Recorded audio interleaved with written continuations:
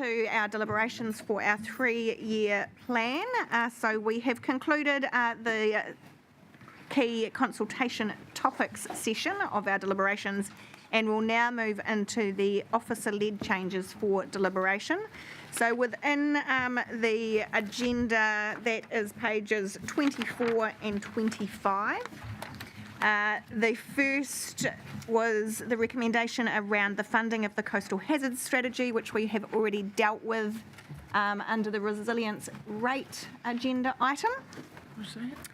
So moving on to the officer recommendation 3, which is around minor operational amendments, which is essentially recognising that during the course of the budgeting process there are minor accounting adjustments that officers continue to make. So these adjustments do not have an impact on rates or debt levels and are considered immaterial changes to the numbers from the financials. But it really is just us resolving to consider and accept the recommendations for officer-led amendments to the financial information underlying the 3-year plan 24-27. So we do have Talia down to speak to this, but I think it's fairly self-explanatory unless anyone did have any questions in relation to this. Was there... Deputy Mayor Brosnan. Thank you. Through you, Your Worships. Is this where we could talk about the targeted rate differentials?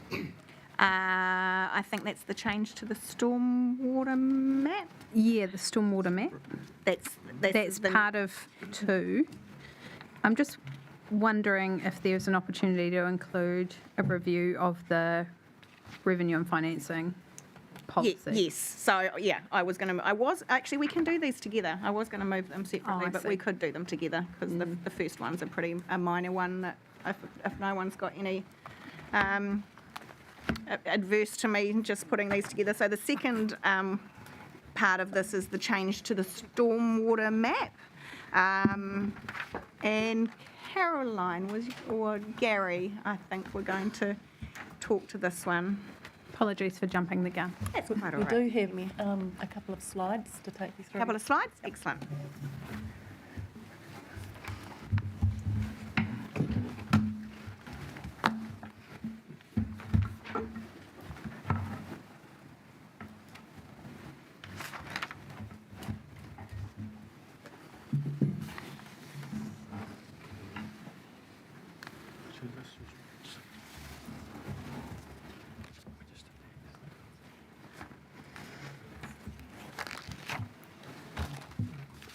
Oh, great.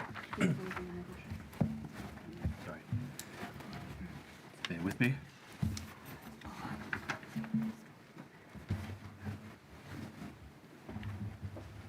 Can everybody see that? Yes. Oh, great. So I just wanted to cover off on a few of the themes that have been observed through the submissions and over the last few days as well. So cover off on those 4 points because they will sort of come together at the end. So in terms of the property revaluations, which has been highlighted by a number of submissions, the revaluations are required under the Rating Valuations Act, and every 3 years our contracted provider QV conducts this review and publishes registered valuations. So these valuations form the foundation for property rates. Valuations reflect the level of development, quality of property, availability of services and amenities, desirability by the market, and so forth. The better and more desirable a property, the higher the value, and therefore rates will likely be. Due to the sheer quantity of properties, many reviews conducted on a desktop basis. However, the most recent valuation, we asked QV to spend additional time on site reviewing the properties in cyclone impacted areas. And Napier's valuations were audited and signed off by the Office of the Valuer General. So with expectations for additional objections to be made, QV agreed to an extension of 2 weeks for the objection window. So over 300 objections were submitted, with only 3 being declined due to late submission, which was beyond the 25th of April close-off. So objections needed to be closed as the current list to be reviewed, has to be reviewed and submitted to council before we calculate final rates for the year. And so the timing on that will be tight. Do we ask questions as we go? Is it in relation to this? Yes. Sorry. Just- yeah, That's Councillor okay. Price has Sorry, said- just a question.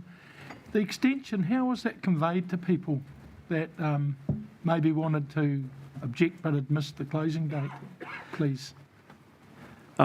We've actually taken a look at the letter that was sent from QV. It's probably not something to discuss too much in a public forum, but the language in it wasn't quite correct, or it could have been better expressed. There was a couple of issues in it. The first one was that it said the close off the 11th of April, which was incorrect because it had been extended by a few more weeks. So rather than the normal month, we gave everybody 6 weeks, just in the, knowing that, just give people an opportunity to look at that. So what has occurred with where the objections have been declined was that QV did speak to the applicants first, before sending out a letter, and from what we understand, that happened in all 3 cases as well. So it was the letter as well as direct contact from QV to discuss the issue. Supplementary. So was that with every person that hadn't objected? Through the chair, that's correct. So for the 3 that were rejected, of over 300. No. So someone got their valuation, Oh, yeah. and how would they have known there was an extension? I think, well, sorry, for people that had objected, how did they know there was an extension? No. Oh. People that hadn't objected. Oh, hadn't They thought objected. they'd missed the date. Yep. How would they have found out there was an extension? So I'm aware that the mayor had been speaking to people at meetings about that. I had been doing the same. I'm not quite sure of the information that was available on QV's website around that at the time, but typically I think there's information in the letter around the ability to object. The initial contact from QV about the revaluation, but I'm not sure about the extension itself, what they communicated at the time. Yeah. And it's not our responsibility to advise of the extension, but I understand what you were asking. How were those residents actually advised, which should have been something that QV should have done? Yeah, And so we it's can't just control that. some of the feedback we get at us Yeah. would have been helped if they'd been told they could have gone out as an extension. Yeah. Thank you. I'll just continue on with stormwater. So the current stormwater map does not reflect development that's occurred in the last few years or coverage area already provided to residents in the Eskills and surrounds. So notable inclusions to the map are listed in the slide, so I won't go through those. Just give you a moment to have a look. So although it's a little rough, the outlines on the map show the additional coverage area, particularly for the likes of Eskills. So you can see that there's also significant inclusions at the southern end of the map. So it's more than just a small isolated area that we're looking at here. So the additional properties account for approximately 23% share of the stormwater cost, the ones that are highlighted on that map before, and that's on a capital value basis. So this works out to about 1.8 million of a total 7.75 million share. So rolling back the map would result in an average rate increase of approximately $68, $69 per property. The true rate is higher, but it's a rough calculation. Through you, Madam Chair, can I just ask a question about the rollback of the map? Just trying to get Is my... your microphone on? And actually, you can just leave your microphone on. It won't interfere with anything else, so just No, leave it was on. I think I was just too far away. Right. My question relates to the maps that we were provided and the policy under the stormwater rate. I'm just trying to get my head around the differentials, because the statement says within urban limits. What does that mean in relationship to the rural residential properties? Hang on. Through you, Madam Mayor. Just bear with me. I will. Oh, I've got actually. Oh, thank you. Yep. And the reason I raise that question is because the differential says it's 100% whether you're urban or rural. And the question I ask is, does that then take into account that urban properties are probably only 10% permeable land, whereas rural properties are probably 90% permeable land? We asked the question of one of the submitters around how much of the drain scheme effectively do they manage, and they manage nearly a kilometre of it on their own land and then put mitigation processes in place to restrict the flows of water further down the system. And I'm just wondering how that map or the maps that we've been provided align with the policy that we've actually got in place. And it's really just showing an anomaly in the policy where we're charging two very different property styles exactly the same differential. Through you, Madam Mayor, this is old rating policy. So the current policy states the stormwater rate is based on a capital value of residential, rural residential and commercial and industrial properties within the recognised serviced area as per the stormwater coverage map. That is non-rural property as defined under the district plan. This is old information. But that's our policy off the website. This is old information. If we're looking at what we need to do is look at the current funding impact statements, which have been different to this for several years. So our policy hasn't been updated to match the statement. That's correct. And within this policy, it says if the funding impact statement has been updated, refer to the funding impact statement.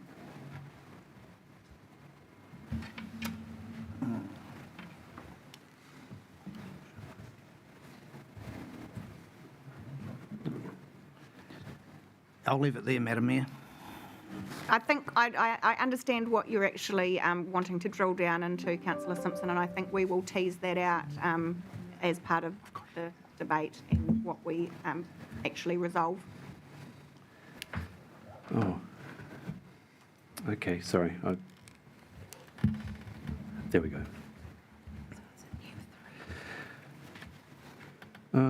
Okay, where were we?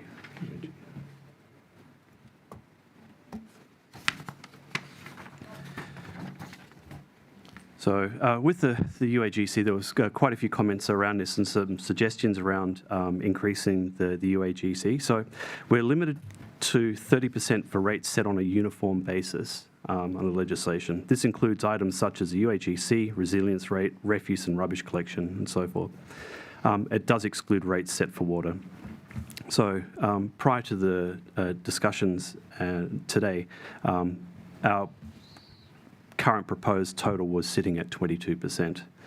So some submitters recommended increasing the UAGC to $1,100. This would breach the 30% limit, sitting at over 35%. So with the current proposed rates, we have a potential maximum UAGC of $839, and it's currently at $537. Increasing UAGC benefits premium property owners at the cost of properties in lower socioeconomic areas.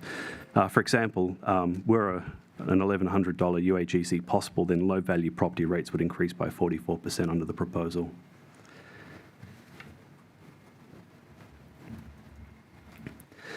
A number of submissions mentioned services that were not available to them. Targeted rates are only charged to properties that receive those services. Further, rural residential properties are already assessed at 90% of the base rate. There are many services provided by the city that are not front of gate service. Doesn't matter how far away from the library, toilets or footpath people live, they're available for everyone to use. They're not based on proximity.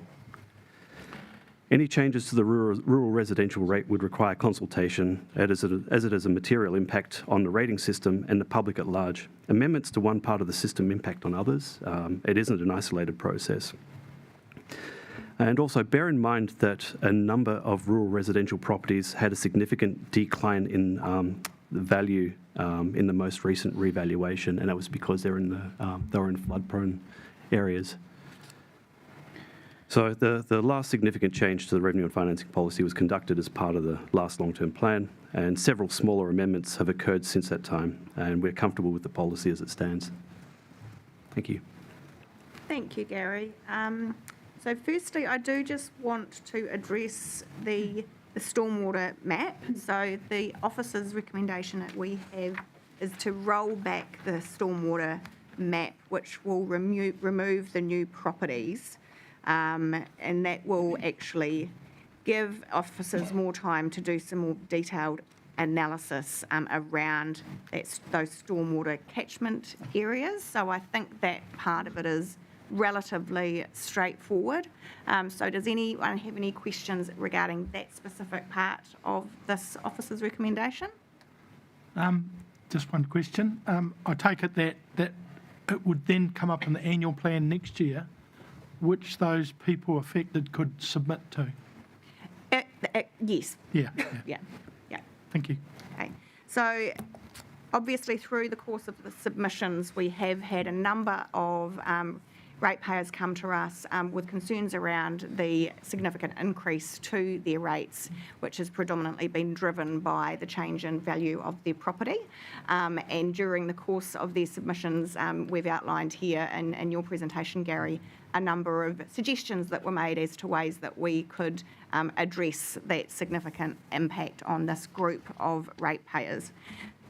Essentially, all of the items and suggestions that were brought to us sit outside the 3-year plan, and they sit within the revenue and financing policy, as has already been outlined by you, Gary. And so, as the Deputy Mayor suggested, I would like to include in this resolution that we direct officers to undertake a revenue and financing rates policy review in the 2025-26 financial year, with a focus on the rating differentials in the rural residential units.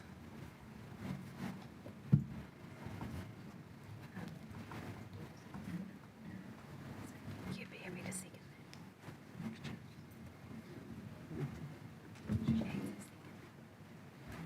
I'd second that. Okay, just further to that,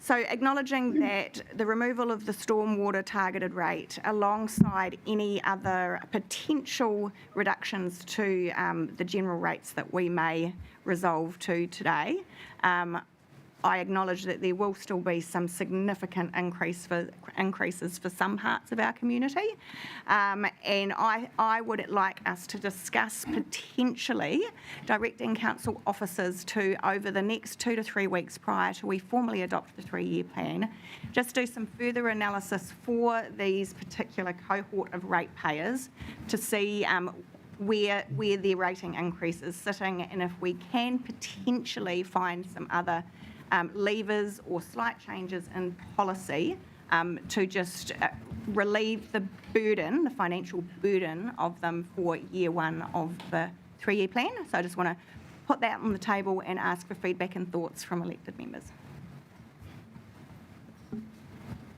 Councillor Simpson. Yeah, through you, Madam Chair. Yeah, I absolutely agree with that. I think we have to be very careful about how we affect our ratepayers. You know, the city, some many years ago, had an equivalent issue in Hardings Road, where it literally rated people on fixed incomes out of their homes. And I think we run the real risk that if we continue where we currently sit, we have the same potential in some of the rural residential areas. Okay. Further thoughts and comments?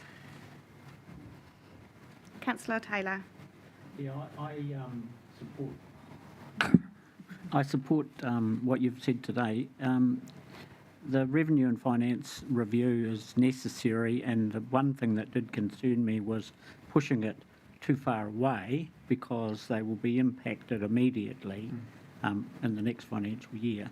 And so when you mentioned your second tool to look at, that gives me a little bit more confidence, because I think you said the revenue and finance review in 25-26, that's still quite some time away, and I know that that review process takes quite a lot of work Yeah. and quite a lot of time. So the review may take a year, and so we may be out as far as 27. So if we can find some levers and tools earlier that will relieve some of that pressure on ratepayers, then I think that's the appropriate measure that we need to take. Councillor Brown.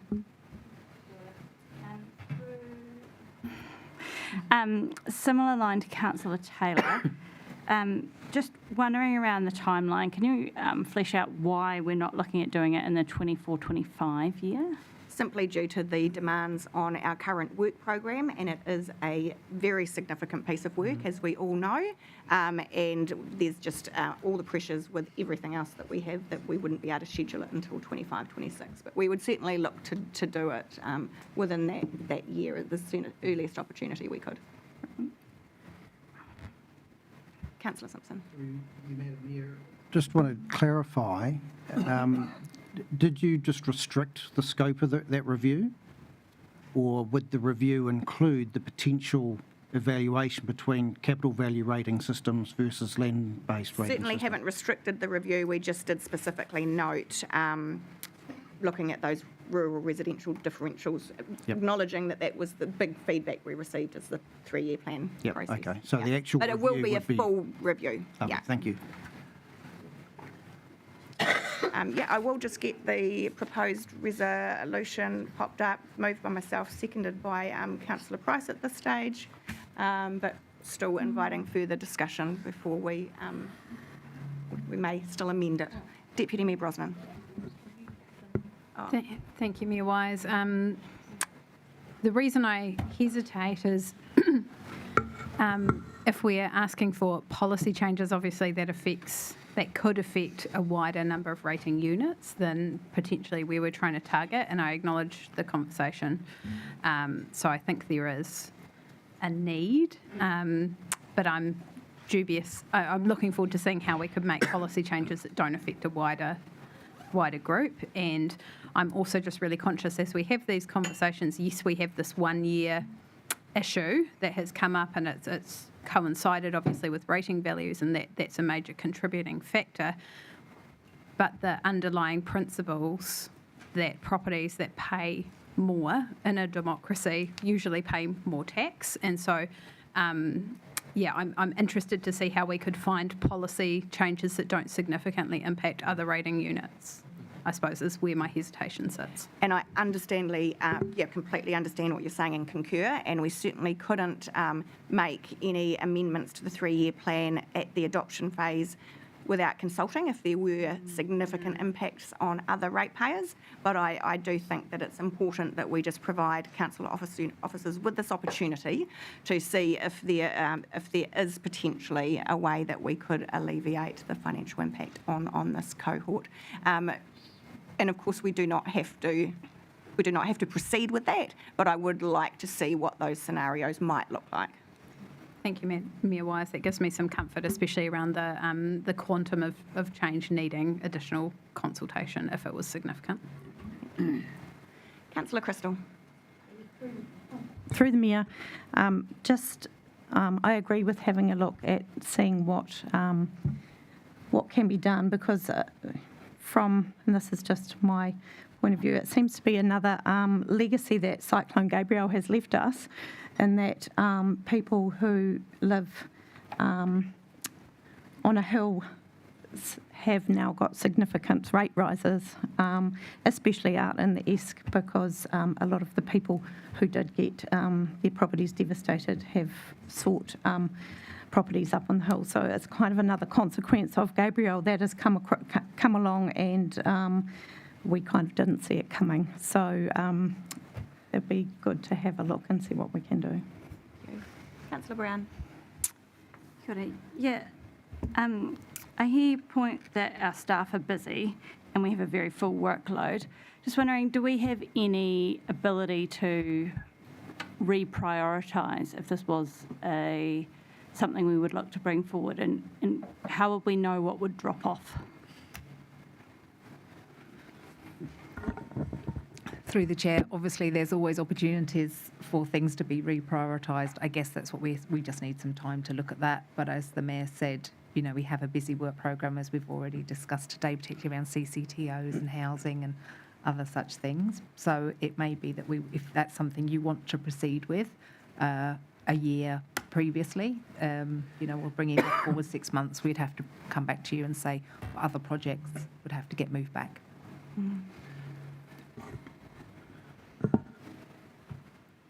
Councillor Simpson. Yeah, through you, Madam Chair, I just want to, I think we have to be very careful that we don't trivialise this. And the reason I say that is we had a very well orchestrated set of submissions from part of our district. What I can tell you, because I'm as equally affected and I'm at the other end of the district, my rates have doubled through changes. And I know that a lot of other people, not just up in the Esk, other rural residential properties throughout this district are just as affected, and we have all incurred successive 3 years in a row, 20+% rate rises. This is simply the camel that's going to break the straw's back, because it's 20% on 20% on 20%, and this is now 27% on top of 20%. So I think that's why I just want to raise this point. People seem to be focusing on the submissions that we received, and you're ignoring or maybe not understanding that it is a far broader issue affecting a lot of silent ratepayers who are just simply putting their hands up in despair and saying, there's nothing I can do about this. My only option is potentially to sell the home that I had planned to retire in. Just a point of order. I know I represent Esk Valleys, but I represent the whole city, and I'm aware of Priority, Jervois Town are all affected by that. So I haven't shut a blanket off, but I have been hit by objectors in that area very strongly. And I'm interested to see which way you vote. And I guess we can only vote and deliberate on the submissions that we've received, Councillor Simpson, so bearing that in mind as well. So if we could just pop the resolution back up again, and I think, you know, we are acknowledging the significance of the impact this has had, not just on the Esk and Bayview residents, but as you say, there's that wider catchment area, and thus the need for us to do a full review of the revenue and finance policy, which we have indicated in the resolution, again acknowledging that that will not have an immediate impact, which I felt it was important to introduce Part C to see if there was anything that we could do in the short term to alleviate that immediate pressure. Is there any further questions or discussion?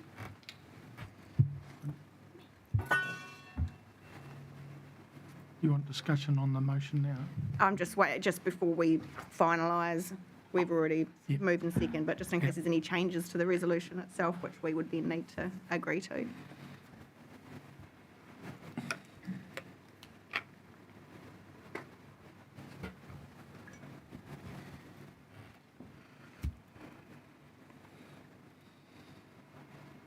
Okay, there being none.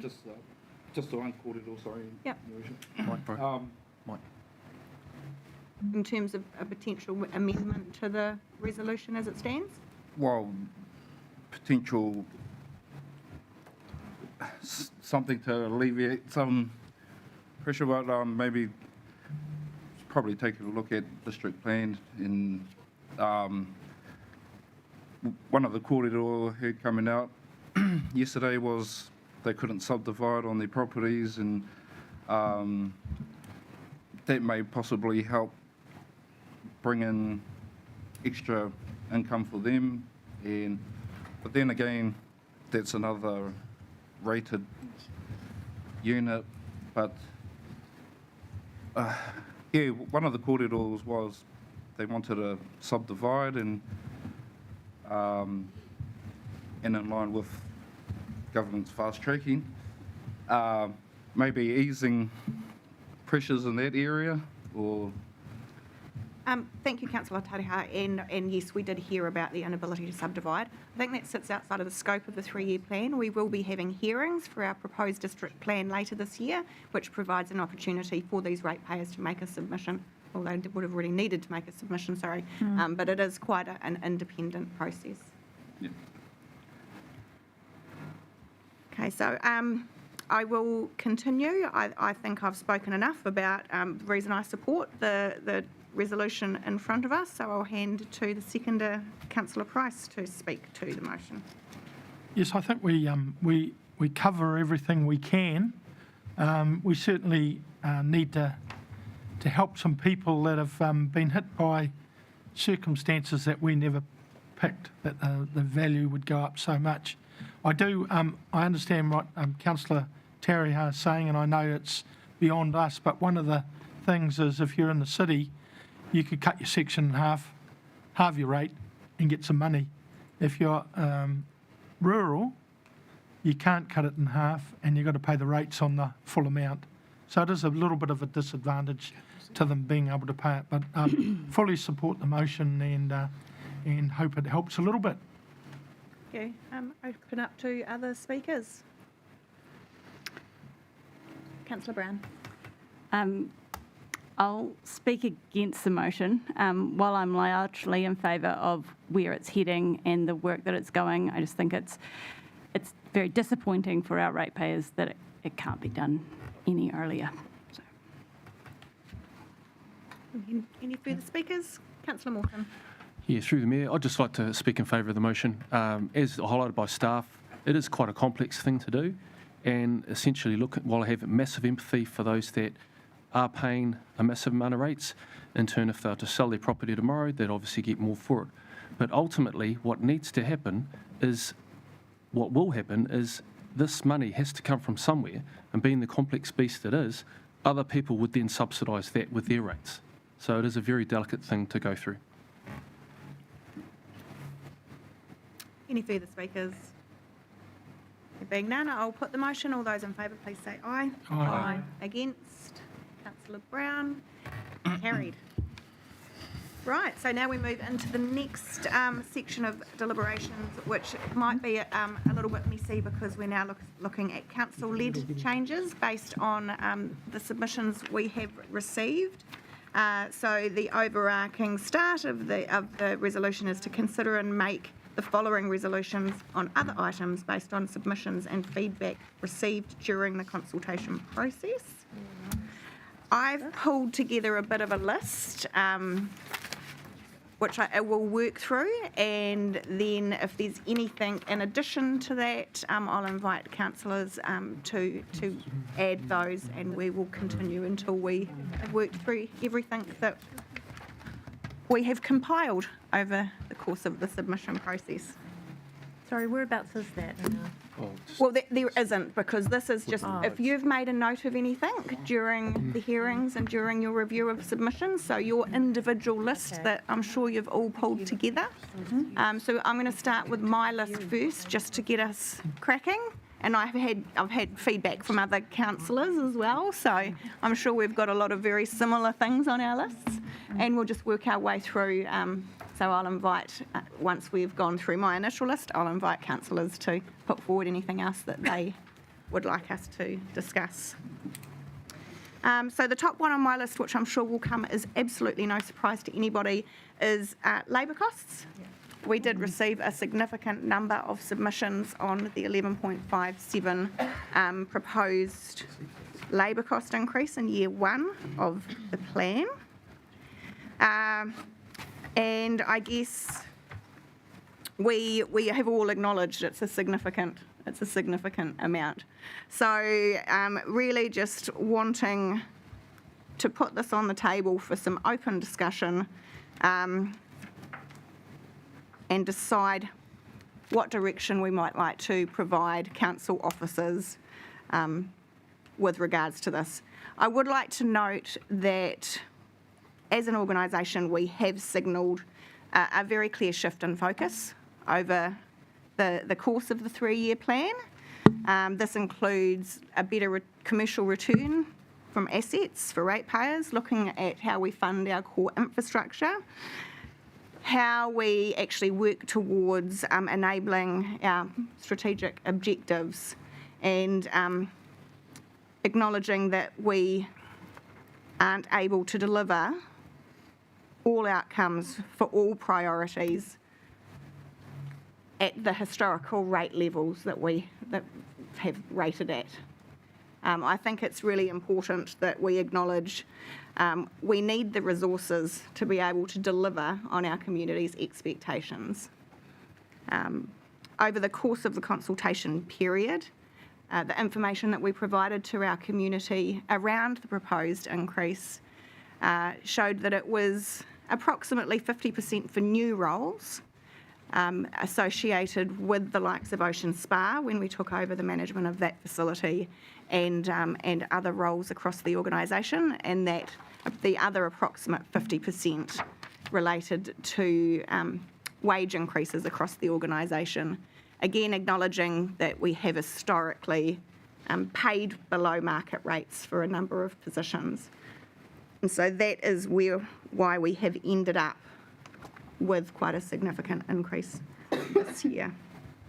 We know that council management are intending to do a full review across the organisation in a number of areas. We've had information already indicating that we do need to review certain areas throughout the organisation, and in all likelihood, well, in fact, our expectation is that there will be efficiencies found within those reviews. The reality is, however, that any rate savings or any rate impact from those reviews are unlikely to come to fruition until year 2 of our 3-year plan, because we need to provide management with the time to actually work through the process in the best way possible. In saying that, from my perspective, I would like to direct council management to find some savings in the labour area, but I don't want to set that target too high, because I don't want it to hinder our ability to operate as an organisation and hinder our ability to continue to deliver the levels of service that our community expect. So I would like to propose as a starting point for discussion that we direct the Chief Executive to find a 1.75% rates reduction across the business labour costs in year 1. So I will put that on the table for discussion and any questions that you may have. Deputy Mayor Brosnan. I'd be very supportive of that reduction. I think that 1.75% across the labour line, just looking at that labour line, provides a really good direction to the Chief Executive to be really purposeful in the way that, vacancies are dealt with, the likes of sinking lid being used, those sorts of mechanisms that our executive team have when they're assessing new roles, as well as replacement roles. So I also, correct me if I'm wrong, think if you've fined 1.75 plus the savings we made in the earlier resolutions, we're now getting our average residential rate rise sort of lower than that 20%. I think that this would be a 3.75 if we look at the rate resilience reduction plus this, which would take us to 19.95%. Yeah, and so I think that is inadvertently a nice target to have got to as well in terms of getting that rates reduction down. So yeah, just in terms of discussion, quite supportive of your suggestion. Councillor Simpson. Yeah, through you, Madam Mayor, I wholeheartedly support the direction that you've provided and go further to suggest that where opportunity exists, the pinch point for us is the first year of the plan. So if management are able to look at some of the new points and stall them if they can without avoiding productivity loss, that is another opportunity just to soften the curve of this first year of the long-term plan. But I think we do have to recognise, and I know we've had a large public pushback on this labour cost increase. But I think we also have to reflect on the other commentary we get from residents about things not being done, things being put behind schedule. And we have to look at the relativity of our staff's pay against other organisations, which makes other organisations look more attractive. And turnover of staff is a productivity cost that this organisation can't afford because our organisation is pretty lean, regardless how people perceive the size of our organisation compared with what we deliver. So I wholeheartedly agree with the Mayor's direction. I would seek more if there is opportunity, but it's more about that first year of the plan. If we can soften that blow, would be beneficial. Thank you. Councillor McGrath. Just through the chair, and a little bit to CE Louise. And I think it's important that we put a figure and a target around things, but I'd like to acknowledge the job that you currently have on board. Since you've been here, you've had a review of the depot, tourism facilities are being reviewed, and you're trying to balance government changes in RMA and Three Waters, and that's a moving target, probably weekly. You've got fast-tracking issues to deal with. So is this getting to a number that's realistic and could be delivered? I don't know if I'm allowed to ask that here and now, but... Look, I'll answer it as best I can. We recognise what councillors have heard and the pressure that you're under too. I think potentially if you're setting an FTE target at our current levels, we would lose 4 roles that we had planned. So that would start our contribution towards making that saving.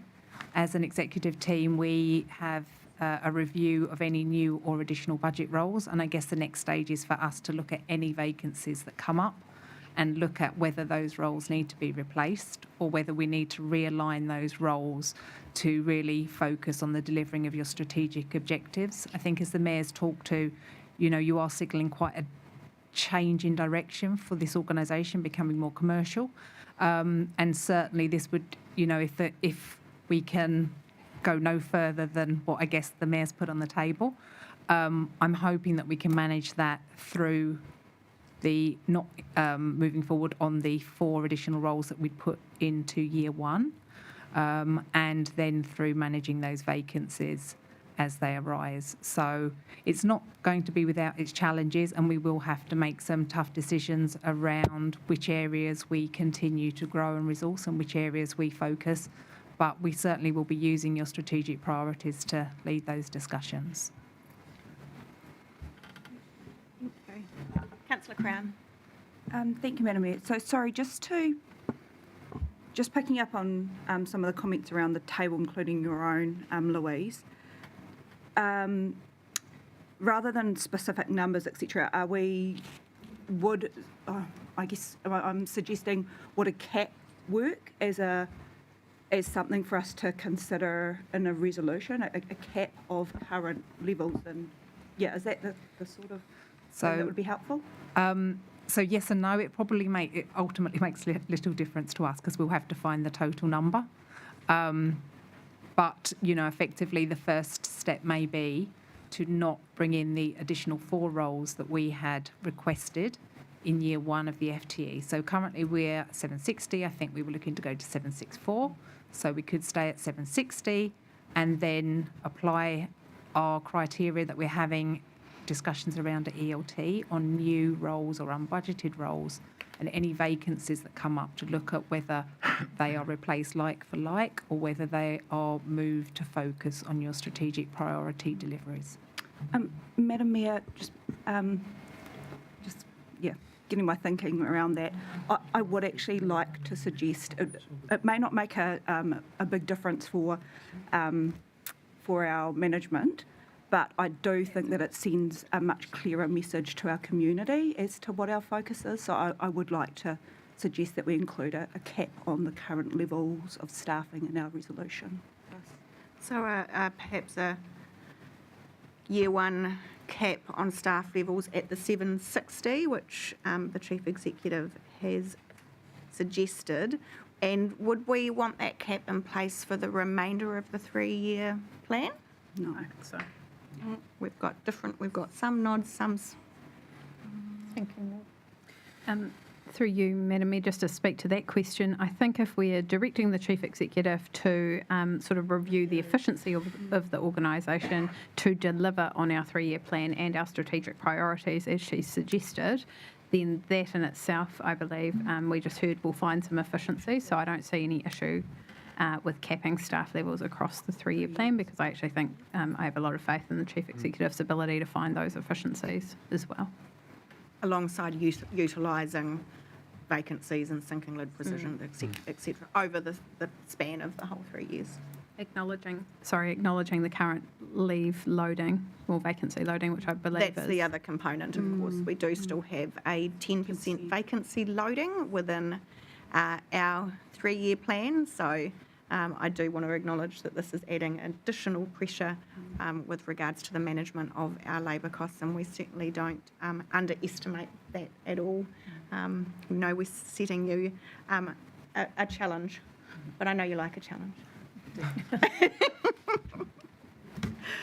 And I think the other component of this, which is something that we've talked about as a region for quite some time and perhaps not really looked into the opportunities as much as we could, but it's an active conversation amongst mayors and our chief executives at the moment, is shared services.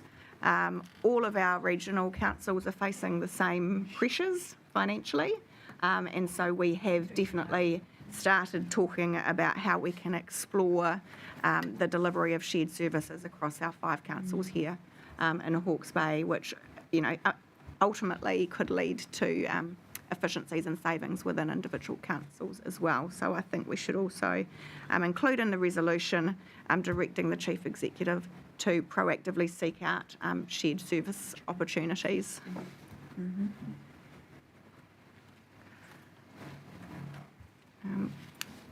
Councillor Price. Well, just a question, you might be able to answer this, being an accountant, but with the rates decrease we're talking about of 3 to 4% or whatever, does that give more money in the pockets of people that are like... Everybody will so receive percentage-wise, they would get more money, though, wouldn't they? Would they? They would, yes. Yeah. So I just... And that's why, I guess, in the previous resolution around looking at those other levers available for those impacted ratepayers, it will be after we've looked at the impact of any other changes that we've made, because they will receive a higher decrease because of their higher rates. Yeah, it's just probably trying to buy them a bit of time before we do these reviews of not hitting them as hard. Yeah. Thank you. Deputy Mayor Brosnan. Your Worship, while Councillor Price mentions reviews, I just wonder, we've had a number of reviews also undertaken in the last 12 months, and I think it would be helpful if we're doing some wraparound sort of efficiency staff-related resolutions that we just reiterate our direction to the Chief Executive to implement those efficiencies that have come from those various reviews. Yep.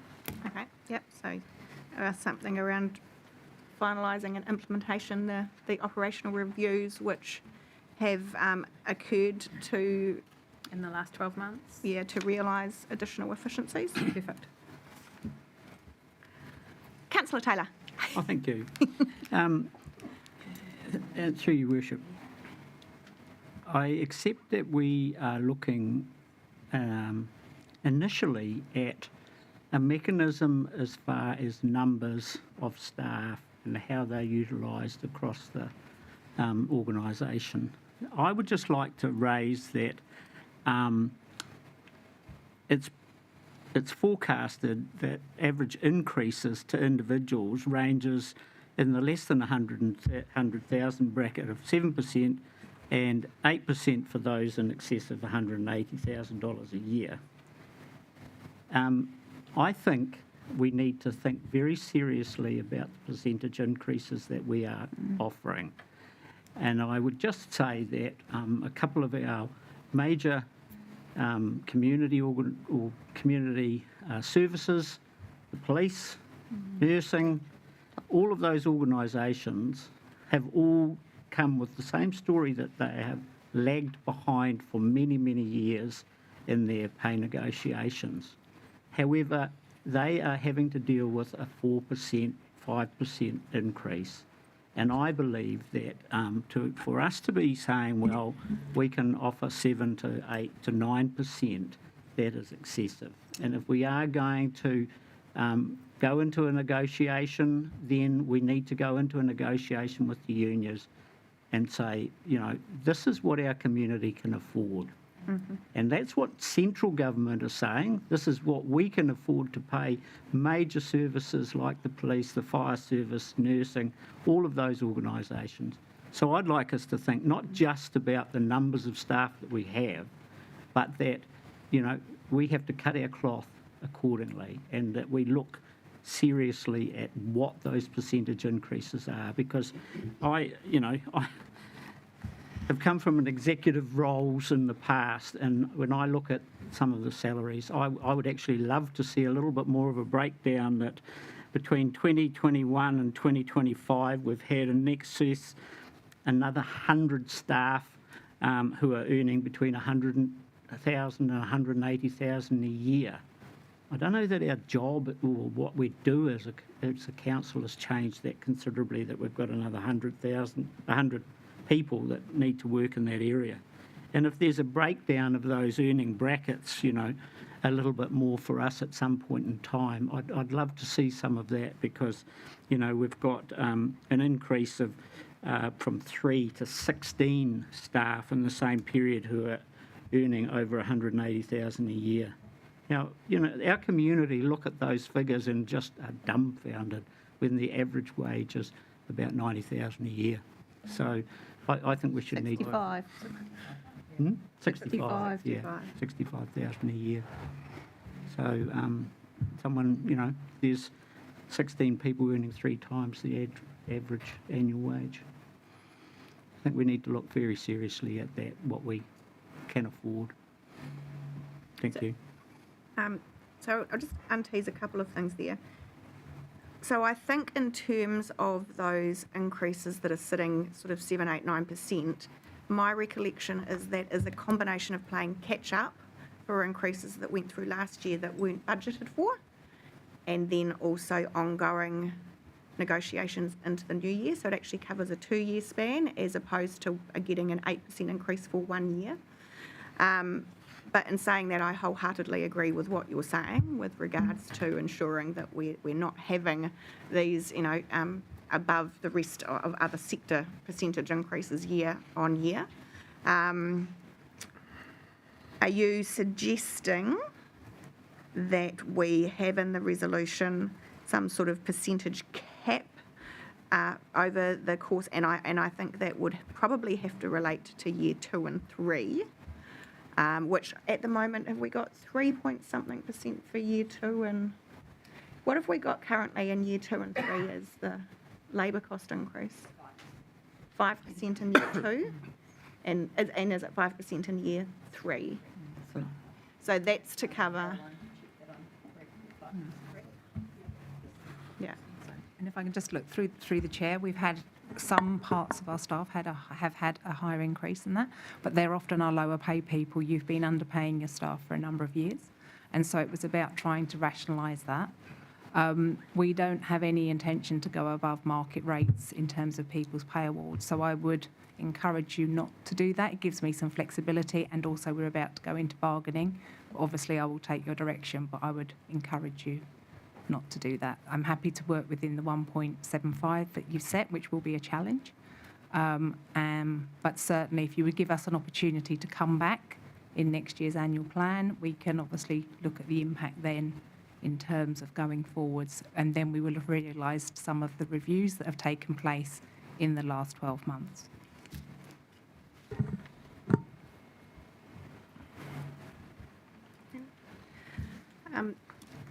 One more sort of addition from me, just in light of the fact that we are looking at a focus on efficiencies. I think we also need to look at efficiencies that can be achieved outside of labour costs. So I think if we just perhaps were to include in this and have it as a labour cost and general efficiency resolution, just that we initiate procurement across our capital program to drive efficiencies.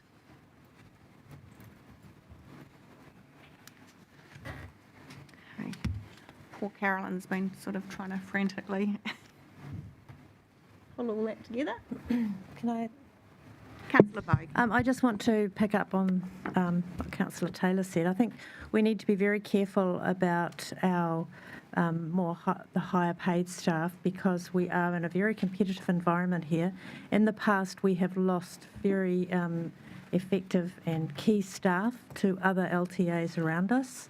So I think whatever they are being paid needs to be comparable, so that we're not going to get people poached and have that top layer thinned out because we're not paying them the going rate.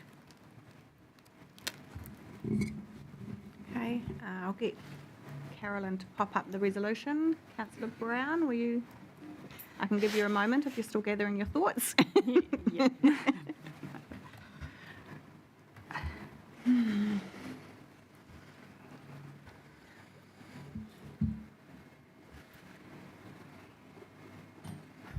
Councillor Brown? Yeah.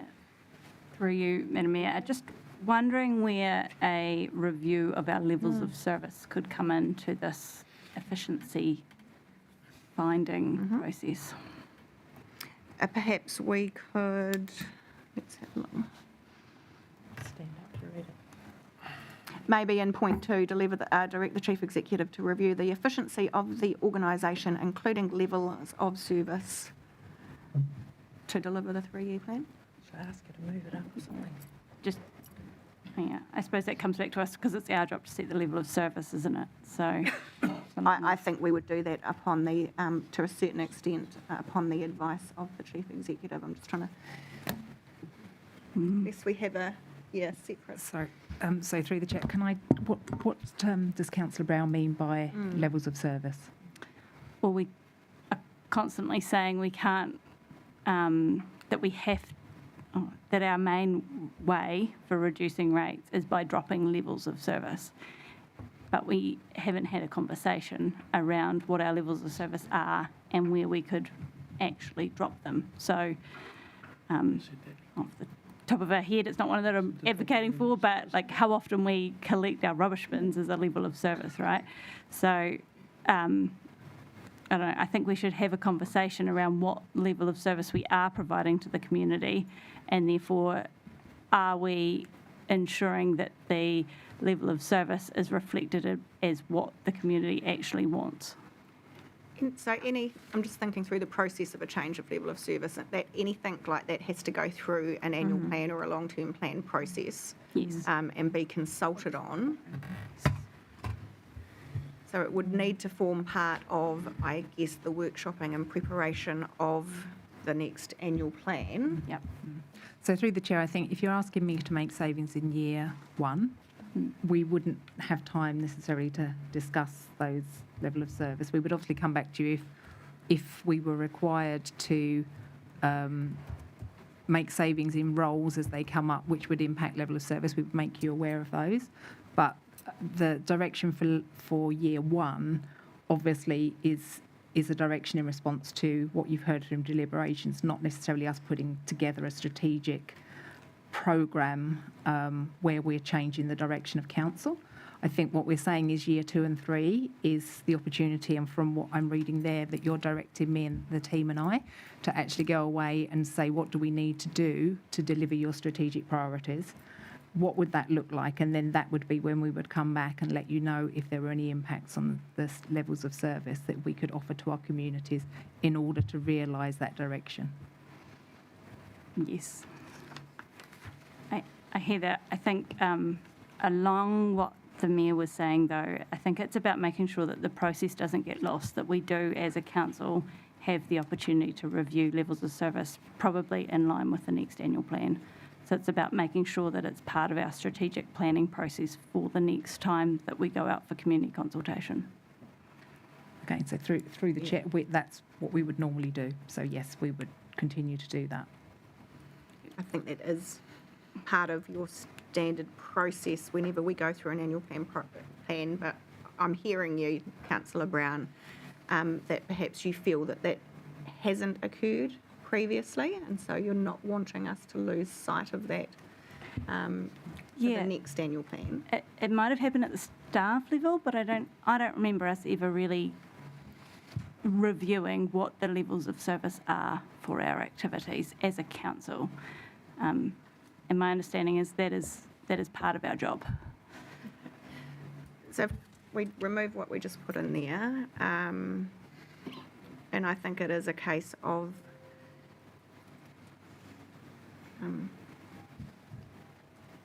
just thinking how it's ensuring that as part of the annual plan workshops and preparation, elected members are provided the opportunity to look at levels of service.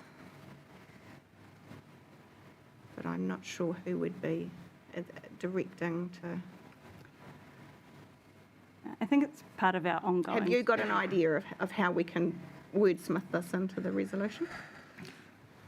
So through the chair, I think that the challenge is it's slightly different to Yeah. the intent of this resolution. Yeah. So Yeah. it's not suggesting that is an important aspect that we need to do, but probably doesn't directly relate to staff's costs and efficiencies, Yes. although it could do if we have to address a change in levels of service. Yeah. So, Perhaps we park it and then we can come back to it. You happy with that? yeah, that makes sense. Okay. Thank you. Cool. Right, has everyone had an opportunity to read the proposed resolution? No, I can't see the bottom part of it. We just scrolled please. it. Yeah. More. Thank Just the you. over your head. Yeah. That's it. Yeah. Everybody's heads.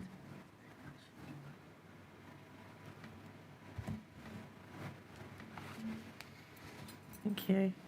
Which I'm happy to move from the chair.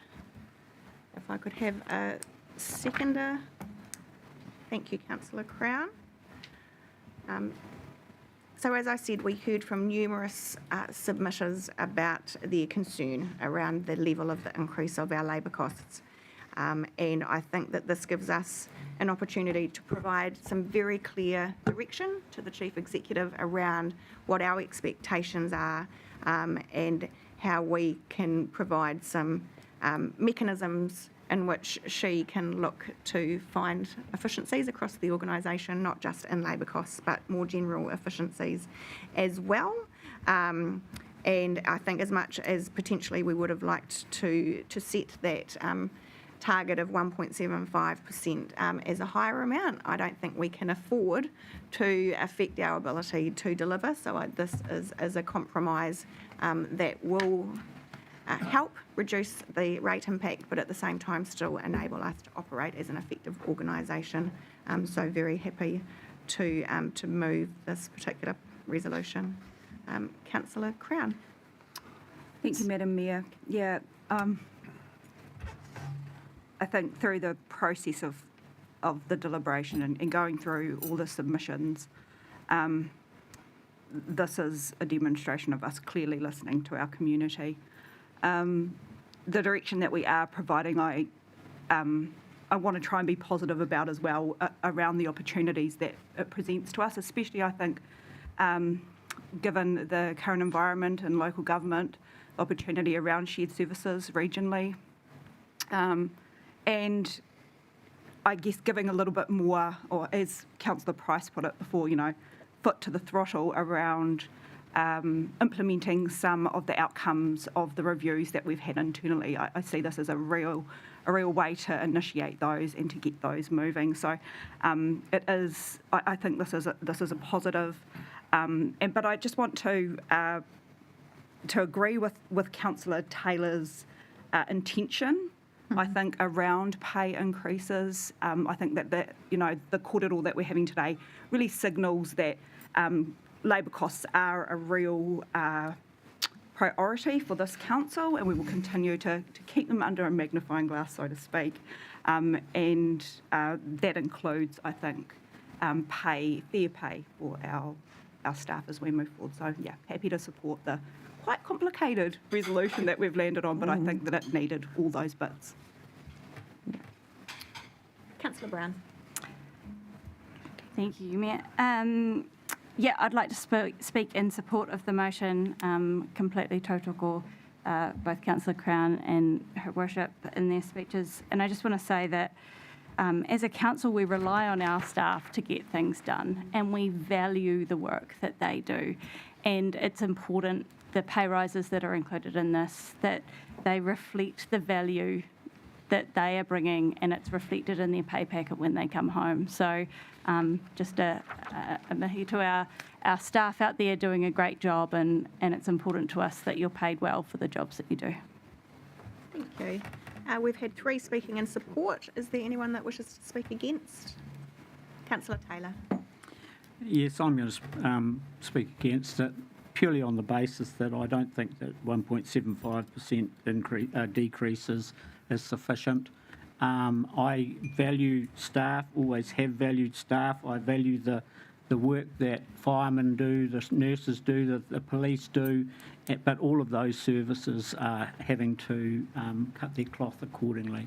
I know our staff work tremendously hard, and I reluctantly will vote against it, but I think we aren't quite taking sufficient steps as far as our this particular part of our 3-year plan. So for that reason. Any further speakers? Councillor Price. Probably I'd like to have seen more taken out, but I accept that you're doing your best and you've still got 3 weeks to find a bit more. Thank you. Okay. If there is no further speakers, I will put the motion. All those in favour, please say aye. Aye. Against? No. Councillor Taylor. Thank you.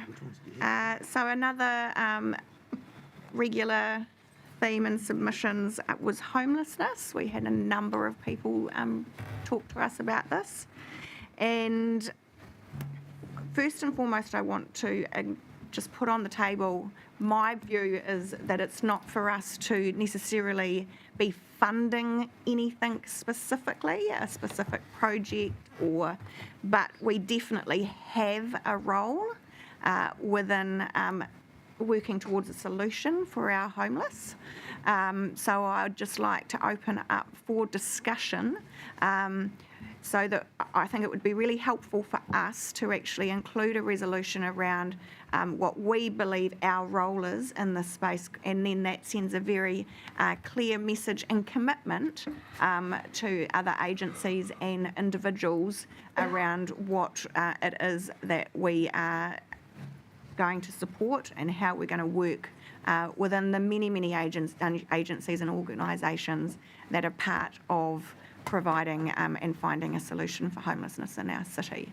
So again, open up for general conversation and people's thoughts about what we might resolve to do and what we might resolve is our role in this space. Councillor Crown. Thank you, Madam Mayor. Correct me if I'm wrong, but my understanding is that there is some work being done at a regional level around homelessness. What is the structure around that? Who's putting that together, or am I just totally wrong? Might ask the Chief Executive to speak to that one. Kia ora. So our teams continue to work with the various agencies and WIT and others, so locally. And the Regional Recovery Agency are also pulling together an approach around housing. So it's not just homelessness, it's largely about housing, but there is a subsection within that which is about homelessness and how we could adopt a more regional approach. But obviously, as the Mayor has alluded to, territorial authorities only have certain levers. We are also reliant on government agencies as well to work with us. Thank you. So I guess in that particular area, our role would be to support the RRA as the lead agency of that regional response to the much bigger picture of housing, of which homelessness is a part of that. Councillor Crystal and then Councillor Bogue.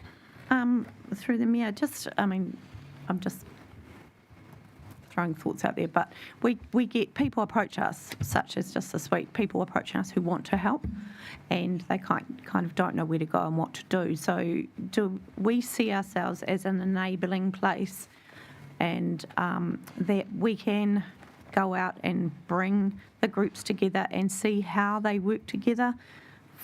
And I know we're trying to do that, and I know we've got a staff member now that is going to work on that. And is that our place, is to try and coordinate the groups that do want to help out there, who do have some resources that we don't have, but do it in a way that they work together, because I think there's a few silos out there doing things, whereas it's probably better if they can all have a working group where they work out what their role is and where they fit. So that council essentially takes a coordination role to bring together the many different agencies that... And volunteer groups and church groups and all the people who are out there, but as I think they're all doing bits and pieces. Yeah.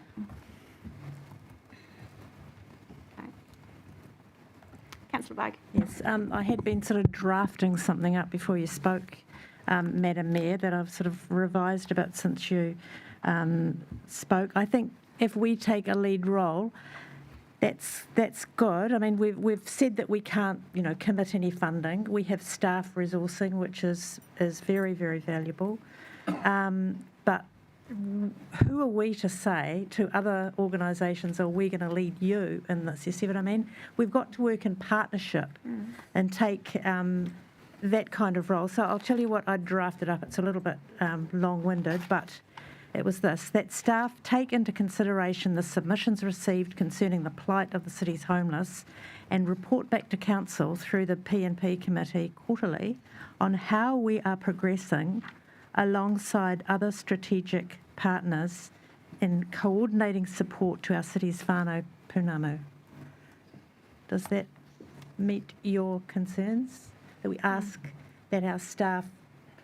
So we're directing officers to continue working with the community and government providers? Yes. To enable alongside solutions for whānau pounamu, and then, and I like your bit about reporting back. I don't know, maybe half yearly? Okay, half yearly. As opposed to quarterly? It's a bit of a moving feast. Things are happening quite fast at the moment, but at least half quarterly. Yeah. Half yearly. On how we are progressing with other strategic partners in coordinating support for our city's homeless or whānau pounamu. Yep.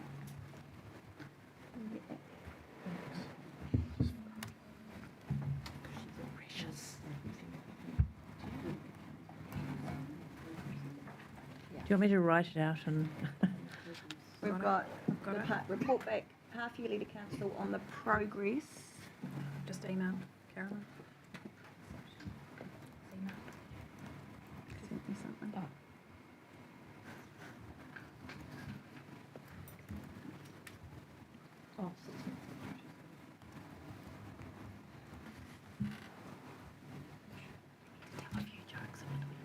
Okay, yeah, we're getting there. getting that wordsmith, and we'll bring it up soon. Councillor Crown. Thank you, Madam Mayor. Thanks, Councillor Bogue. I understand what you mean around who are we to lead. The bit that I think we need to be quite clear on, though, is what is our role. So if it's not to lead, is it to coordinate, as Councillor Crystal suggested, or is it to facilitate? Or I think when people come to council on this very important kaupapa, why are they coming to us?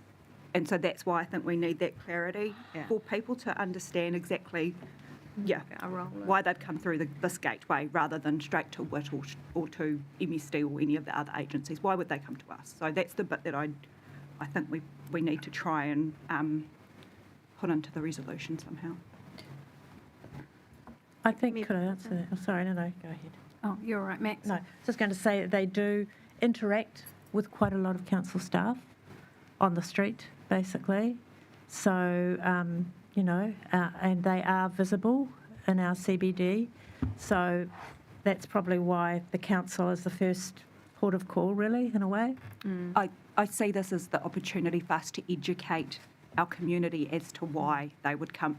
So I understand what you're saying, but we're trying to help people help our whānau pounamu or to help our whānau pounamu help themselves. So why would they engage with us? What is the role of council? Yeah. Through you, Madam Mayor, just listening to the conversation, I think, we've just had a conversation with our housing around what our role is, and I see that, lots of synergies actually with this kaupapa. And so, listening to both Councillor Bogue and Councillor Crown and the submitters, it seems clear to me that actually what our role is that we're not the mandated agency. We're not funded. What is council? A collection of homeowners funding us. So we're not funded necessarily well to put all the resources into what is a really multifaceted kind of issue. But what we can do is, the word I'm thinking is enable. It's kind of like we've got an enabling and an advocate role, and we enable in lots of different ways. Our team on the ground who enable access into different resources. We have a role to help enable finding a site for, I believe there was a request for a shelter or a place of being. And so that kind of enabling role, which fits really nicely with our strategic objectives, where we're acknowledging, or our strategic priorities, we're acknowledging we can't fund and deliver everything for every kaupapa, but what we can do is that enabling bit. So I just wonder how that sits with the table. Well, if you bear with me, I think enabling is a good word. Often we are in an enforcing role, and we're not always enabling. Haven't sort of taken the role of, yes, we'll find you some. I know we've been looking for a hub for some time, unsuccessfully to date. But just if we had that next step of being able to enable us, our staff, to actively provide positive support, rather than the situation at times has been more like enforcement, removal of people from the streets, and concern about the look when Art Deco's here, for example. Enabling is a nice positive way of defining our role.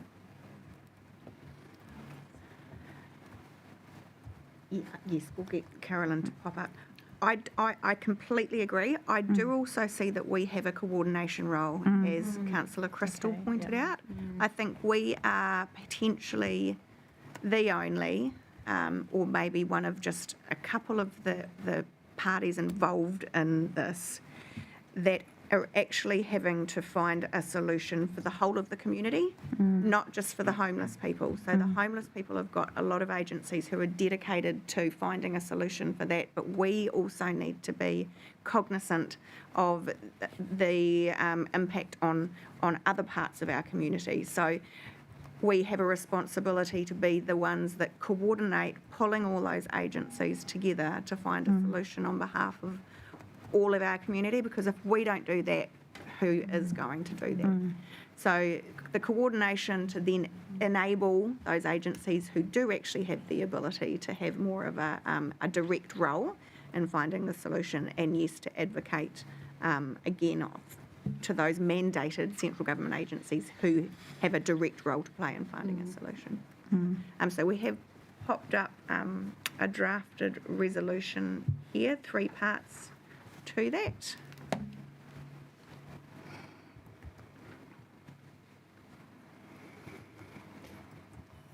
Councillor Brown. Kia ora, through the Mayor. Just wondering, for the fullness of the conversation, do we intend for this to be a full look at everything that we do for our homeless? Because we do have that regulatory role, which, although it's not nice, it is there, as you said, to protect the other parts. Does that need to go in, or is that a given? I think that's a given. Alongside this, we do, and I guess part 2 covers off this, we have just formed an action group, which will, both 1 and 2, which is actively working in this space to find solutions. So I think that there's the 2 components, like you say. We do have the regulatory function. That is just a given. It is part of our core role. I don't think we need to include it in here. And then the other side of it is this coordination, enabling advocacy role, which is covered off in 1 and 2. Yeah. Just a suggestion. I agree in the first part, you've got mandated central government agencies, yes. I just want to be a bit more inclusive in the second section, perhaps instead of just government providers, just strategic partners, because we've got mana ahuriri, we've got other bodies who So community. are not all government providers. No, Yeah, that's so community, strategic partners and government providers. Okay. Yeah. Yep.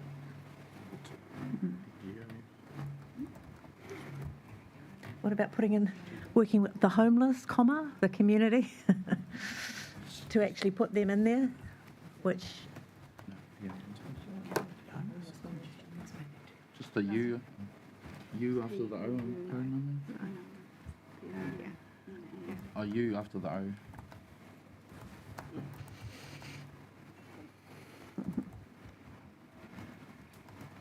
I mean, I know that council officers have committed to ensuring that whānau pounamu are part of the work that's being done by that action group. So I guess it'd be good to be in there. I think yes, if we actually replace whānau pounamu with take community out and put whānau pounamu in, because that the work that's being done with the action group is specifically with these targeted groups, as opposed to us sending them out for this community-wide process. Yeah. So if everyone's happy for it to actually just have that more targeted, groups that we'd be in, directing officers to engage with. I think so. Mention them in there. Yeah, leave that, yeah. An active role. Just a question. So, under strategic partners, does that include groups like that Orange Sky and these people that are coming in to provide services for them? Where do they think it fit? does. Yeah. It's the terminology, strategic partners, key stakeholders. Just as long as they fit in that. Yeah. Volunteer groups, churches. Yeah, I think they can all be covered off in that definition of like a strategic partner. Mana ahuriri. Yeah. Okay. We're all happy with the wording of the resolution. Could I ask for a mover? Thank you, Councillor Bogue, and a seconder, Councillor Crystal. I'll invite you to speak to it. Just very briefly, thank you very much for the work that has gone into this resolution. And I know that after yesterday and the day before the presentations, that there has been action taken by staff, and I think there's an increased awareness that this is a problem that's growing, and I think we're putting ourselves in a good position to be able to provide this increased amount of support, albeit as an enabler and a coordinator for a growing cohort of very needy people that are part of our community. Thank you. Councillor Crystal. I thought it was very brave for some of our submitters to come and speak to us. They were totally out of their comfort zone, but it was reality. And in our city, we have to look after all. And I think if we can help bring the groups together that are trying to help, I was quite disturbed to hear that Orange Sky only found one site to do the laundry, and that was the first we'd heard of it. So I think if being this enabler is a very important part of trying to help with all solutions for these people. So. Invite any other speakers to the motion? No. Councillor Brown. Okay. I'd just like to second what Councillor Crystal said then. It was incredibly brave of them to come and talk to us, and I think people, when they're incredibly vulnerable like that, it's important that they feel the respect of our community. And part of their submission was that they're not currently feeling that respect, that they feel like a scum and a scourge on our city. And I think while this might not fulfil all their aims that they're looking for, this is us trying to show that we do care, and that we want them to, or that we recognise they have very complex needs, and that we care and we want them to have better outcomes in life. So, Here. Okay. We've had 3 speaking in favour of the resolution. Does anyone wish to speak against? I'll put it then. All those in favour, please say aye. Aye. Against? Carried. Thank you. This won't come as any surprise. Ocean Spa.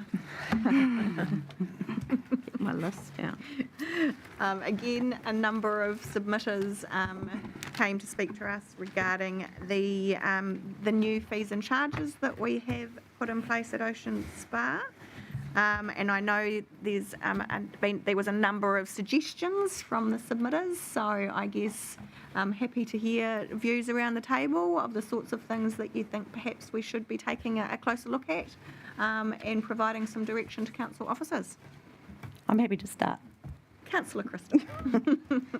So, after extensive research, I looked at every facility that was, well, similar or council-owned, probably is more, throughout New Zealand, to find out that all of them have a locals or residents discount as part of their fees.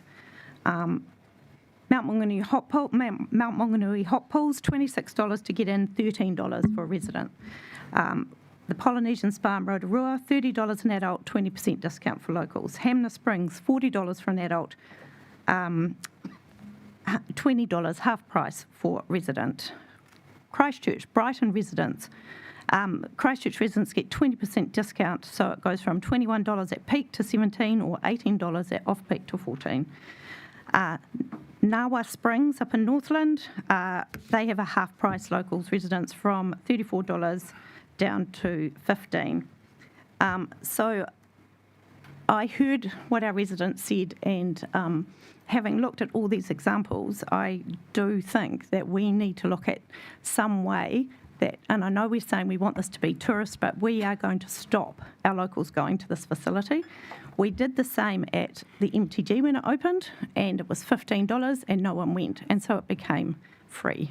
That is my, and I know we've done the figures, but I just don't think we have taken into account the loss of our local people going to this facility.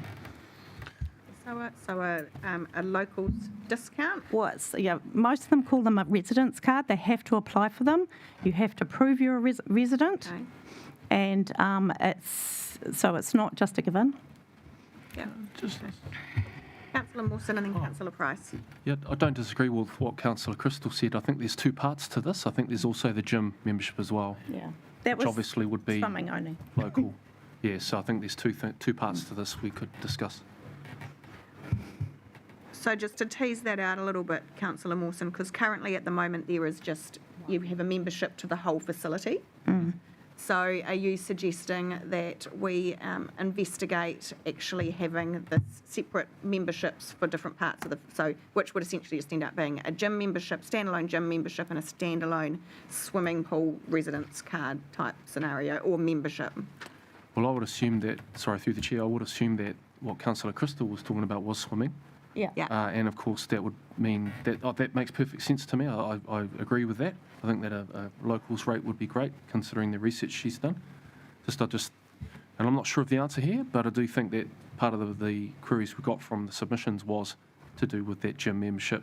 And from what I understand from staff, with the way that it's the whole Ocean Spa is laid out, it's quite difficult to have one without the other if you go gym only, swimming only. I think that because of the dry area where they get changed. Yeah, but you can get different cards and different, But yeah, worth a look into anyway. Yeah. Yep. And the other thing is I don't think you would be ever offering a residence rate for the gym. No. It is purely a commercial enterprise. Yeah. So, yeah. Did I say Councillor Price, then Councillor Taylor? Mine's been clarified. I was wondering whether those costs were for both or just a swimming pool. Not just Thank you. Councillor Taylor. Yes, I think what Councillor Crystal's talked about is great. The interesting thing would be actually what the admission fee is in comparison to what our admission is. I had them. I said them. No, what in comparison to what our admission is? 20. 20. Okay, so where they're charging 40 and you get a 50% discount, they're still paying what our people. That's Hamner Springs. That's a bit flash. Wasn't open recently, actually. I just want to raise the point that a little bit like Councillor Mawson's talking about is I think we need to investigate differential membership. So there's a number of things I'd like to throw on the table. That is one, that it's there's pool usage membership, there's gym membership only, and then there's the combined membership where you have total use of the whole facility. Yeah. Yes, I think a residence rate is great. I think that we need to look carefully at a gold card rate across all of the facility, not just for casual members coming in. And I think we should think seriously about the off-peak scenario as well, because I'm sure that the staff and the data will provide us the days of the week that, or the times of the day that aren't used. And during some casual conversation at lunchtime, people said one of the local supermarkets is very busy on a Tuesday because that's the day that gold card discount is given after pension paid overnight. So maybe a Tuesday is a half-price day for over 65s. We might, if we go back to simple economics 101, how do we make things more profitable, increase revenue and reduce overheads? And so we've talked about that we may be overstaffing. We may have gone from a minimum standard in the previous operator to now the gold standard. So we need to look at that as a revenue reduction or a cost reduction, and we need to look at how we can improve the revenue across the facility and use all the tools that are available. So I'd like us to sit down and have a real close review of the pricing structure of Ocean Spa. Deputy Mayor Brosnan. Yeah, thank you. I concur with everything that the previous speakers have said. Just in discussion of this issue, I think Ocean Spa is one of the things that I guess I'm most disappointed about in terms of the feedback we've been getting about changes to pricing structures, changing, a range of things, overstaffing, all of that kind of thing. Because when I look back at our resolutions around taking this facility over, there was at no time a flag to us at the governance table we would have such a huge impact on operational cost increases. And to hear our staff say to us this morning we've had slow increases in revenue, I think from my perspective completely ignores the huge increases in operating expenses we're seeing. So I definitely concur with what the previous speakers have said around resolving to review the fees and charges, acknowledging that all of our customers, or the majority of our customers, are local. Of course, we attract visitors, but there is a large local component which we've, as elected members, as representatives, we have had a lot of feedback on from our locals. And then I think directing that review of the pricing structure and the product design, like the previous speakers have mentioned, is entirely appropriate. So, support. Thank you. Councillor McGrath. Yeah, just through the chair. And I agree with everything that's been said here, but we've also asked our team to go away and spend 3 years to sort it out as a commercial model. We want to sort that out for them today and get on with it, or let them go away and do their thing. I think you make a very valid point, Councillor McGrath, and I think we would need to include in the resolution that that this review, and the review needs to include pricing, needs to include product design, needs to include the costs, number of staffing resources, but that review is actually all to work towards council's direction of a commercially viable business in 3 years. So I think we need to include those words around the commercially viable business in year 3. And again, acknowledging if it becomes apparent that that's actually not achievable, then we have gateways where we can then, in the initial instance, that's our goal that we're directing council officers to work towards. So it doesn't have to take 3 years. No, it doesn't have to, but that's the time frame we've given them. Yeah. Madam Mayor, I just wondered also if information and data could be collected on who the users are in terms of Are they residents? Oh, well, we'll get that, I guess, but are they tourists? Are they locals or are they visitors?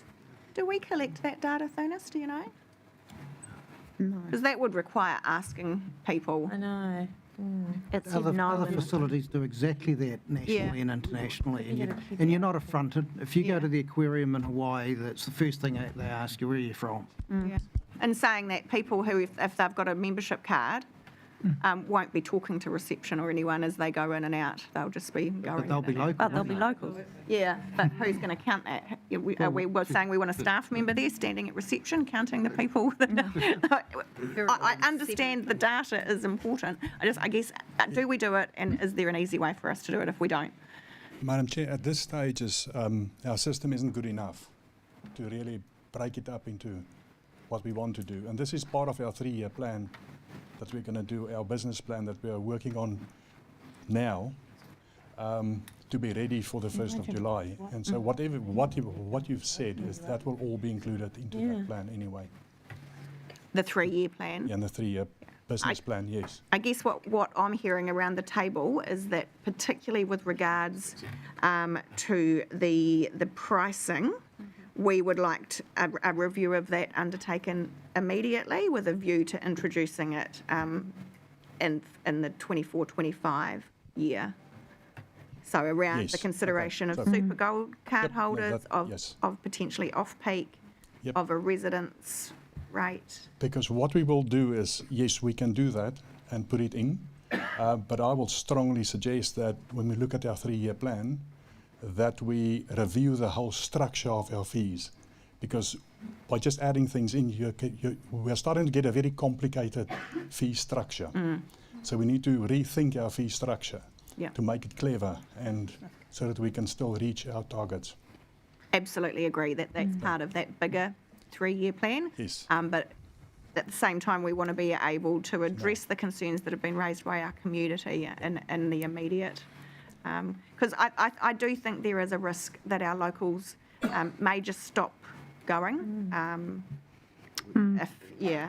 if we don't offer them some Yes. discounts to make it more affordable for those that do attend on a regular basis. Yeah. Yes, we will. For now. Councillor Simpson, then Councillor Crystal. Yeah, through you, Madam Chair, while we're on fees and charges, I know we're not here to debate the fees and charges, but I just want to identify an anomaly. When you look at the fees and charges schedule, and I know they're 2 different offerings, but when you look at Ocean Spa and when you look at the Napier Aquatic Centre, the Napier Aquatic Centre has a considerably different offering in concession cards and discounts. And when you look at the discounts, it's more expensive per swim to buy a 30 swim card per swim than it is to buy a 10 swim card per swim. The economics of those concession cards simply doesn't equate properly. So I think that's something that also has to be looked at. If at Onikawa we can offer the community card holder, and we can offer 3 different concession card options, surely the same can be offered at Ocean Spa. That's the point I make. But again, it's part of the fees and charges review. Yep. Councillor Crystal. And through the Mayor, similar to Councillor Simpson, I think having done my research and looking at the different fee structures of those other facilities, it would be worthwhile doing that research and seeing, because it is quite simple, the way they've done it. And so it was quite interesting. And, you know, obviously you have a point of sale thing that you basically plug it in and away you go. So I think that, you know, if we do have a look and see where other places and how they do it as well, would be quite helpful. Any further comments or feedback? We've got a draft resolution up on the screen. It's really good.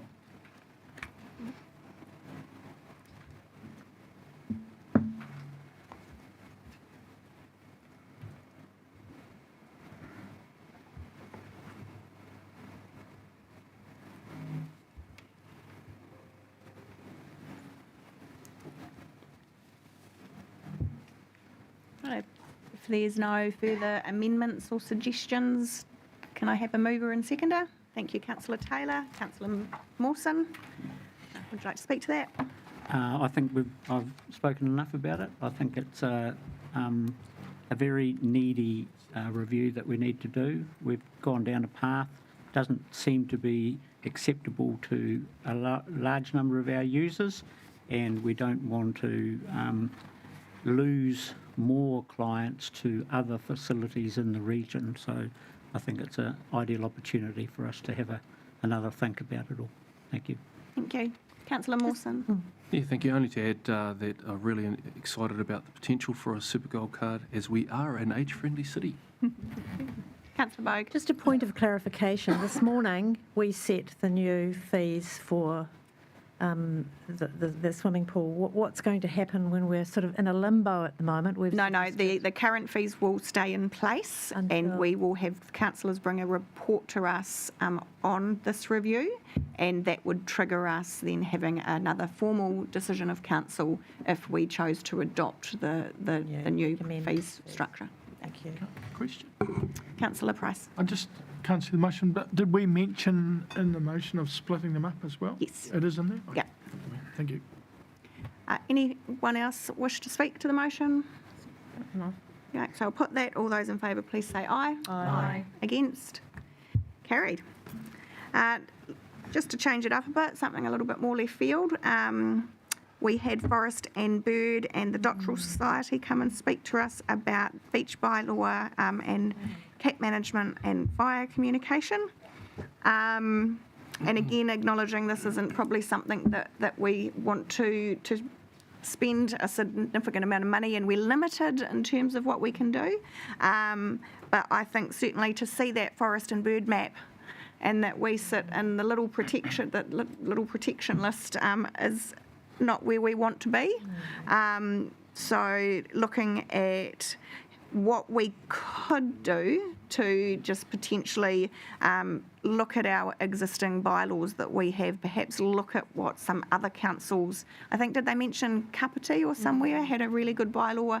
So again, just have a look at that to see what we could do to just provide some better protection along our beaches. Deputy Mayor Brosnan. Yeah, really supportive of that, and my suggestion would be I'd be quite comfortable if the direction was to staff to undertake that review and maybe bring back to my committee, the Future Napier Committee, which has that portfolio, just to see what we can do to better protect our coastal species. Okay, so could I say something else, please? Yeah, absolutely. They also mentioned some of the discrepancies on our website concerning lighting fires and where you're allowed to do them or not. And I wondered if those could be taken up also and improved, because there's obviously some issues there that need to be addressed. Yeah, so that's a very valid point, Councillor Bogue. So actually a review of our online communications around fires and council reserves, beaches, etc., and actually make it a lot clearer. Yeah, yeah. Councillor Gregg. Yes, through the chair. Just speaking in support of a beach bylaw, like Kapiti Coast does, because I think our rules are quite ambiguous and people do not understand what they should and shouldn't do. And I think we need to make it really clear so that we're all on the same page. Thanks. Excellent, thank you. Through you, Madam Mayor, just following on that line, I think we have to be careful here about creating a new bylaw. We actually currently have a bylaw that exists around our reserves, and it could be as simple as extending the title of that bylaw to say beaches and reserves, or reserves and beaches, and then maybe that one bylaw could cover both environments? I think I absolutely agree. It's not a new bylaw, it's changes to our existing bylaw.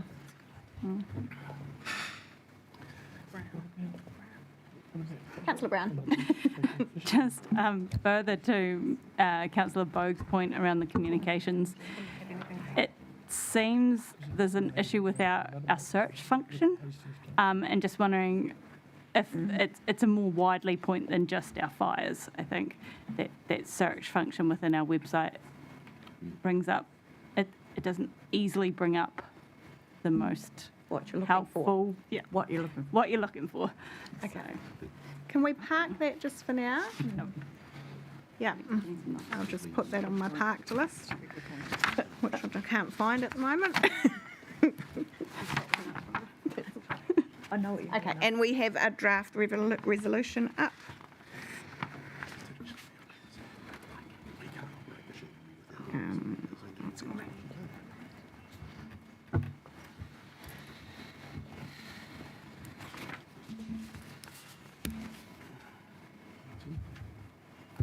If everyone's happy with that, I'd invite a mover. I don't want to speak against it, but I want to make sure that we consult with other organisations around this driving out our coastal wildlife, because there is some suggestion that other organisations like DOC aren't totally supportive of trying to develop the nesting on the beachfront, whereas there is lots of other opportunities for some of these species to actually set their nests up the river's various places. So rather than us focus totally on what Forest and Bird are saying, is that we should be consulting and discussing this option with others, because the beachfront might not actually be the most appropriate place to encourage this nesting to take place. So I think rather than just saying, yep, what Forest and Bird says is correct, we should actually talk to other agencies who may have a slightly contrary view to that. Yeah, that's a valid point. Deputy Mayor Brosnan. Yeah, thank you. Just to respond to that point, because I don't disagree at all, I think what we're trying to do here is just direct officers to review and come back with recommendations. And of course, any proposed changes to the bylaw would then be appropriately consulted if that's what staff recommended. Just the reason why we've included that is just to be specific around it would be good to review that document. I know we saw it very quickly, but to actually direct a review of the bylaw that includes that, as well as other successful council bylaws. But I take your point. I'm just not sure if it's, I think we achieved the same thing with the wording we have. So essentially, if we had the recommendations come to us from council officers and there were to be changes to the bylaw, then we would engage with other key stakeholders before we would actually go through and formally adopt anything. Probably in the preparation of the draft, Your Worship, there would be consultation with others like DOC. Yeah. Yeah. You happy with that, Councillor Taylor? Yeah. Any further comments?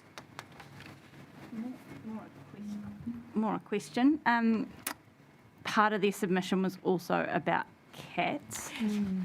I have got, yes, a little separate note here. The reason being that I think we're getting into really dangerous territory if we include the cat management as a bylaw issue, because we actually have absolutely no ability to enforce it. So I think that we need to take a slightly different approach with how we respond to that submission. Hold thoughts. Okay, thank you. If we're finished with the discussions, can I have a mover? Thank you, Deputy Mayor Brosnan. Seconder. Thank you, Councillor Tariha. Invite you to speak to that. Yep, no, support the wording of the resolution. Thank you. Same here. Total call. Any further speakers? I'll put that. All those in favour, please say aye. Aye. Against? Carried. Emerson Street. So obviously this was another one of our projects that we received feedback that it's not necessary in current climate. Please don't do it, press pause. Just wanting to make note of a couple of things to throw on the table as we tease this out. Some of the information that I requested from council officers was what the year one rate impact was for Emerson Street, and it is 0.05%. So I don't know what that, that's $1.34 per annum. So year two is 0.31% at $9.17, and year three is 0.83% at $24.43. And just clarifying, that's per house, not per person. Per house, yeah. Yeah, thank you. In addition to that, we've had council officers speak to us about the fact that we are looking at wastewater renewal work that is going to be required down Emerson Street in year 1 of the plan, year 2 of the plan. Thank you, George. And we're also aware of the stormwater issues that we have in Emerson Street whenever we have any heavy rain. So we've got some quite core and key infrastructure issues that are tied up with the work program that is going to be required in Emerson Street anyway.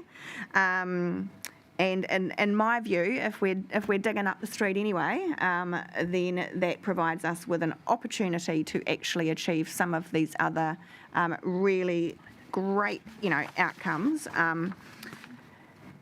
along the lines of accessibility, safety issues, creating a space that is more user-friendly for our pedestrians and our cyclists, security, as I said, the resilience side of things.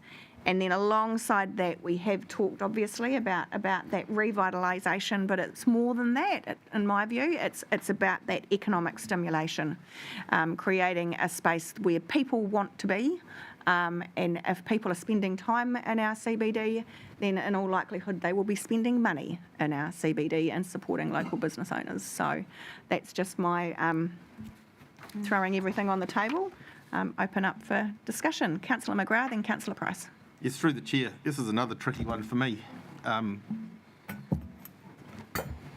think potentially we haven't sold this very well to our community.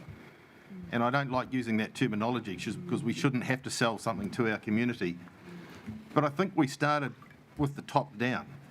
We started, the lights aren't pretty or something or other. If we'd started from below ground and said, well, actually the waste pipe's 91 years old and we can't give anyone any certainty what its lifespan is now, it's well at end of days. When we have heavy rain, the stormwater doesn't do what it really should. Is this an opportunity to sort that while the ground's already dug up?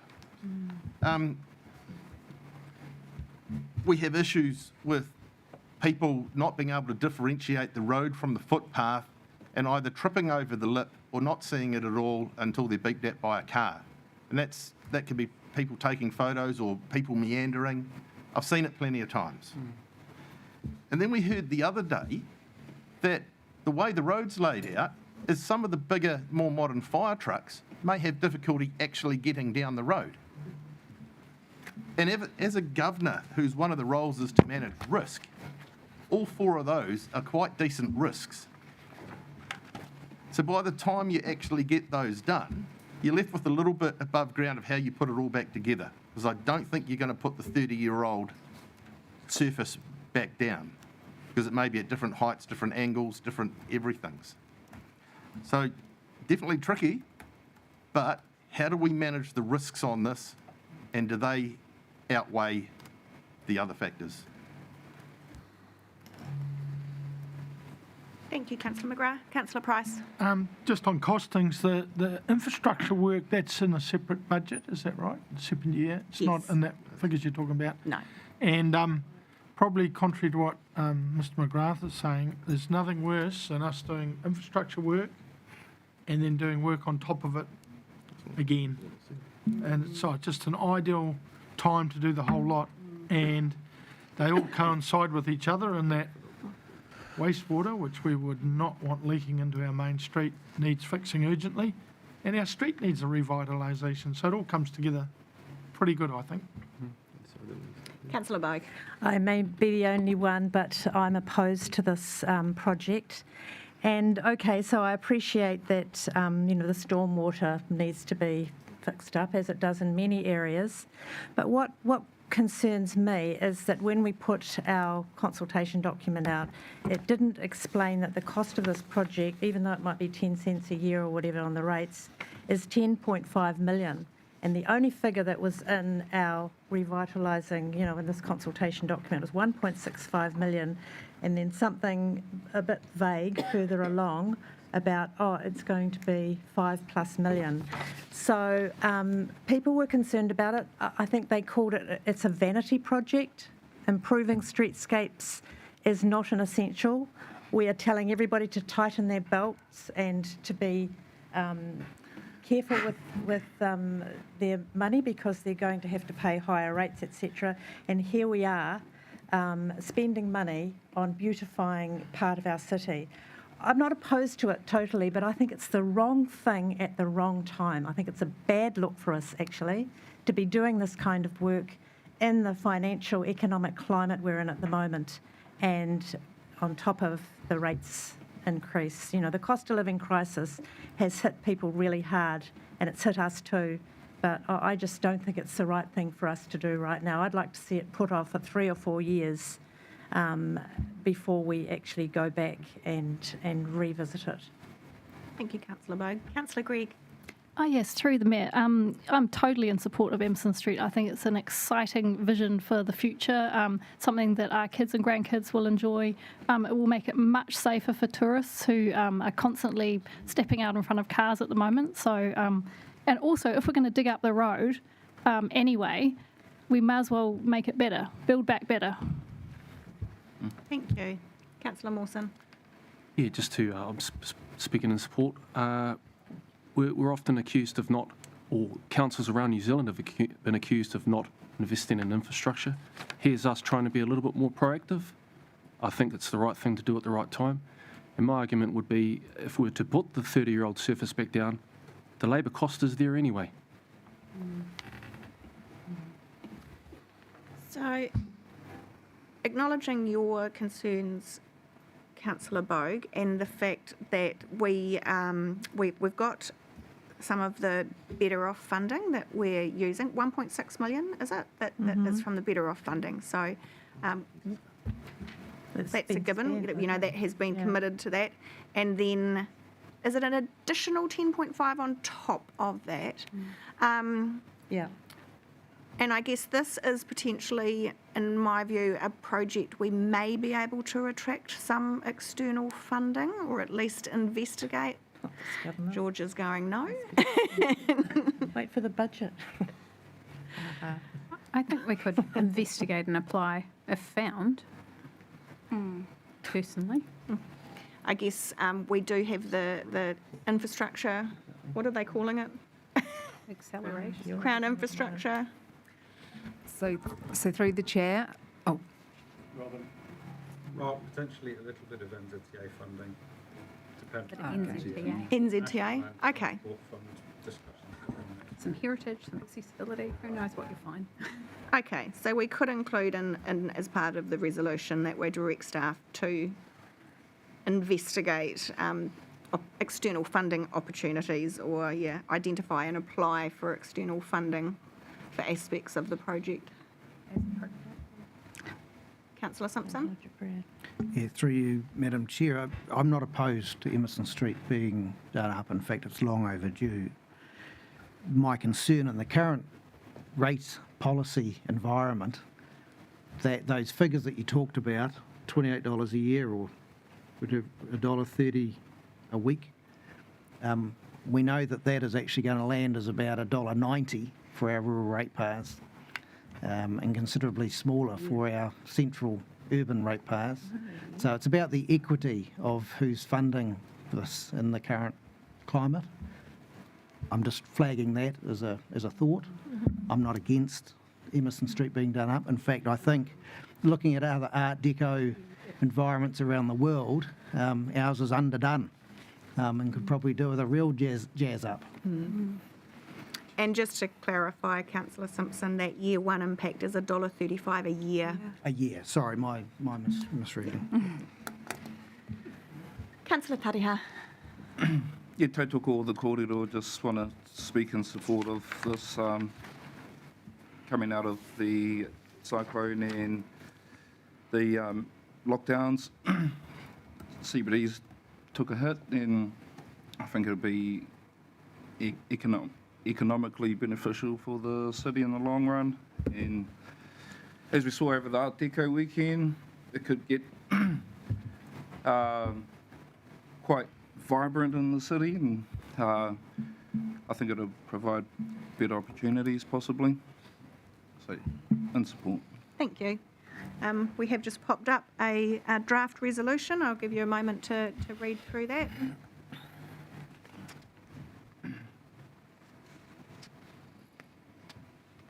Yep. Councillor Brown?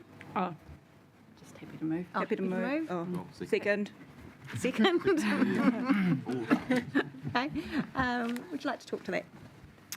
Yeah, I think most of it has been said, but just to summarise, we're pulling it up our wastewater pipes anyway, so we may as well do a bit of a zhuzhing up of the street at the same time. We're going to be able to improve accessibility, improve stormwater performance, improve our amenity. There's opportunities for us to enhance the experience of our culture through storytelling in the project.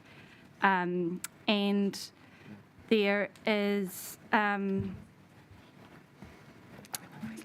completely lost my train of thought. I think one of the things from our submitters that we heard quite clearly is that we need a principle in there that the street will still be accessible for shops during the construction and minimise that damage. So I think we've covered all that off, and it's a good project that makes sense to continue with.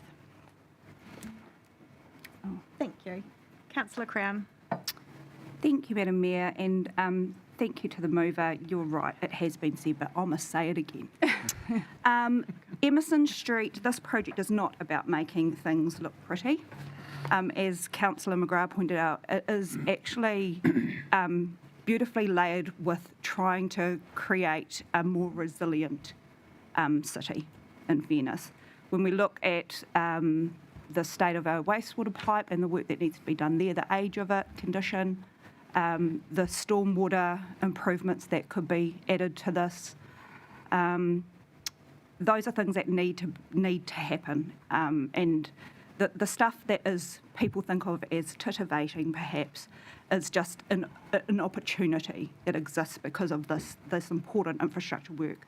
I also would like to point out the fact that this is a part of our city that everyone has access to, whether they live rurally or in an urban environment. We get footfall figures every week, usually through from our economic development manager. And you will see the spikes during school holidays, which shows that our CBD is frequented during those times too, probably by our young people. So all these layering in of the safety and the security, the traffic management opportunities and the economic stimulation, as well as the catalyst for more private investment in our city that we know that these sorts of projects produce. It's so much of a win-win situation, I think, for us being able to layer up all these different things and achieve these outcomes collectively. One of the points from the steering group was around the fact that, please reduce disruption to us. And so, again, just reiterating, if we're going to dig up a pipe and do the work, a little bit of an update to how things look and a modernisation with the materials that we have available now just makes good sense. So you're very supportive of seeing this project continue. Thank you. And I've got Councillor Taylor and Councillor McGrath, but before we just move to you, I have just suggested a slight amendment to Part A, which makes it very clear that we are committing to the project proceeding as outlined in the 3-year plan, just to provide that clarity of direction. And mover and seconder happy with that change? Excellent, thank you. Councillor Taylor, then Councillor McGrath. Yes, I'm speaking in support of it. And during one of the discussions, I said I had the joy of walking down George Street in Dunedin, which I think part of our project did. And it's interesting that is now opened, and the press releases relating to it said the project was driven by the need to replace ageing Three Waters infrastructure. The redevelopment is attracting interest from new businesses. And so, I think what we're doing is correct. There's a lot of opportunity with it. It needs an upgrade.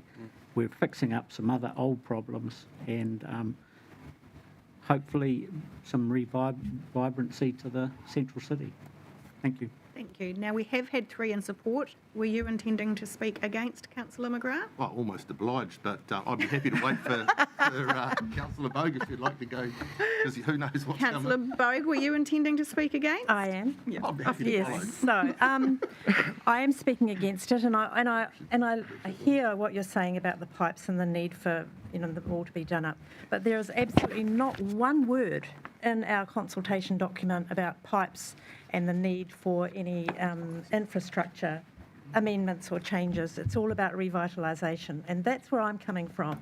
I think it's a bad look for us to be saying we're going to revitalise something. Sure, the pipes, everybody's now telling us how important that is, and sure it is, but it's not even mentioned in our consultation document. So picking up from what I heard from the submitters, who hadn't heard all the kōrero today about how important the pipes are and how this is what it's really all about, I'm just saying that it's the wrong thing at the wrong time. It's a bad look. There are other parts of the city, for example, 10.5 million was supposed to go into Te Pihinga in Maraenui, but we were told, no, we can't afford it. So this 10.5 million is going into revitalising Emerson Street and doing some work on the pipes, and I just think it's not a good look for us at this stage, for us to be putting money into the revitalisation of part of our city.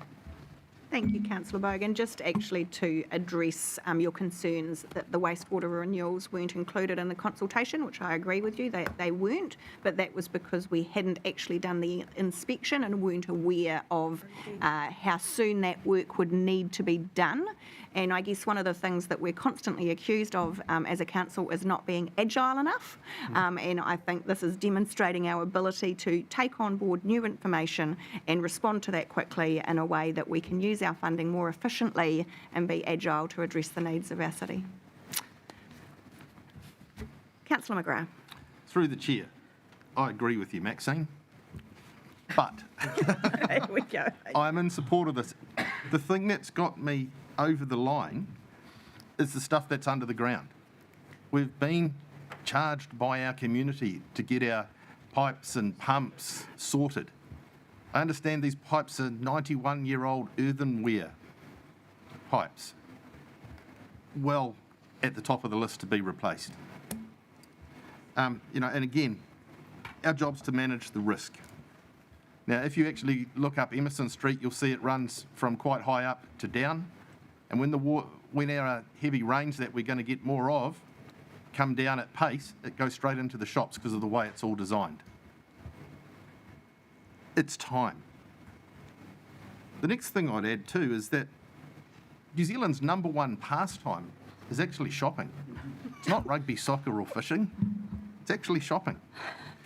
So it's going to hit a big audience. And I just think by default, we then have to do something above the ground once we've put the roading down. You can't not.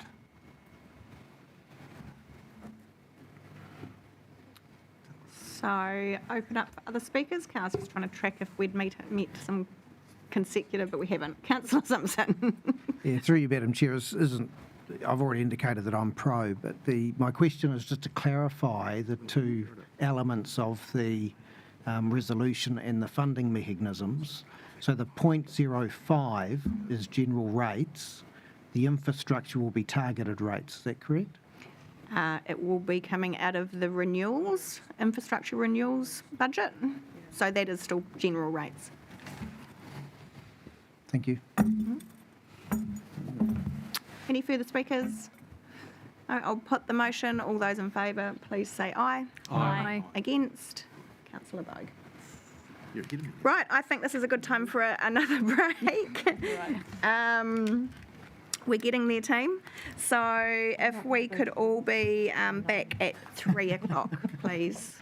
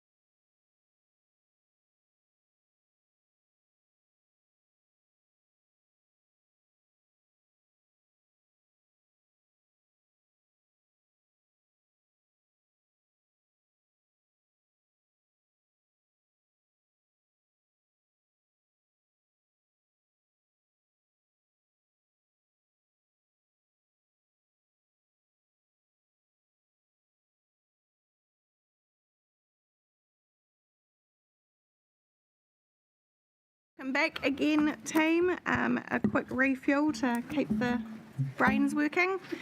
Continuing on with our council-led changes, the next on my list is our reimagine facilities. So Faraday Centre, Aquarium, and McLean Park also sits within that group, although we didn't get any formal submissions on McLean Park, but we certainly got a number on the Faraday Centre and the Aquarium.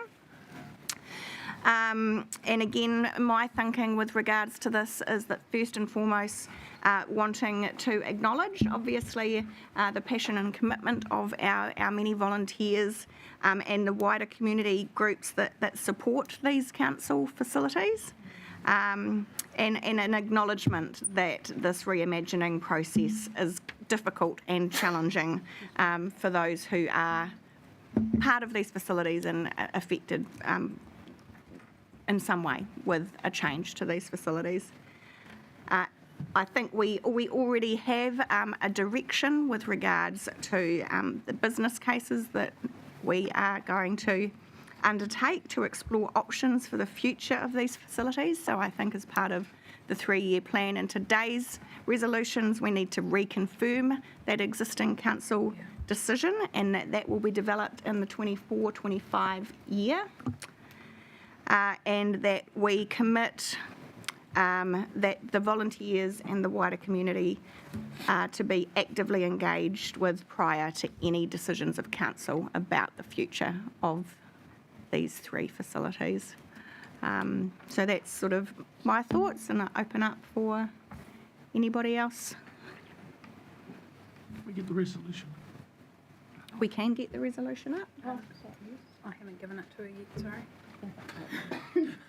I'll do that now. What have you been doing? Is she going to have coffee or something? Well, usually it's discussion and I change it and then I say, but if you're not going to discuss it. I think I need to leave. Through you, Madam Mayor, as we look at this reimagining process, there's a number of occasions where management will be coming back to us as they go through this process. So there's going to be gateways where guidance can be provided.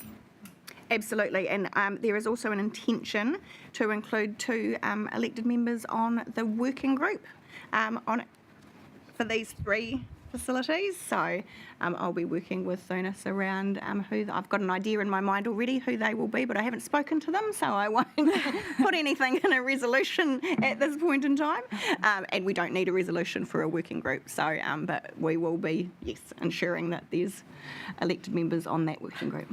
Thank you for that, because I think that's the reassurance that some of these volunteers needed, that there is going to be governance engagement around change, or not, as the case may be. Yeah. Thank you. Just a little thing. Would you mind moving that up, please, Caroline? We can't see through you.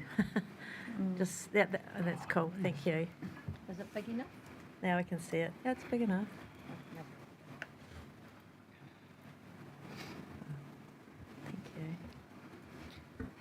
I've got a question. Councillor Crystal.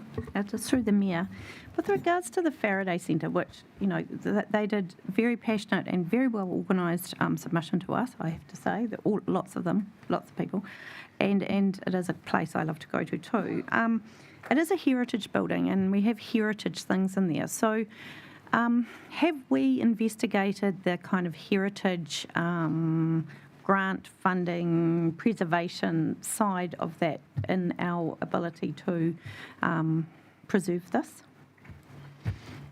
We do have a reserve already, a property reserve already that would fund the purchase. But absolutely, whenever we can look to find external funding sources, we should. So I will just pass across to Thunus to...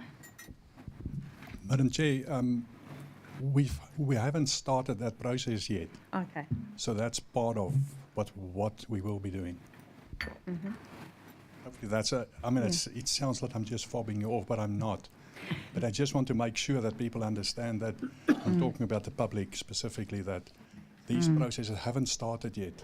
So can I just suggest through, we have some very experienced heritage people in, historic places, Hawke's Bay and stuff, so it'd be really nice to have some of those people involved in, because they're in touch with obviously the New Zealand groups and stuff that deal with this all the time. So, So I guess that the concern was raised that submitters felt that we had already made a formal decision of council that we would not be remaining in the current location, but we received, as discussed throughout the hearings, that will be an option that will still be included in the business case, looking at remaining in the existing site. Yeah.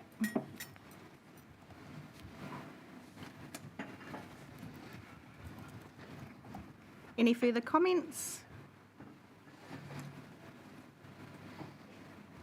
I'm happy to move from the chair, seconded by Councillor Mawson. I think this is just a really great opportunity to reassure we've got some very, very passionate, dedicated people in our community who love these facilities and want to see them to be successful, just as we do. So this is just reassuring and reconfirming our direction of travel, and that we will ensure that they are part of that journey and we engage with them before any decisions are made. So, Councillor Mawson. Well, just to reiterate what's already been said, thanks for all the submissions, and yeah, we look forward to finding out what some of our solutions are and communicating that back to the community. Okay. Any other speakers? So I'll put that. All those in favour, please say aye. aye. Against? Carried. Cool. My last one on my list, Waka Hub. So obviously this is another project which we received submissions both in support and against. Those who were against for the same reason as that they were against a number of the other projects, concerns around affordability, that was this the right time to be doing this.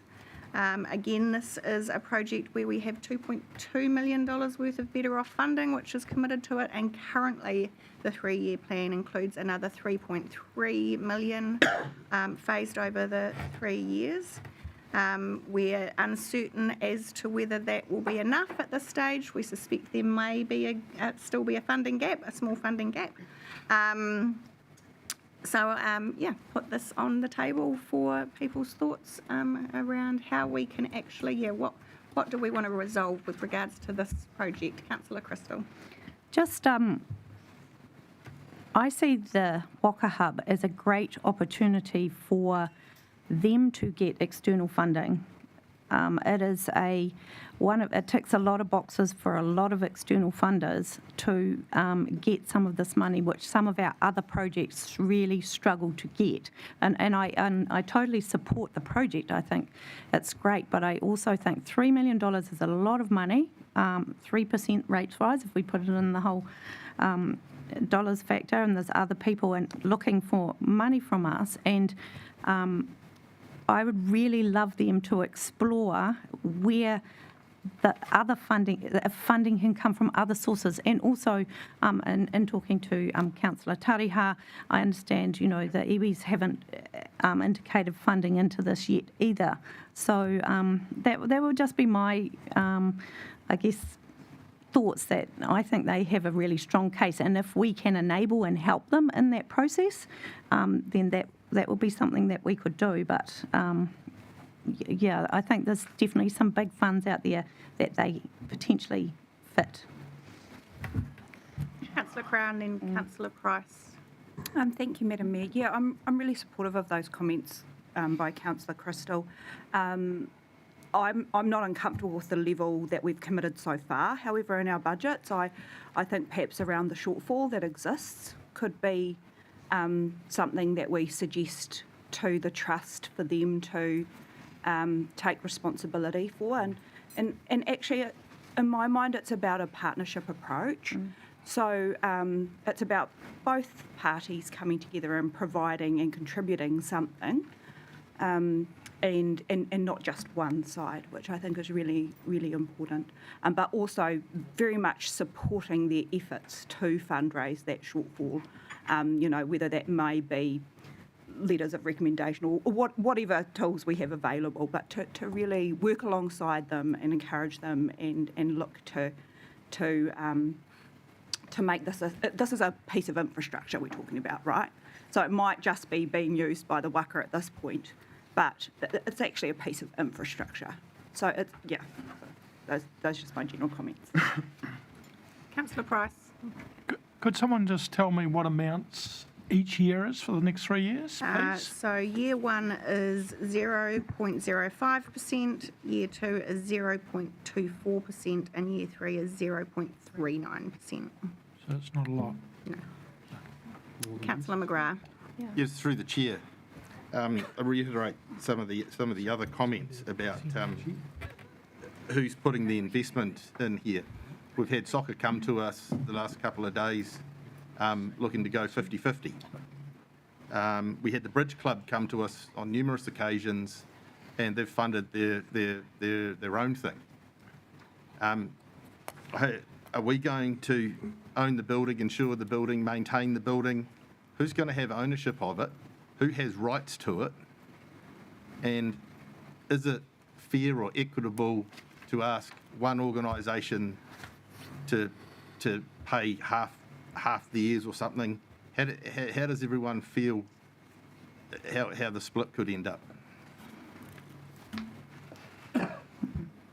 Councillor Bogue and then Councillor Yes, no, I'm totally in support of this funding. And I note that in the last meeting of the Manukunuku Te Iwi committee, the 4 chairs who were there all supported the resolution that the committee recommend to council that the funding shortfall for this project be budgeted for or confirmed in the 3-year plan. And I'm wondering, have they changed their minds? Because that's basically saying what I want, which is to keep that 3.3 million in there. I know that Atiarangi Trust does a lot of fundraising for other things. They have the Celestial Compass that they look after, and that they have expenses there that they fundraise for as well. So this isn't the only project they have, and I think it's quite unique, quite special, and it adds a lot of value to our city and to the education of rangatahi. Thank you. Councillor Crown? Sorry, I think she's responding to. I think I am responding. Kia ora, Max. I actually seconded that motion through Ngā Manukunuku Te Iwi. And I think as part of our roles, it's about assessing the information as it comes to us. So at that point in time, I was really happy to. And actually, I thank you for the opportunity to explain why. I think that Ngā Manukunuku o Te Iwi are finding their feet. And I think that they're learning how to make recommendations. They're learning how to operate in a council environment and pull the levers that they have available to them. So I was really supportive of them sort of drawing a line in the sand and making a recommendation to us for consideration. What I've heard through the submissions, etc., and actually from Piripi, when he sat in front of us and delivered the submission from Atiarangi, we asked him quite explicitly, do you have the means to fundraise? Is that something that you would consider? And the answer was yes. And so when I think about the different information that has come to hand for me in my role, that's why I agree with what the recommendation was at Ngā Manukunuku. I was happy to support that. But now with the new information, I think that there's nothing wrong with us working in partnership and helping them to fundraise that shortfall. Councillor Tariha. Kia ora, thank you, Madam Chair. Just a few points I'd like to raise in support of the Atiarangi submission, but firstly acknowledge all the kōrero and all the concerns that my fellow elected members have, concerns such as rates increases and the hard work we've done this morning, trying to cut those rates down, and I understand that the Ngā Manukunuku o Te Iwi was just a recommendation back to council, and but yeah, just want to speak in support of the submission. I believe that it brings a number of benefits to the city. I see this will have cultural and educational benefits, cultural preservation and promotion. The Waka Hub will serve as a vital centre for the preservation and promotion of Māori culture, heritage and traditions. It will become a landmark that showcases the importance of waka haurua, traditional voyaging and navigation. in the history and identity of local iwi and community. Educational opportunities. The hub will provide educational programs for schools, not just the students, but provide professional development for teachers, staff. It could also provide professional development for councillors and council staff and the wider community, offering a hands-on learning experience about navigation, maritime skills, Māori history. These programs will enrich the educational landscape of the city and foster a deeper understanding and appreciation of Māori culture among young people. Professional development by hosting workshops and training programs, and we can all go for a ride on the waka. I'm pretty sure Piripi will be keen to take us out on the waka. The hub will contribute to economic benefits, tourism events. The Waka Hub has the potential to become a major tourist attraction, considering the Regional Council discussing the Hawke's Bay Tourism Fund, drawing visitors from around the country and internationally. This will boost local business, or has the potential to boost local business, create jobs, generate revenue for the city through tourism-related activities and events. Community engagement, and the new hub can host cultural events, festivals and gatherings that will bring the community together and attract visitors. These events will have a positive economic impact by increasing foot traffic and spending in the area, which hopefully will spill out into CBD. And plus, we heard the safety and security concerns yesterday, enhanced safety. The current location of the waka poses safety risks due to vandalism and inadequate facilities. The new hub will provide a secure environment for both the waka and its crew, ensuring their protection and the preservation of the waka itself. Broader community benefits, inclusivity and social cohesion. Supporting the Waka Hub demonstrates a commitment to inclusiveness and acknowledges the importance of Māori culture and the fabric of our community. This can foster a sense of pride and belonging among all residents, promoting social cohesion. Long-term investment, while we have supported with the Better Off funding, and which may result in a rates increase, it's important to view this as a long-term investment in the city's cultural, educational and economic future. The benefits of the hub will extend well beyond the immediate financial outlay, contributing to the overall prosperity and vibrancy of the community, balancing fiscal responsibility and community benefits. I'm sorry, Councillor Tarihara, I think we would be approaching the 5-minute mark. I'm just, are you nearly finished? I didn't hear the bell. I'm monitoring it. Okay, I just feel like we're hearing another submission. I was just trying to emphasise the benefits. Yeah. Look, absolutely. No. Yeah. Thank you. Deputy Mayor Brosnan. Oh, thank you, Your Worship. Just regain my thoughts, so I put my hand up. While you do that, what I'm hearing some differing thoughts in terms of the level of funding. So I think I've heard from the Deputy Mayor that her appetite is simply for the Better Off funding. I'm hearing from Councillor Crown that she also is happy to fund the additional 3.3 and then the trust to fund the gap. I'm hearing from Councillor Bogue that she is happy to fund the entire project. So maybe I'll now pass to Deputy Mayor Brosnan. Thank you. I have collected my thoughts. Thank you very much. I just want to, I suppose, put on the table in my mind, I think all of the benefits are really clear, right? It's an amazing project. We want to support it. sort of hands down, probably unanimous support for the concept, the project, the place, the preferred site. What I would like to get clear, and it comes back to a question Councillor McGrath asked, I think we kind of have two options. Either this is a piece of infrastructure that council owns, like any other berth in the harbour, and therefore, for instance, any tenant of that would pay a berthing fee, etc.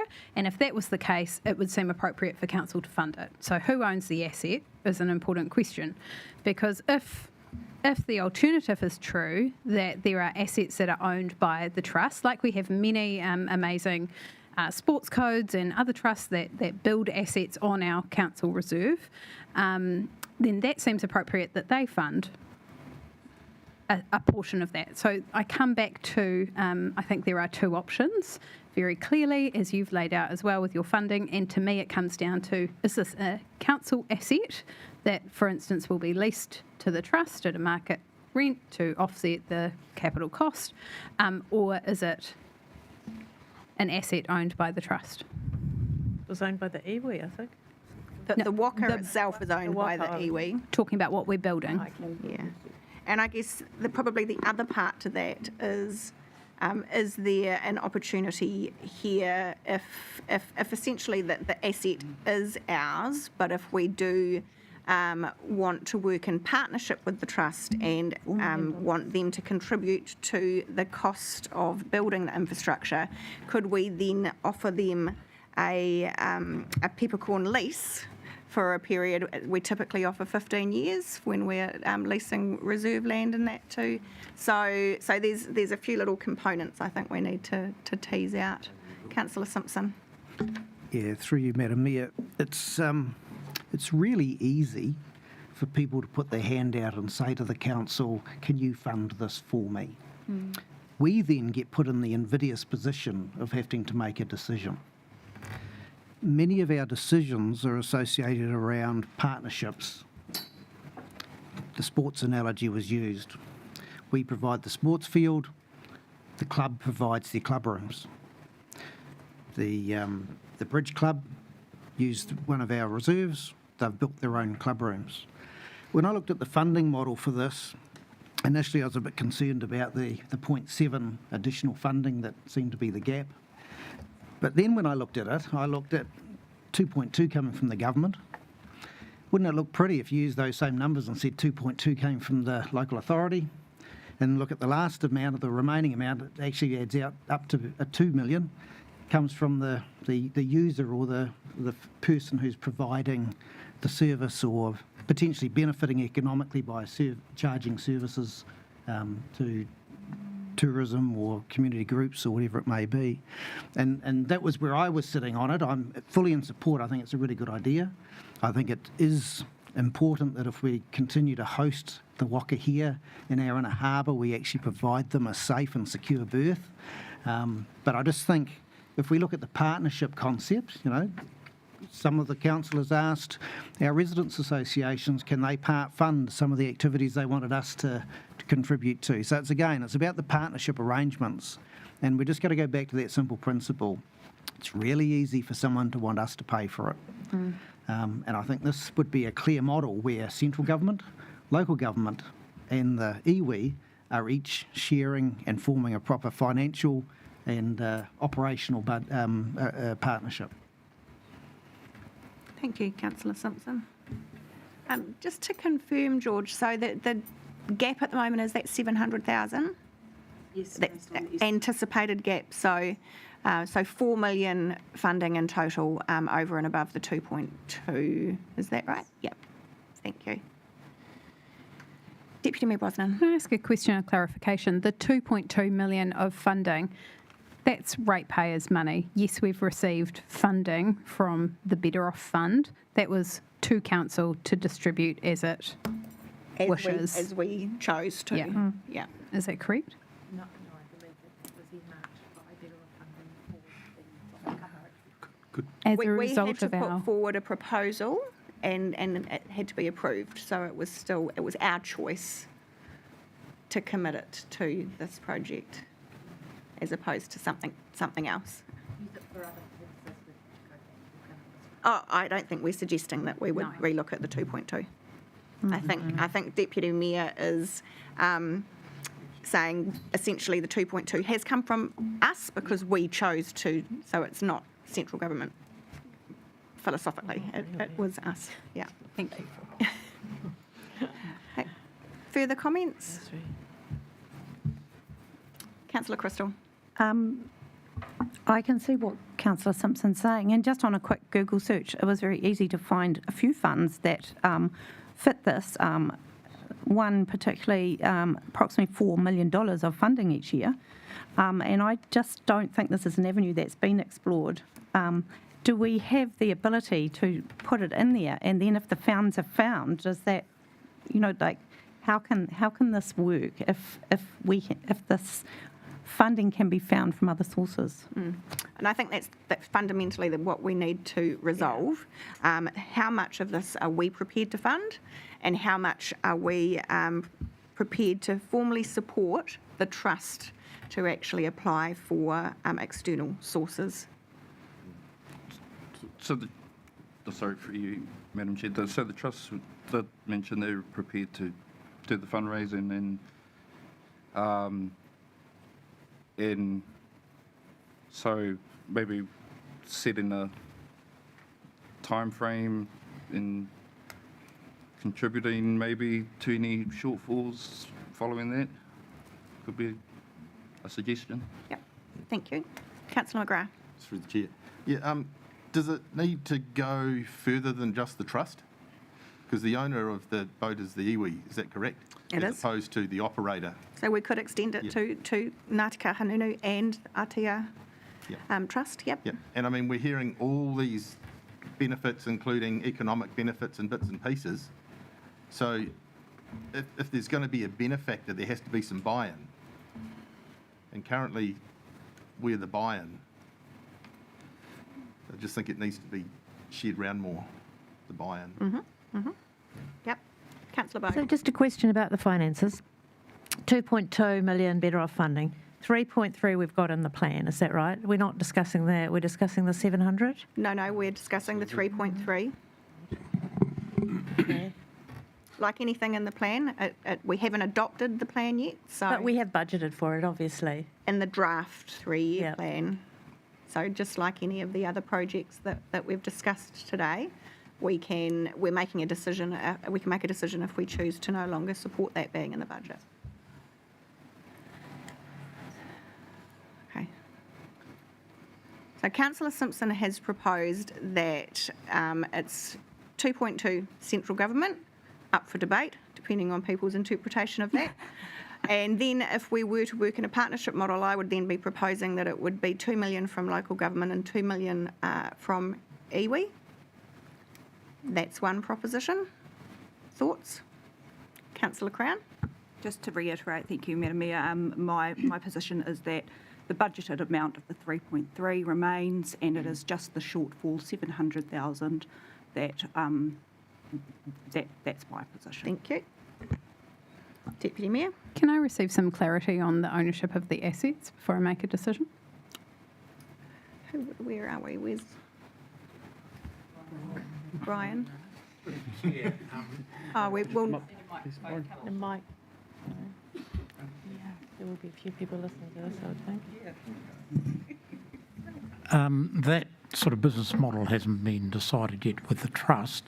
The reality is, of course, it's on council reserve land. With the Napier Sailing Club, that's council reserve land, the remaining. The Sailing Club own the improvements, the buildings and all the facilities, and then we lease the land to them. So there's obviously two options. We do that with the trust. So the trust owns the berth and the pavilion, and we lease the ground. Or if the majority of funds is coming from council, then probably council should really own the facility and the berth and rent that to the trust. But unfortunately, we haven't sort of got that far in discussions with the trust. I've got to say it while I'm here, there is another option in terms of the council funding, in terms of funding that from the Inner Harbour funds, the Hawke's Bay Harbour Board Land Endowment Account, which is derived from the freeholding of the Hawke's Bay Harbour Board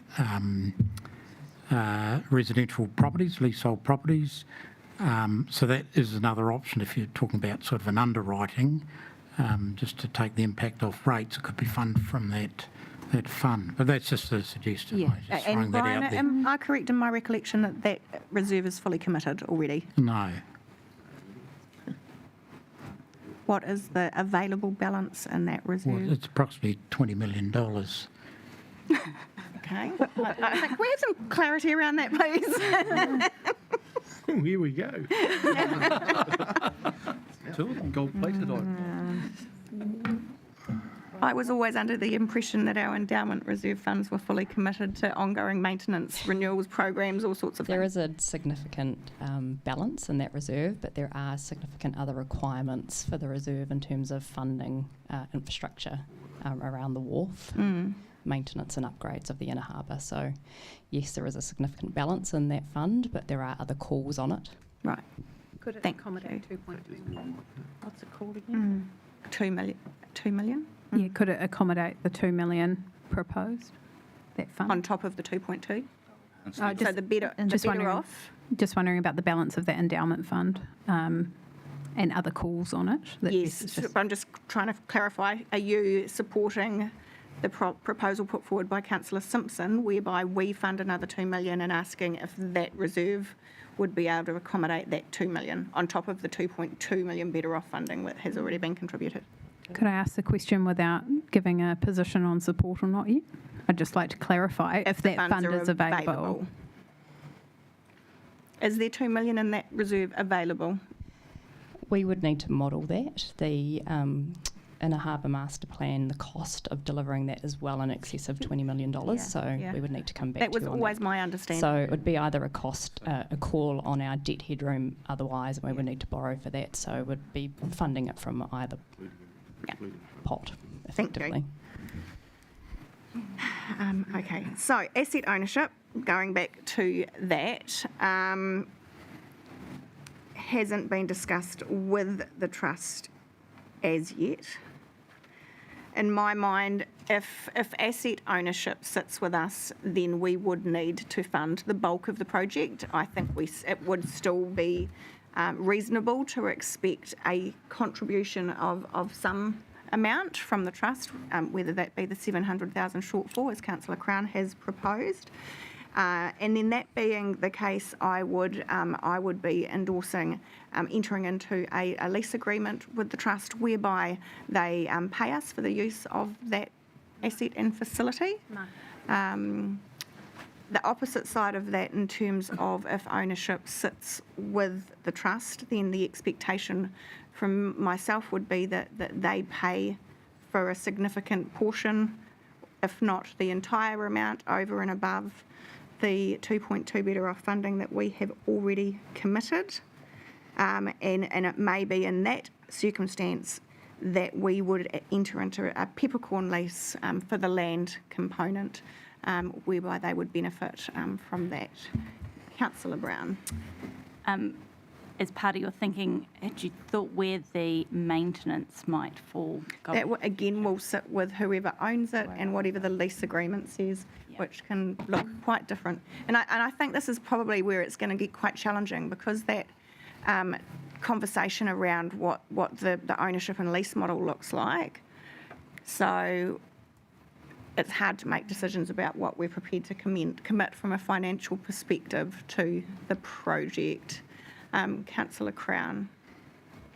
Thank you, Madam Mayor. I hear those complexities, and I'm wondering whether the first part of our resolution then needs to be that we direct that conversation to take place.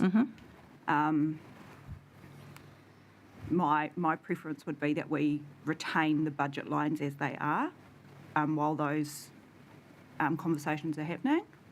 So then we know what things look like. Yeah. Yeah, and that's as far as I've gone. Okay. So Just to start forming the resolution, I think the first part of it is actually quite simple. As the Deputy Mayor said earlier, we note that Council formally supports the concept, the preferred location and the delivery of the Waka Hub. I think we are all in agreement of providing the funding of the 2.2 million better off funding for the design concept at the preferred site. I think 3.3 to that would be to direct council officers to initiate a conversation with Aotearangi Educational Trust around ownership and lease agreements. I think and this is the one that will probably now start, whether we then also resolve that the 3.3 million funding currently in the 3-year plan remains subject to the outcome of the ownership lease conversation. And I think also as part of the ownership and lease conversation, we need to further the conversation with the trust about them raising external funds to contribute to the project. Councillor Price, then Councillor Brown. Why would we treat it any differently to the deal we have with the sailing club? Because we need to actually, if we're doing this in partnership, we need to have a formal conversation with Aotearangi Educational Trust around that ownership, who is actually going to, and it's a little bit different from, say, putting a club room on a piece of land. This is a berth within our harbour. It's not as straightforward as a building, so I think we really need to take the time to have that conversation with the trust before we make our final decision around what funding we would contribute. Don't the sailing club own the berths that are there? They do. So, yeah. Yeah. I think we need to have the conversation and honour the partnership commitment that we've made to the project before we make a final decision. Councillor Brown. Yeah, just interested in that conversation and what expectations are. Like, I acknowledge it's complex. Is it a conversation that would reasonably be able to be had in the next 3 weeks before we make our next decision, or is it likely to take longer than that? Oh, we could instigate that straight away. Yep. I'm not saying we'd have an answer. No. Can't guarantee, but we could certainly instigate those discussions straight away. Yeah, an indication would help our next conversation, I suppose.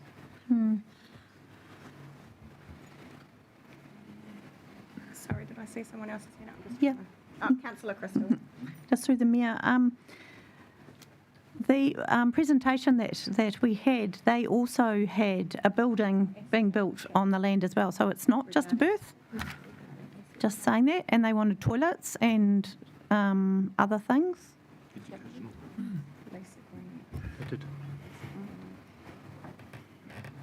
Just the same as the second.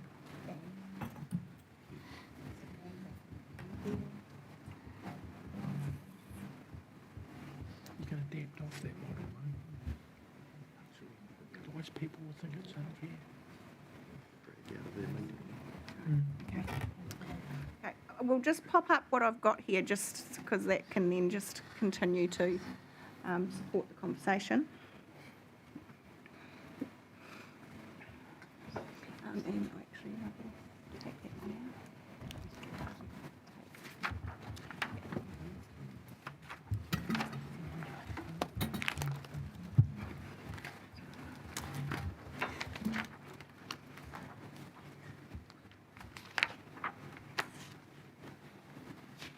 So bearing in mind that at any point in time, it doesn't have to, and correct me if I'm wrong, it doesn't necessarily have to wait until next year's annual plan, if we include in here the subject to provision, for a paper to come to council for us to change the budget and the 3-year plan around this project? Or will it, no, because we'll need to consult on it because it was part of the...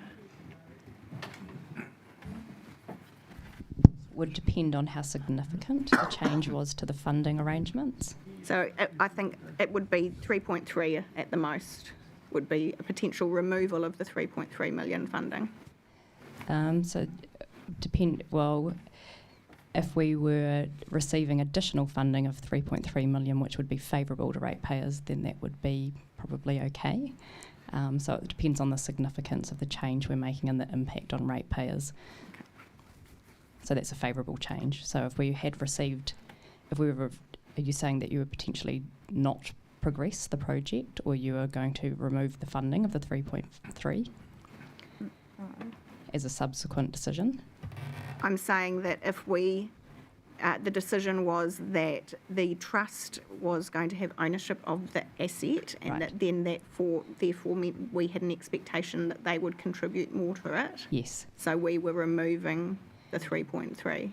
I think would be okay. That's a favourable income position for us. Yeah. Councillor McGrath. Just go a bit left field here, through the chair.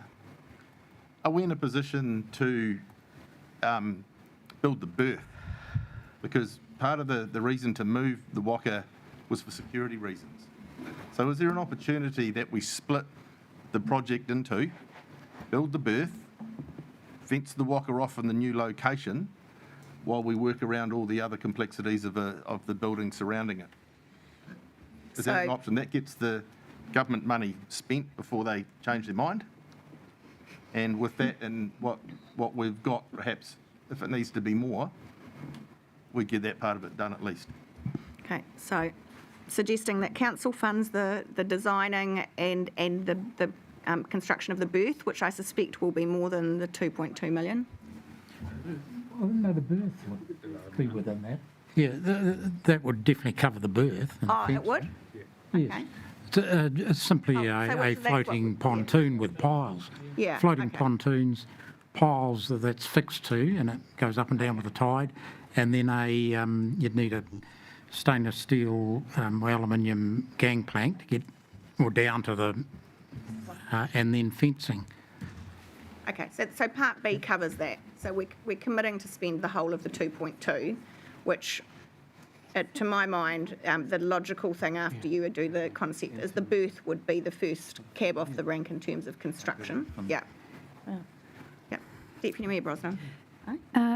Thank you, Madam Chair. I think that was a really good suggestion, and I think it finds us a little bit of middle ground. I would be personally quite happy to support that we resolve to provide the 2.2 million of council's better off funding, and resolve to fund, say, 2 million from the Harbour Board Endowment Fund, pending that conversation to build the berth. I don't think we need any additional to the 2.2. Oh, the 2.2 will cover the berth. Sorry, The berth is very simple construction, yeah. What's the rest for? Can I just ask, what is the rest for? A pavilion. So, That's the educational centre. no, 2.2 builds the berth, so it's 3.3 million for our building. Sure.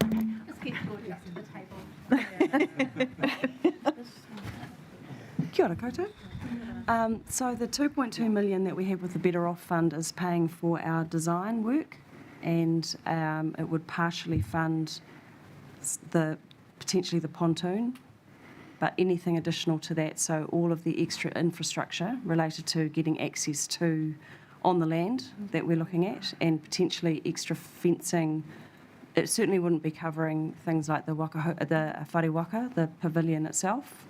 So we can get an element done with the 2.2 million, but we don't know whether we can cover anything more than just the pontoon with the 2.2. I think I'm feeling a bit like we're perhaps getting a little bit too complicated and going round in circles.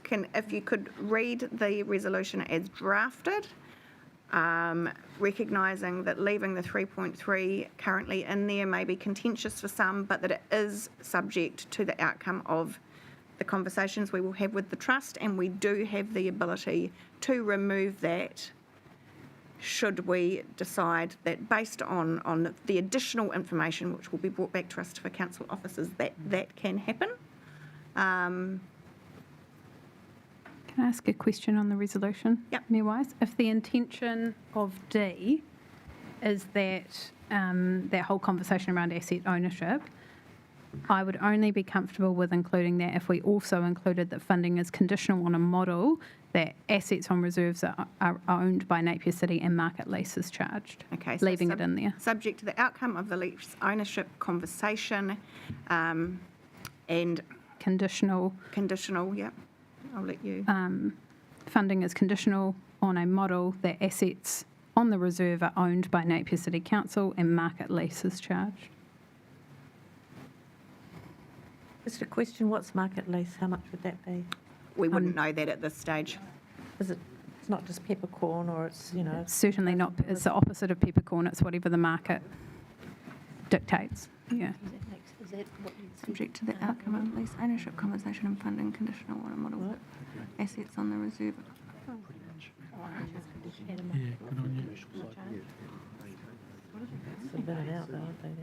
No, that's not quite right. On a model that assets.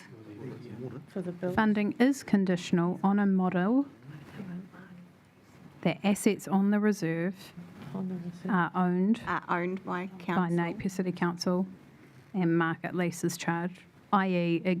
exactly the same as what Birth for the rest of the Inner Harbour. What we do for the Napier Sailing Club, essentially. Well, that's just land. Yeah. This is a building that would be owned. Yeah. Councillor Brown. Just to put that in context, do they currently pay a commercial rate for brokerage?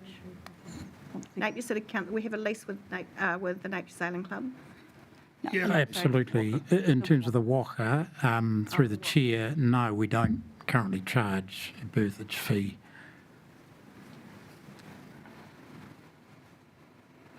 What is a berth? How much is it? Yeah, but this is for a new purpose-built facility for the Trust's exclusive use, which is quite different to what they have at the moment. Yeah. Okay. Any further comment, feedback, input? Otherwise, I'm going to ask for a mover and a seconder.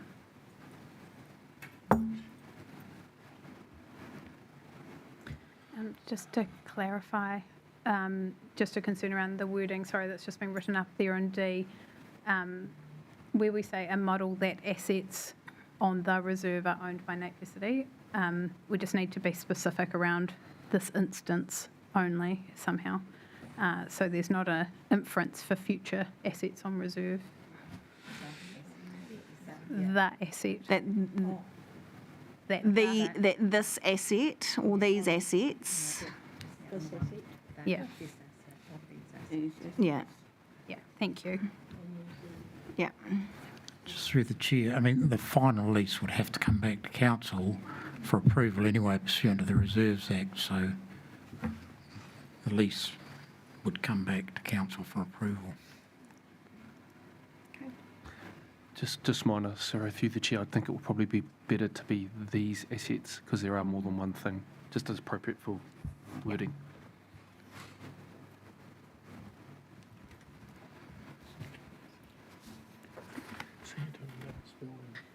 Do I have a mover and a seconder for the resolution as drafted?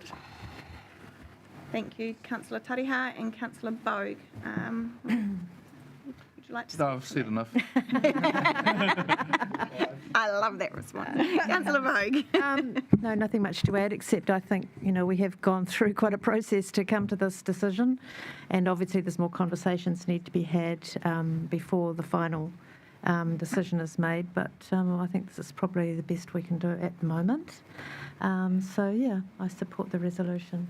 Thank you, Councillor Bogan. Yes, acknowledging I think we still need quite a bit of information. This is a good way to move forward. Are there any further speakers to the resolution?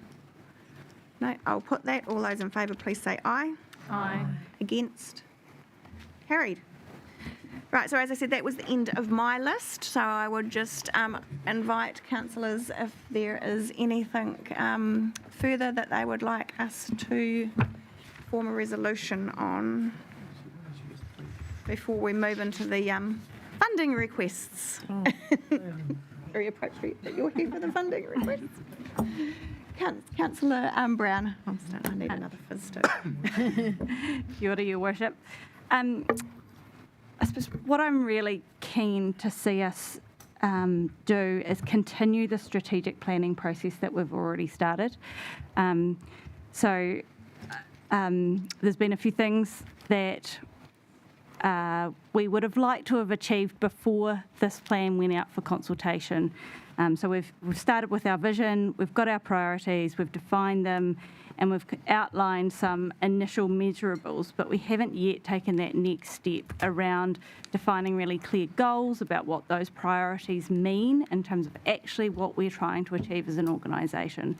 In asking our staff, the plan is that is put in for our July work, to start work on in July. And so I'm really keen to make sure that we lock that strategic planning in with some key targets around timelines so that that strategic planning doesn't get lost, I suppose. And have because this is something outside of what any of the rest of us have been considering over the hearings process, have you got some thoughts around what this resolution might look like? Because I think it's a bit difficult for us to sit here and contribute. We need an understanding of what it is that you're trying to achieve. Yep.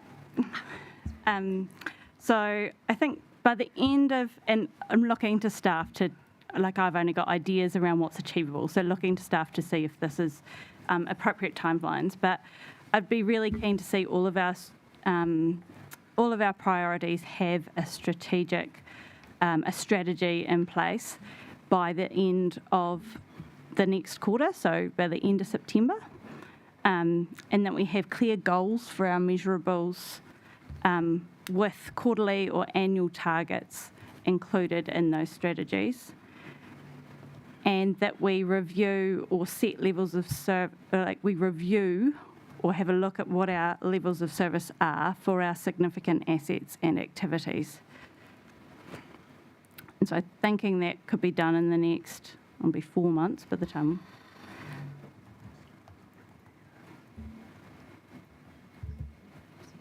And then I suppose the next step in our strategic planning would be for our organisation to do a review around all of the activities that we are currently doing and review them against our priorities.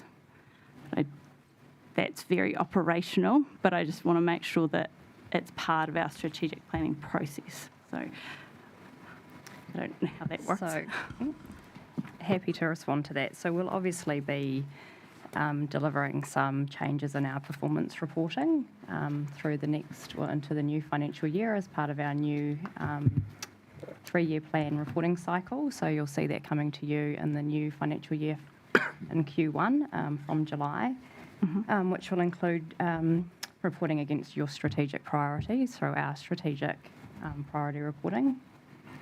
And in terms of level of service reviews, it's obviously quite cyclical. And we did some of that as part of the preparation of this 3-year plan. And we'll do some of that as we prepare and go into our annual plan cycle of reporting. So that'll all be part of the work that we do, I guess, in terms of approaching our next annual plan. I suppose what I'm quite interested in is our workload, so where we interface with that level of service review. Yeah, sure. So yes, we'll be coming back to you with a plan and I guess a timetable and a timeline of a work plan around how elected members interface with our corporate planning team over the next 12 months as we get into the new period. So I think what I'm hearing, Councillor Brown, is that you're wanting some certainty around elected members' involvement in reviewing our levels of service. For me, the appropriate time to do that is in the preparation of the 2025 annual plan. So perhaps we could signal Council's intention to develop, and I guess it's, whatever that tool looks like, and you're calling it a matrix, so a level of service matrix for our significant assets and activities to guide the development of the 2025 annual plan. Yeah. So just seeking clarification around significant assets and level of service around those, or more specifically around our significant activities that we deliver in terms of. So happy to take staff's guidance on what that would look like. Okay. But so we'll come back to you with a program and a plan around that. yeah. And in terms of the reporting, what I'm hearing from Jess is that ELT are in the process of developing new performance reports, which will be coming through to us from in the new financial year. That's right. That will be aligned to our strategic priorities and also aligned to the relevant committees. Yep. And monitoring against those. So I think in terms of your asking for the Chief Executive to produce regular reports to the standing committees, I think that ticks that box. That is in progress and underway, so we are working on some enhanced performance reporting, which I think will satisfy those requirements. Yeah. So we call it enhanced performance reporting.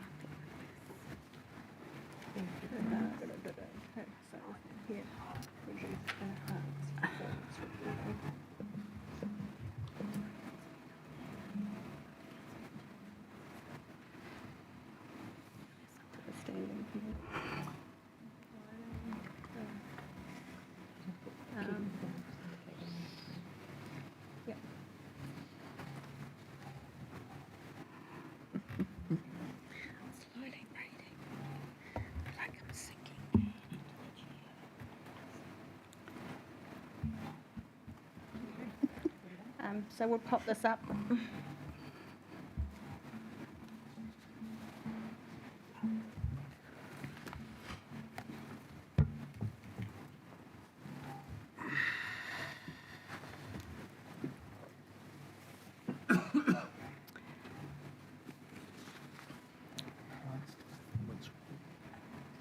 Councillor Brown. I think there's also a bit about, keen to hear from the table, but do we want a bit of a deadline or a goal around when we've developed our strategies for each of our priorities? Because to me, they're really key to us actually delivering on what we want to achieve for the city. If we don't have goals and measurable targets, I think it's really hard for us to measure our success. So that doesn't specifically say it. I know it's planned to be developed. We do obviously have a set of performance measures included in the long-term plan, so and we will measure our success and how we are tracking against those performance measures on a quarterly basis. So other than reporting against aligning our strategic projects and our work programs against our strategic priorities and monitoring our strategic risks and any gap analysis against those through our Audit and Risk Committee, I might just be struggling to answer your question. And I'm struggling to get my head around too what it is, because it seems to me you're asking for a strategy to support our strategies. Whereas when we developed our strategies underpinning that, we came up with key performance measures at the time and desired outcomes. So I feel like at a governor level we have already done that, and so now it is for the management level to work on the action plans, which I know is a piece of work that has been completed and will be continuously being reviewed, and that the next part of that is the monitoring, which we've covered off in B. So I'm just struggling to understand what more it is that you're wanting from a governance perspective. I feel like we set measurables, but we didn't set goals against those measurables. I feel a little bit like we can. this is not happy to have a conversation. I think this needs to be an and see whether offline there is any sort of joining the dots that need to be linked together, perhaps in terms of linking some of our strategic work that we're doing in the corporate planning space for you. Okay.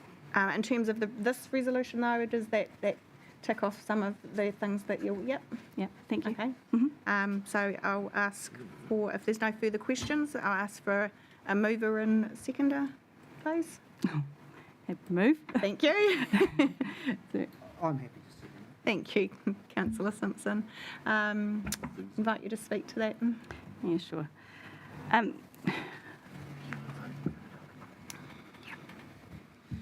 I suppose what I'm trying to achieve with this resolution is to make sure that we don't lose sight of our role as governance in the strategic process. I want to make sure that we're giving our staff really clear expectations about what we want them to achieve, that we're signalling to our community as well the goals and the aspirations we have as council and where their money will be spent. So I think this, by and large, it probably just locks in a lot of things that were probably already in train, but I just want to make sure that they don't get lost in the busyness of a very, very busy work program. Councillor Simpson. Yeah, through you, Madam Chair. It's all we're really doing here is documenting a process that we're already doing. And I think it's just about it creating clarity around that process. Thank you. Any further speakers? I'll put the motion. All those in favour, please say aye. Aye. Against? Carried. Excellent.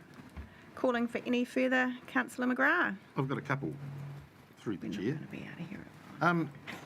Submission from Chris Tremaine, 759. I'm not sure if it was answered. I've got that in the list for funding requests. Okay. That was easy. Councillor Mawson. Hopefully mine's pretty straightforward. There is currently sitting in year 2 $300,000 for disability strategy implementation. I'm requesting that that potentially be brought to year 1. Any support for that being moved to year 1? Deputy Mayor Brosnan? Yep, happy to support amending the capital plan for those programs. Do we have an understanding of what the rates impact of that would be? Is it capital or OPEX funded? It's capital plan. It's capital, so it'd be fairly minor. I think we could probably manage to move that forward within our capital work program without any impact on rates. I've just... Councillor Mawson may be able to give some context on the conversations he's had with staff. Oh, apologies. Of course. Had to get it past first base first. So there's a bit of stuff with, we've made some changes to our mobility parking, and this is just implementing some of the other things around that mobility parking. Just looking at, we're doing some CBD upgrades, just looking at universal design in that space, and some pedestrian improvements and footpath renewals with the remainder. But $300,000 won't go too far. Just a question for Thinus and his team around deliverability of the project and bringing that forward in terms of resourcing it. Oh, it's a roading project, sorry. Through you, Madam Mayor, yes, it is a transportation programme, but it is obviously very well aligned with Thinus' team's work on the disability strategy. We did have it in for year 2. Given the changes to our programme following the government's new policy statement on transport, there are some parts of our safety work that we won't be able to do, or certainly won't be able to get funded. So the programme is currently sitting around about $500,000 lower than is sitting in the draft plan at the moment, just because we've had to change it subsequent to the programme being locked.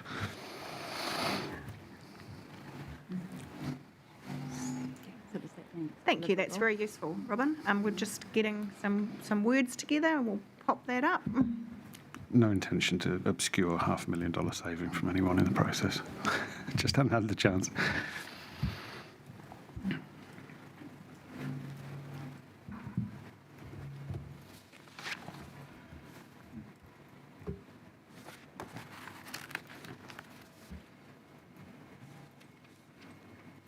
Who's going to argue with us, John? Who's voting Resolved against us? to amend.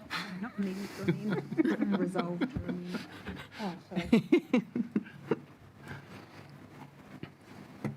let them off of it and get me done.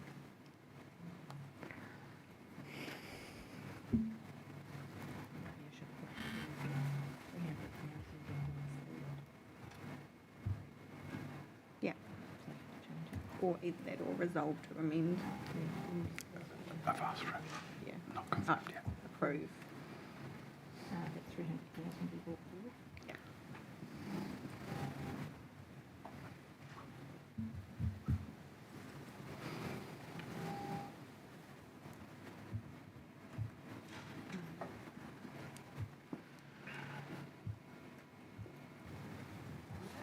Okay.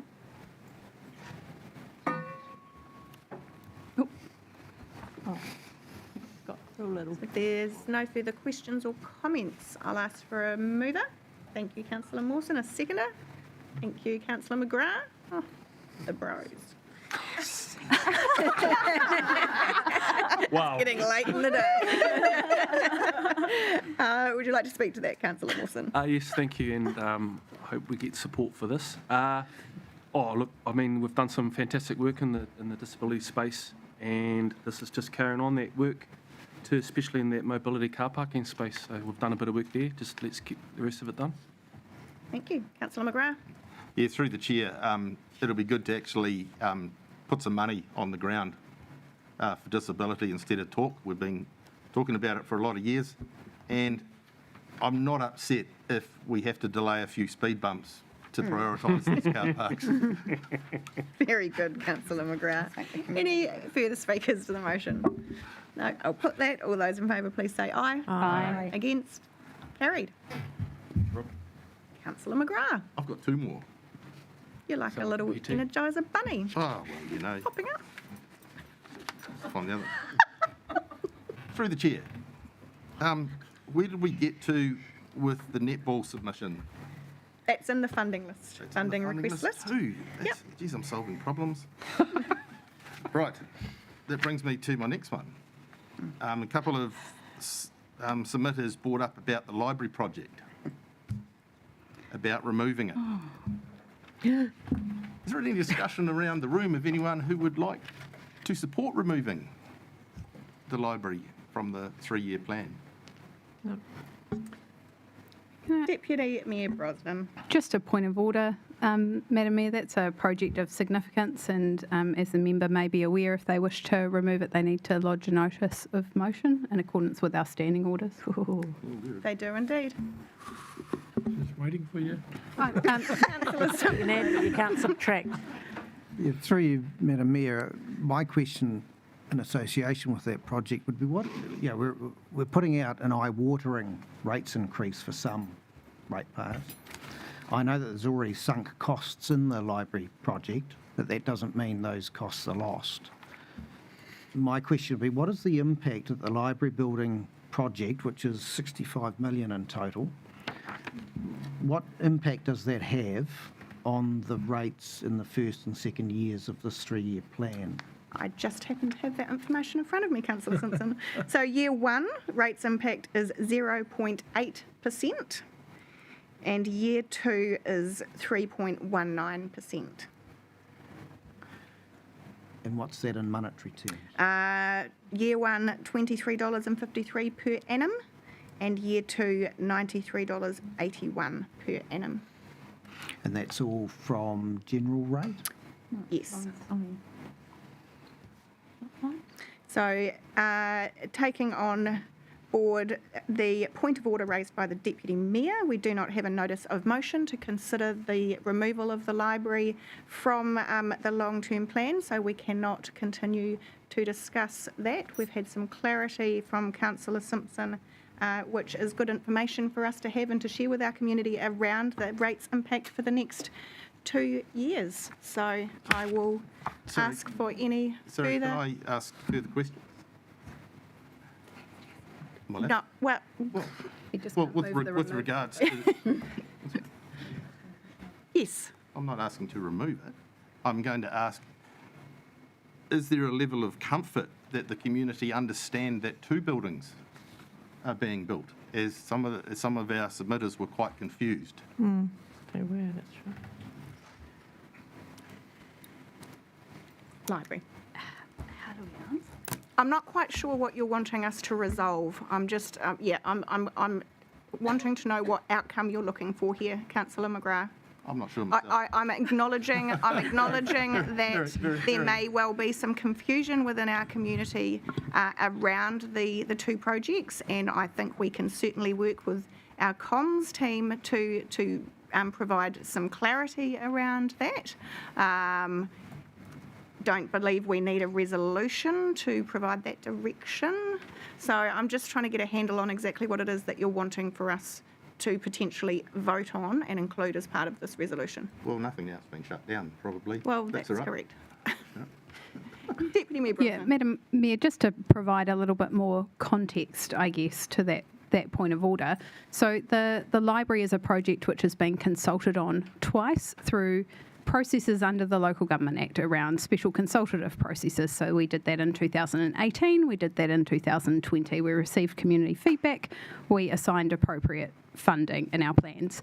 Basically, the community have told us what they wanted out of this project, and we've been busy delivering that for the last 5 years to a point where we're now 6, 7, possibly 8 months away from construction. So my point of order, just to provide that clarity, was if you would like to remove a project of significance, it is required to be consulted with the community. So either we should have included that in this 3-year plan, that was an option to remove the library, or we go out again for consultation a third time on the library to potentially remove it. If you would like a motion of support for the project, I would be more than happy to put that. Councillor McGrath. Just looking for, through the chair, just looking for clarification. Can we put the project on hold? Are we tied to a specific time period that we have to build the library? So you're suggesting that you would potentially want to put forward a resolution whereby we vote on putting the project on hold? Yes, that would work. Deputy Mayor Brosnan. I feel like we're toing and throwing on this. Through you, Your Worship, I would defer to staff. My understanding is that we set those budget lines for the project in a special consultative process last long-term plan. So to defer them, which would have significant impact on cost to ratepayers, would also need to be consulted on. So through the chair, yes, potentially, and also things are never as cheap as they are today. So the longer you delay the project, the more costs potentially you may incur.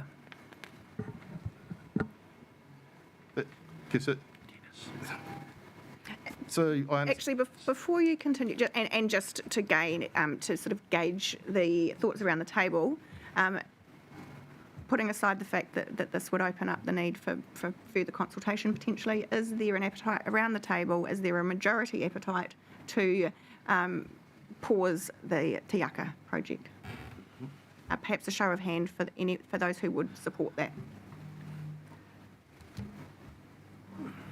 Is that a show of support, or you have a question? No, well, show of support. Okay, Yeah.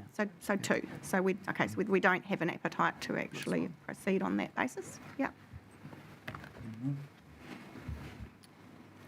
Anything further on this topic, or shall we move on? Because I still don't see that there's a resolution anywhere here.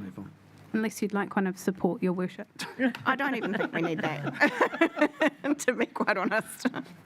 Look, if the numbers aren't there, happy to move on. Okay. So we are just going to make note of an action point to have some comms around just providing some further clarity to our community about the project, the combined Te Aka and the office accommodation. Fabulous. Can I just ask a question, please? Yes. I believe there were some financial benefits in doing both buildings together. There is for us, so there's a savings there. Yes. Mine was the Thank you. accommodation tower. As is there is financial benefits in proceeding now rather than pressing pause. Yep. Okay, any further things in the council-led changes portion before we move on to funding requests?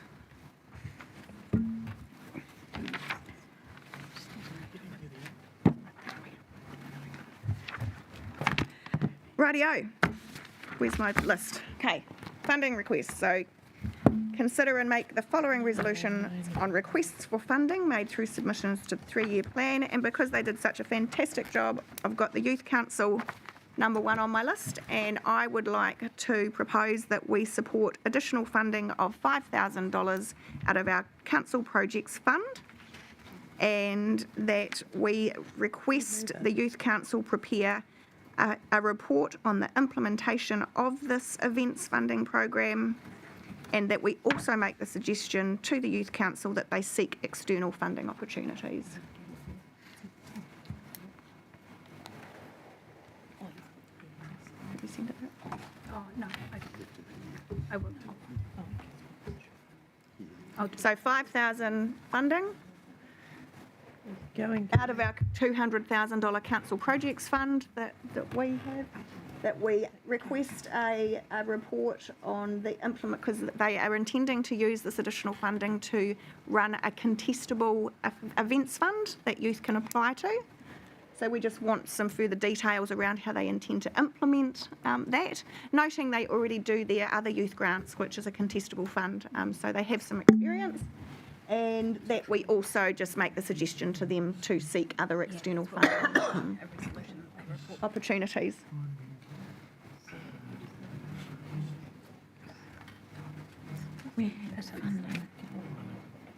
So this is.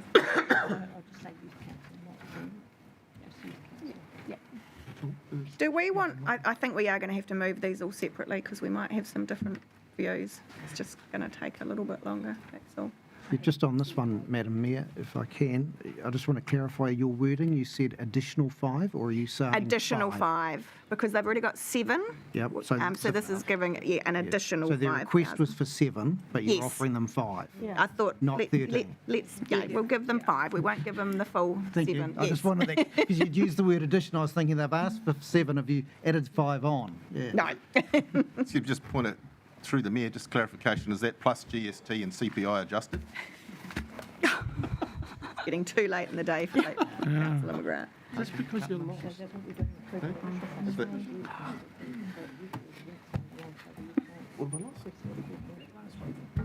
Oh, did you think I had the numbers? Yep. So do you want me to put them up one by one or do them all? No, we're going to do them one by one.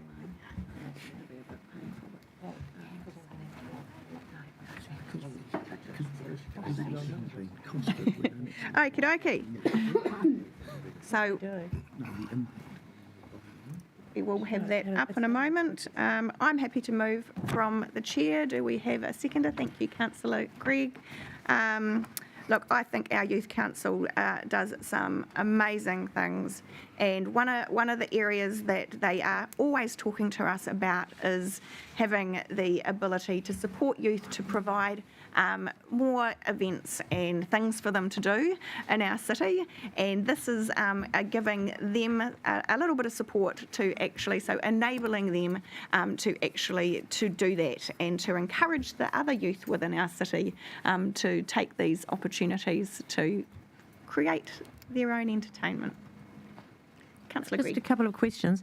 I do recall Ben saying that they'd got X number of extra applications. Does anyone remember? They got over 100 applications 100. to their youth grants, which They'd that's 7. about giving talented youth a grant towards, say if they were dancers and they may be going off to a special dance competition, or so that's what they currently do. This is quite separate. It's giving youth funding to run, for example, something at the Sound Show maybe, or Deputy Mayor Brosnan. Could we have that resolution wording? I was just we're just getting. Oh, sorry. And through you, Madam Mayor, can I just clarify, is this a one-off grant, or is this an annual grant? Actually, I think perhaps we do say that this is a one-off, but for to re-look at, so that we can just measure the success of it, and then decide to recommit going forward. From the projects fund. Oh, yeah. Well, we had Tom. Yeah. It's current. And it's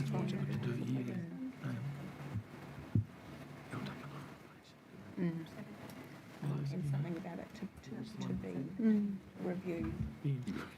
Pretty onto it, hey? No, let's just leave it at one off for now. So Kirsten, just another question. Is that giving a grant, they'll give grants of $1,000 each? They will decide how Oh, they okay. distribute that. Right. Suggest.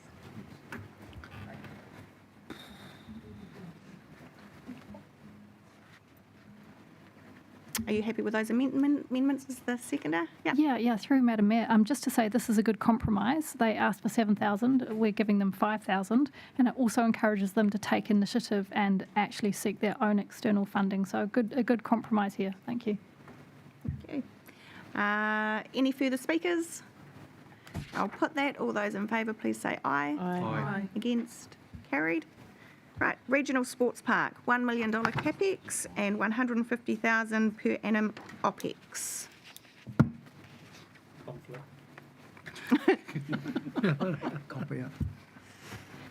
Any questions or discussion on the funding request?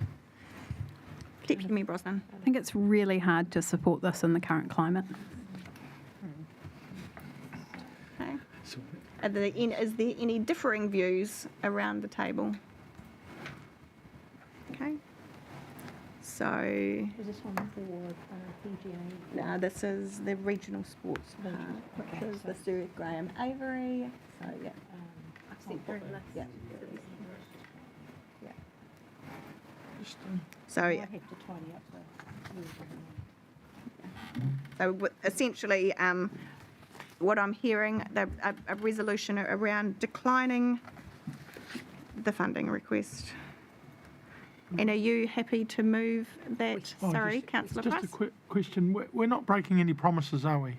That We were have made? no formal decision of council okay. Committing to that $1 million, no. No, okay, thank you. Yeah, good question. Were you happy to move that, Deputy Mayor? Yeah. Do we have a seconder? Thank you, Councillor Bogue.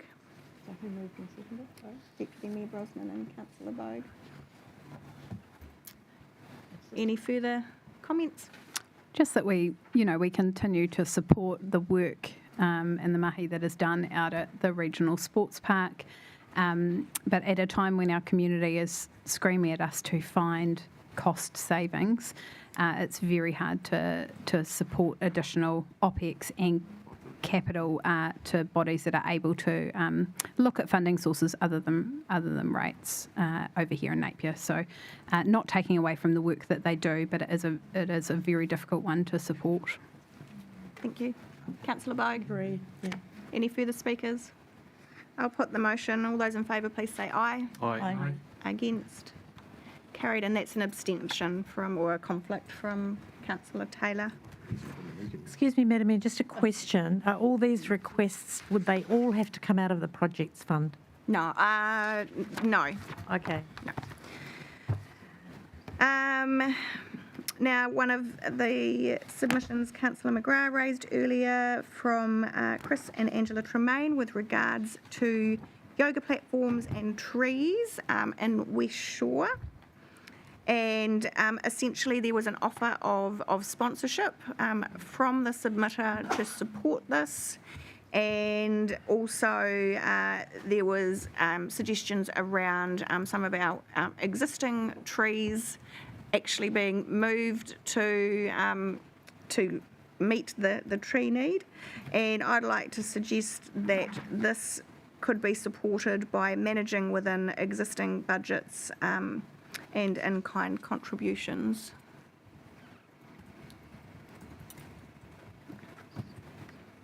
If everyone is familiar with the submission. Yeah.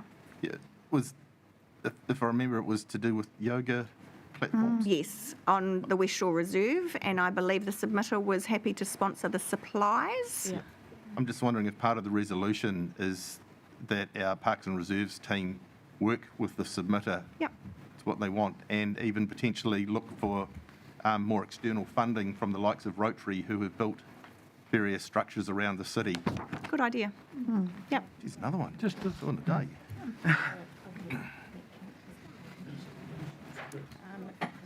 Support the project, manage within existing budgets. That's near the end. fully loaded. Work with the submitter to deliver the project. And that we seek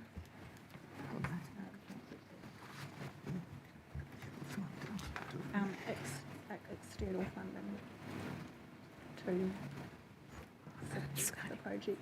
And I don't know that it would be council approaching Rotary. I think it would be the submitter. Yeah, absolutely. And that, Absolutely. And that council recommends The Rotary clubs are falling apart, aren't they? that the submitter seeks external funding. Like Rotary's about here, it's really expensive, you've got to have money. Yeah, why?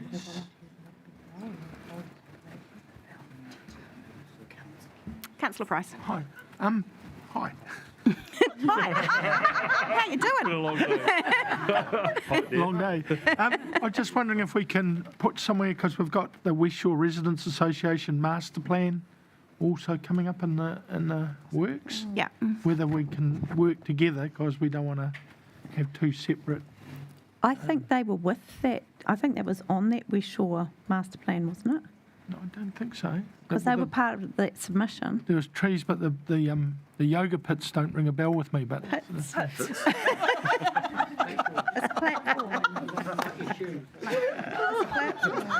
haven't you seen those new ones out? The mind boggles. I don't recall that. It's just as long as we're working together, because So, include in the resolution, I think it's just to some to sign that thing.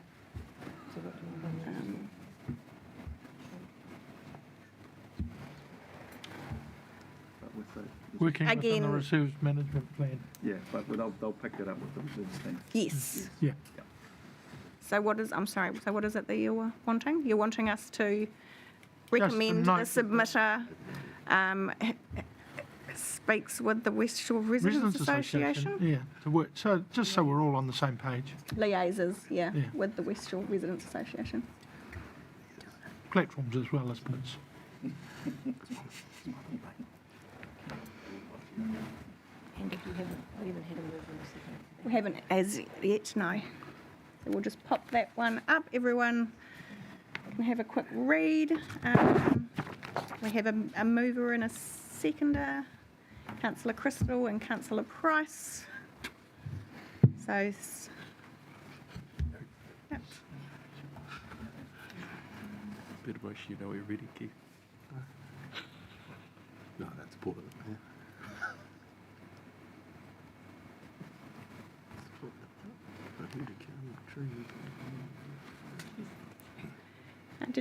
Would you like to speak to that, Councillor Crystal? No, it's pretty self-explanatory. Councillor Price? No, I think Councillor Crystal summed it up. Okay. Any further I could do some speakers? yoga moves if you want.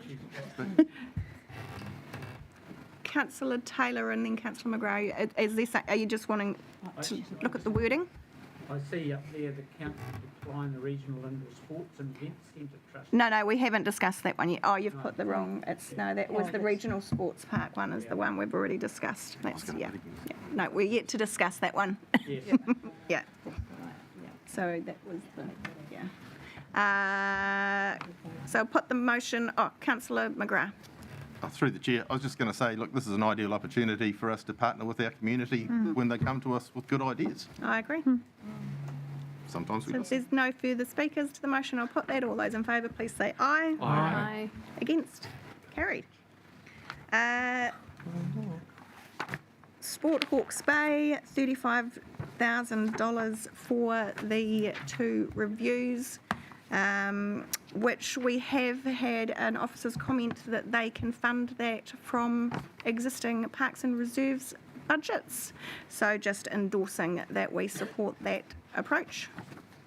I'm happy to move that. Councillor Mawson, happy to second. Any other comments? No. We're moving fast now, sorry, so it's going to be hard for you to keep up. Because I can't titillate them. No. I think the next one will be a bit more chat. So I'll move this one. So all those in favour, please say aye. Aye. Against, carried. So the next one is the Pitterman. Extension. And conflict And from. I just want to say it was great submission, great presentation, and all the best for them. Pittermai Residents Association Access Bridge on Cross Country Drain. Councillor Crown. Thank you, Madam Mayor. I would like to propose that we consider a $30,000 contribution to the bridge out of the Council Projects Fund.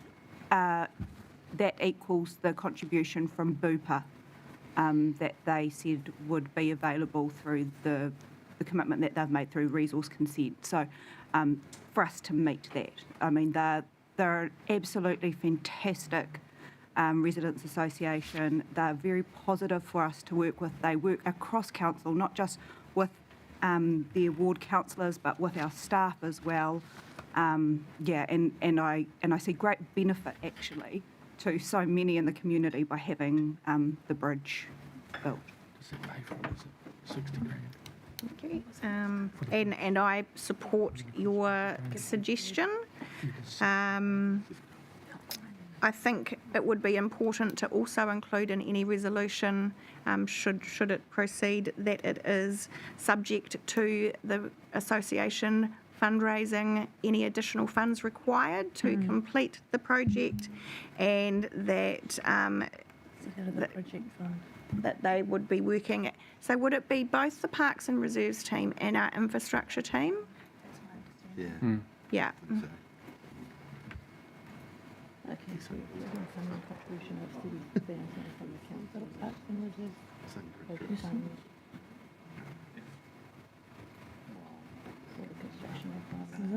I thought they said they couldn't do it.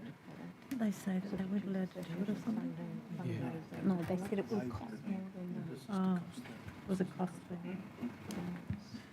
You're not keen on blocking waterways these days? about working with council parks and reserves. Bamboo Bridge. When you think of how much their trees are worth and all that sort of thing, say nothing of the labour and You think small price. upside down. And infrastructure. And they do work well with us, progressive. Just know how to work collaboratively. Just open up for any other thoughts, comments, potential amendments to the draft resolution, which we're about to pop up.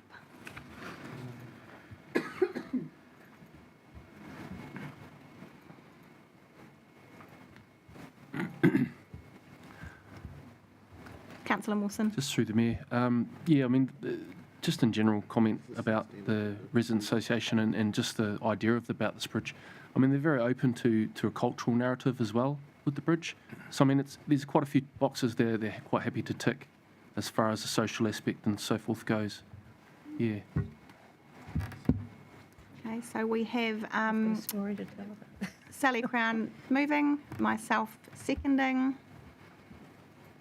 Would you like to speak further to the? Story to tell about it. Said your bit, and I just fully agree with everything you said. I mean, this is one of our most active residents association, and they've done some incredible things already, projects which have been self-funded. So I'm, fully happy to support a contribution to this project. So any further speakers? I will put the motion. All those in favour, please say aye. Aye. Against? Carried. Rightio, Central Football, who we currently already have $500,000 in our long-term plan for a new turf, and they are asking for an additional $250,000. Where from? Councillor McGrath. Well, I support it. I haven't seen a lot of information around it. What the actual costs are, who wants what and where and how and why, what our role will be, what their role will be. Just seems to be a lot of gaps. And it seems to be dragging on for a very long time, and that information isn't kind of appearing. I don't know. So you're putting up for discussion declining the funding request due to a lack of information. Well, I support the request, but I'm not sure it's going to go anywhere, because I think they said 2026 or 27 when they may have fundraised. Councillor Price. Just their fundraising really can't start until they know where they're going. The power lines through the Park Island are an issue.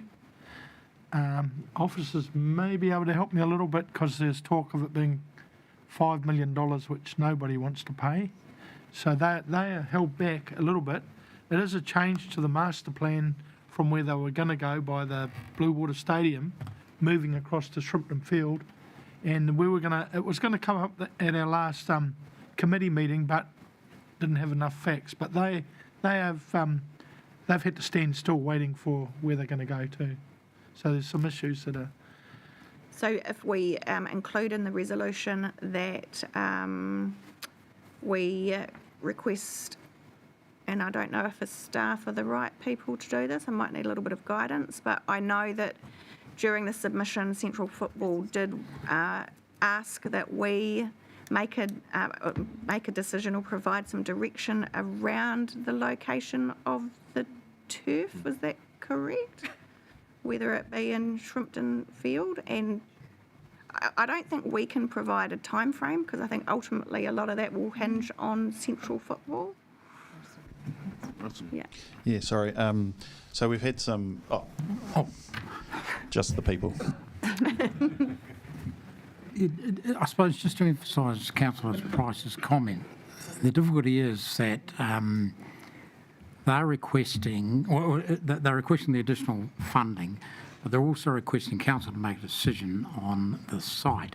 So their proposed site on the Shrimpton Field is totally different to what the Park Island Master Plan identified the site behind the City Rovers field, the Blue Water Stadium field. So that's number one. That's the number one complication, is that that's a major change from the Park Island Master Plan. The other issue, as Councillor Price has alluded to, is the Unison overhead power lines. So to be able to construct the artificial turf in the original proposed site in our master plan requires the undergrounding of those power lines. The recent indication we've had from Unison is that it's $5 million. In the draft capital plan, we have spread over year 1 and 2, 625,000 each year, so 1.25 million, on the basis that we understood the undergrounding was going to cost $2.5 million. So that was our 50% contribution, hopefully a 50% contribution from Unison, but that's not guaranteed. I was just going to say that's it's not guaranteed. That would have to be approved by the directors of by the board of Unison. With regards to the undergrounding, at some stage it's required because it would hold up any further hockey turf development, the proposed third hockey turf.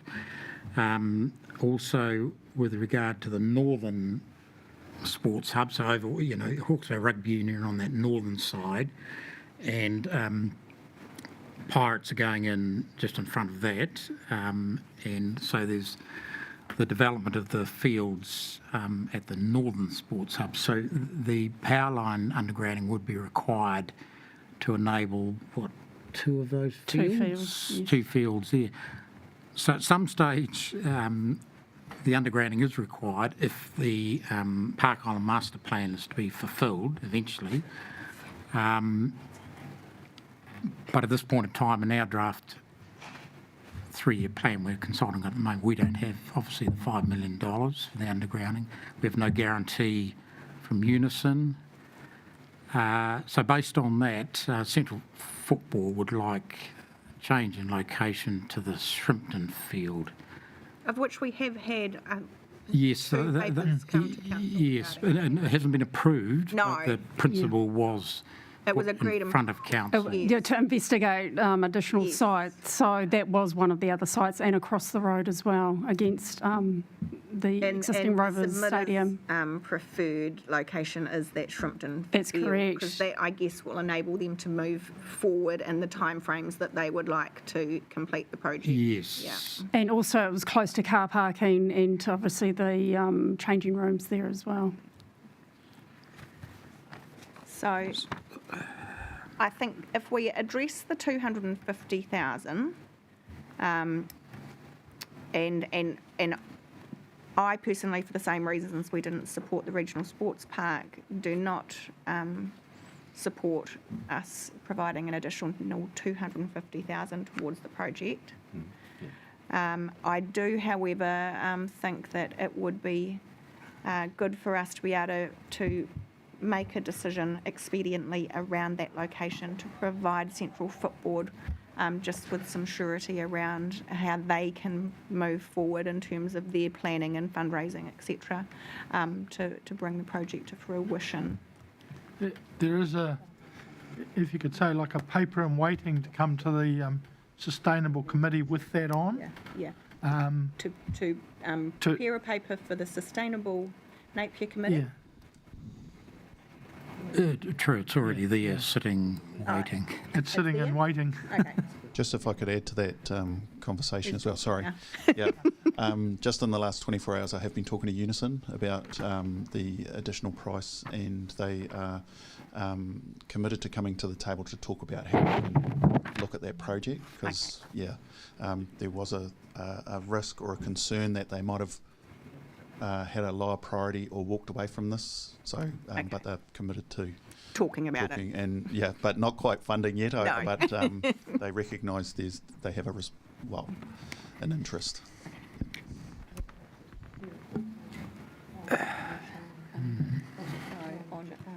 For a decision on the turf location, on the new turf location.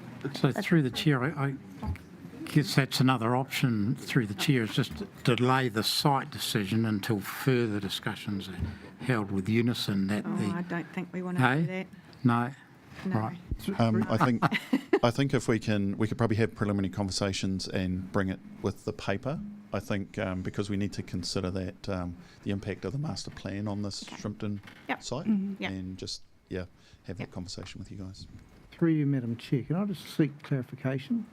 Yeah. Does the 5 million, if it's shared, hopefully only 2.5, underground the entire length of the power line through the entire park, or is that just to do the undergrounding where the proposed turf would be? Sorry, through you, Madam Chair, it's for the entire length, I understand. That was the original discussion had 2 years ago on this matter. So effectively, we're talking about chicken before the egg scenario, isn't it? And that's what's really holding things up.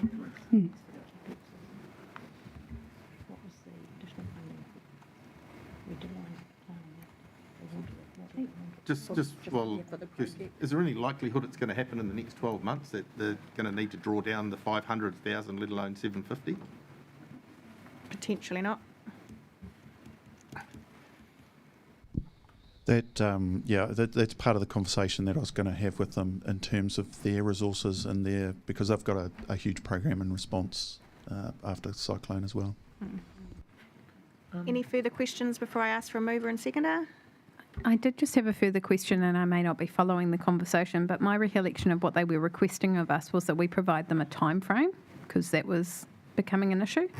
I think we can provide them with a time frame for the decision on the location.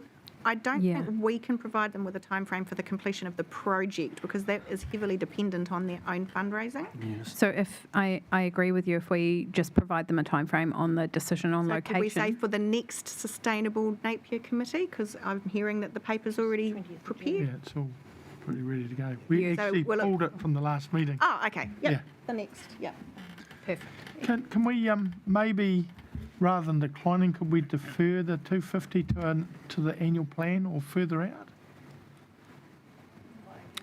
I think that they will come back to us with another submission in the next annual plan if they still feel that there's a need. And in our response, we can suggest that they do that I'm sure they will now. so that we've got a definitive Yeah. decision for, yeah.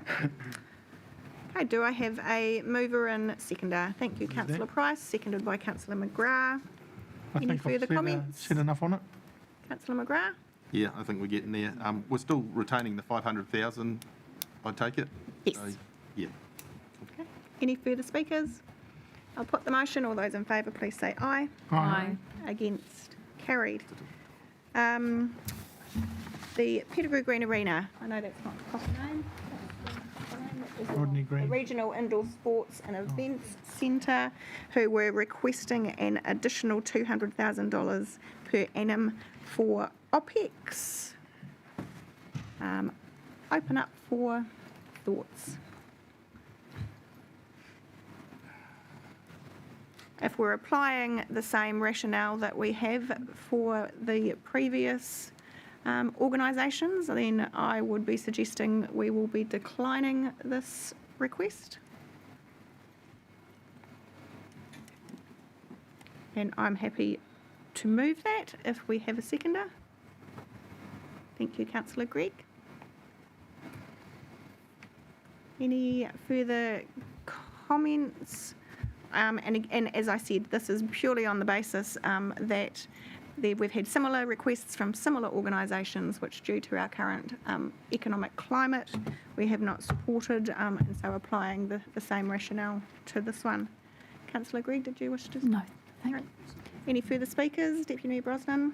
Just a quick mention, there was a conversation in the submission around the cost of their insurance and the requirement in the lease to insure to 100%. And I just wonder if we could, don't need to put it in the resolution, but just ask our team to have a look at that and whether or not there's any flexibility in that. They can do that offline. I don't think it needs to be at our level, but that could potentially provide them some relief in other areas. Okay, so just an action for council officers to discuss with the leasee the insurance condition of 100% and any potential flexibility. Yeah,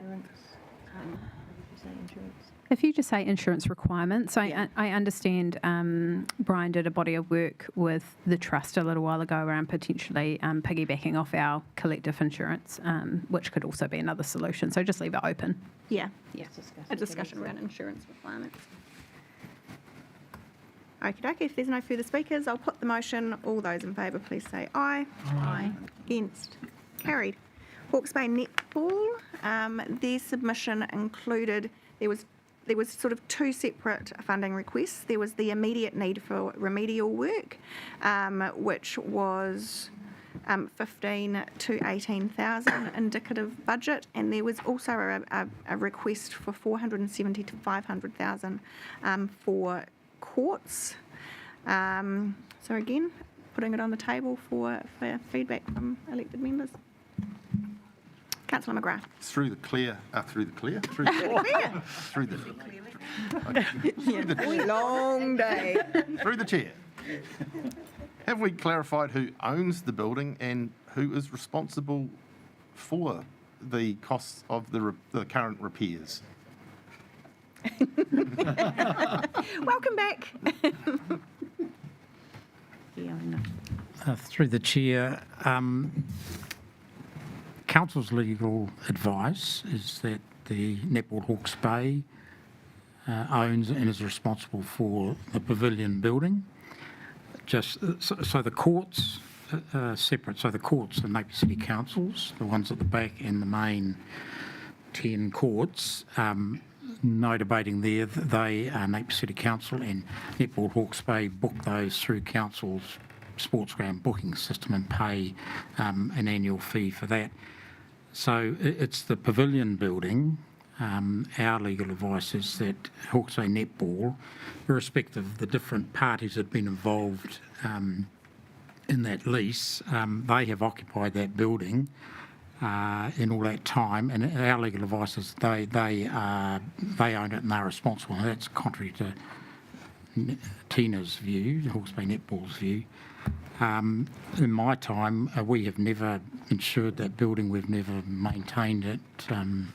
Always assumed that that's now Hawke's Bay Netball's. However, it is a community facility, so you may decide otherwise in terms of funding anything. At the end of the day, it sits on council reserve land. It is a community facility, but Still seems very grey It's a bit of a area to me. grey Is there a area. title that says this was handed over to you? Whose name's the title? And I don't know. well, the land is in the name of Napier City Council. Absolutely. And then there is a lease that's rolled over to, well, currently is Hawke's Bay Netball.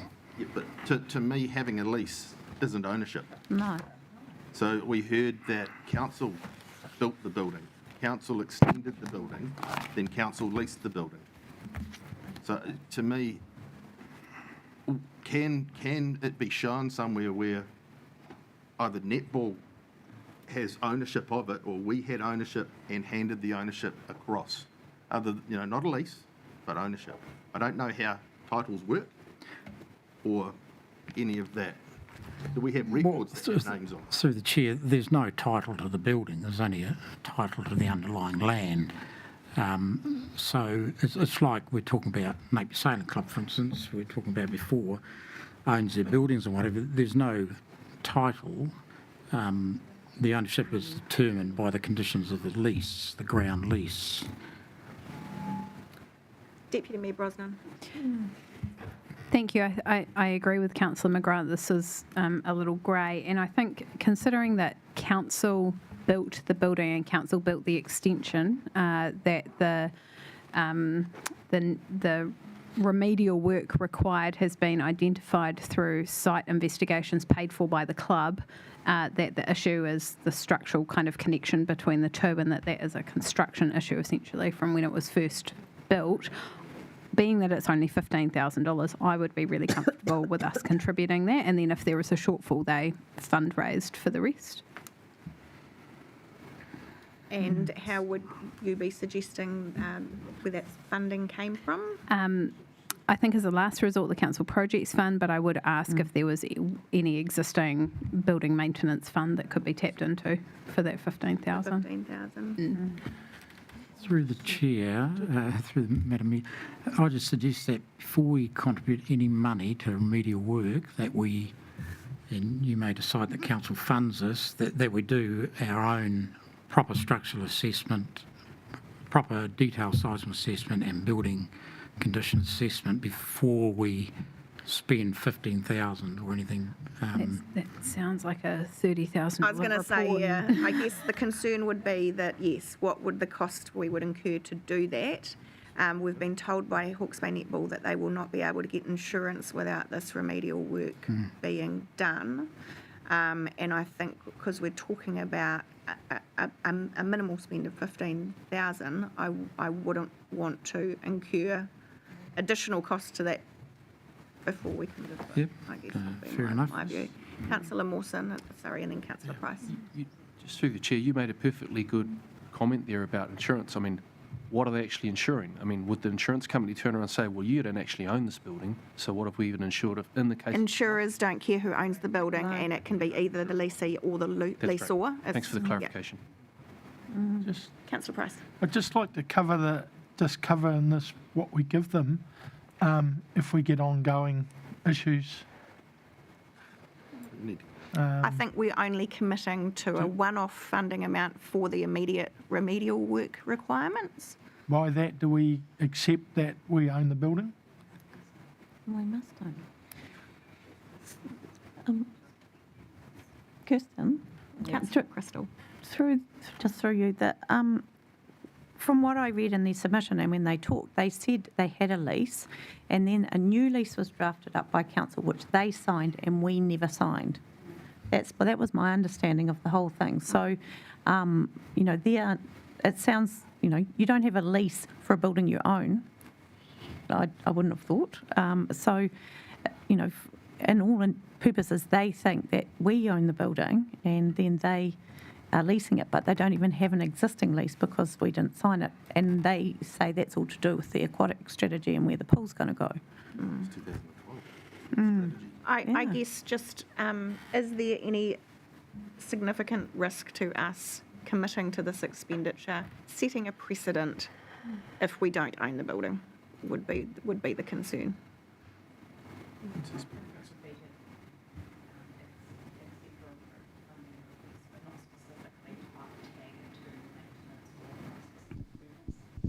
Okay. So just a one-off grant. One-off grant for $15,000 if that's what they have requested. Okay. And if you want to approve that, then I think that that's appropriate. But Okay. for specific works and that it needs to be spent on anything specific. Okay, that makes sense. If you're comfortable with that. Yeah. Councillor Greg. Oh, yes, through the Mayor. I just want to be a bit of clarification around the So that's going to have to decision around the Napier Aquatic Centre site. How would that affect this decision? I mean, if we don't know where the pool's going to go, like what I mean is that on the location of where a potential pool site could be? I think it is, but I also, acknowledging that that is still several years away, and this is an immediate need for them to be able to insure the building. So, and I think if it's if us spending $15,000 is going to provide them with the longevity they need for 5+ years to be able to remain in, yes. So, approve a one-off grant of $15,000 to be to come from the council projects fund, because it will need to come from that fund if we're not tagging it against anything specifically. Yeah. Councillor Brown. I don't have nice wording for this, but can we also include a resolution that asks our staff to work out who does own the building? We already have, they've got a legal opinion. We have a legal opinion. We already have a legal opinion on that. Which is Or maybe advising us that we don't own the building. maybe to settle it with Napier, netball Napier. So, We can take that way. Take that offline? yeah. Yep. Excellent. Okay. Can I have a mover and a seconder, please? Councillor Crystal, thank you. Deputy Mayor Brosnan, would you like to speak to that? Go netball. Deputy Mayor. Protocol. Any further speakers? All those in favour, please say aye. Aye. Against, carried. Next up, and I've only got two more left. The can rent relief. They had asked for rent relief of the $16,740, I think it was, due to the fact that their service level agreement has been rolled over for a year while we complete the review of all of our service level agreements. I would like to suggest, in light of the incredible community facility and the offerings and the events they have there, that we actually, as opposed to giving them rent relief, that we support some one-off funding of $15,000. Again, this would need to come from the Council Projects Fund.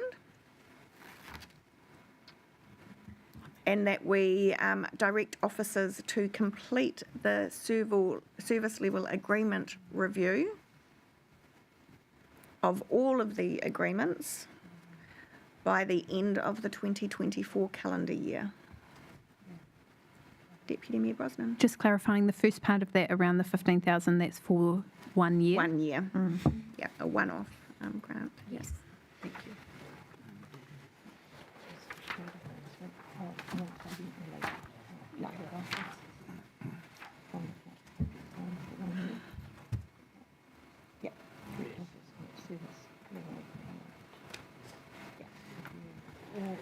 All of the agreements, when you say all of the agreements, is that all other community ones? Yeah.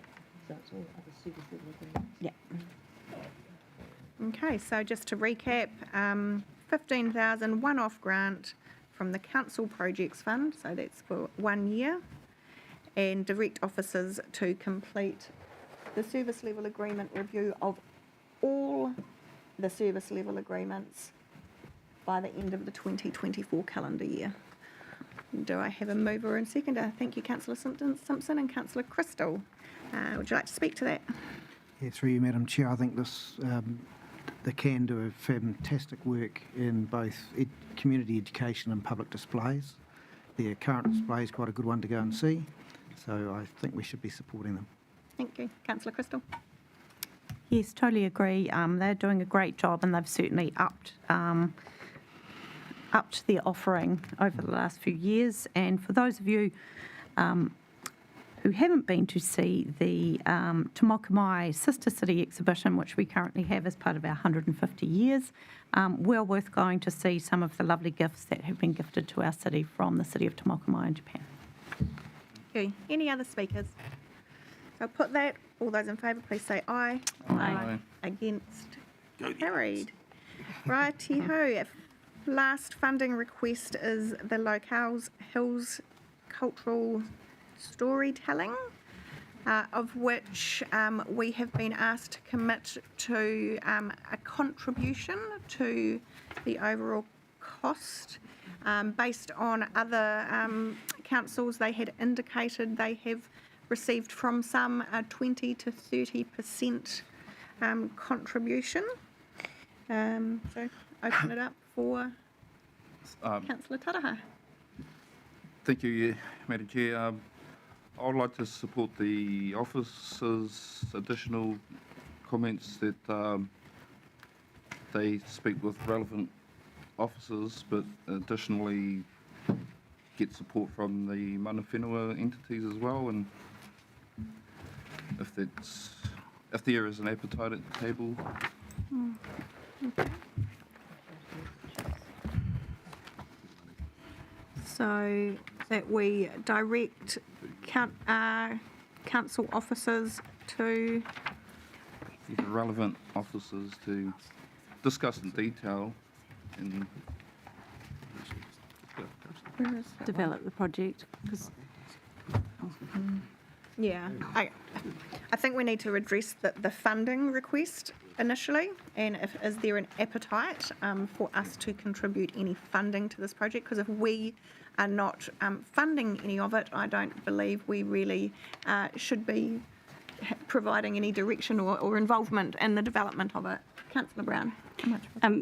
Just before I give my thoughts, can we have a bit of a summary of where we're up to on the council project fund? Well, that's what I was just about to start adding. 15, 30, 65. And how much do they actually want? 65. And what's that? 65,000. We've committed 65,000 out of 200,000. Right.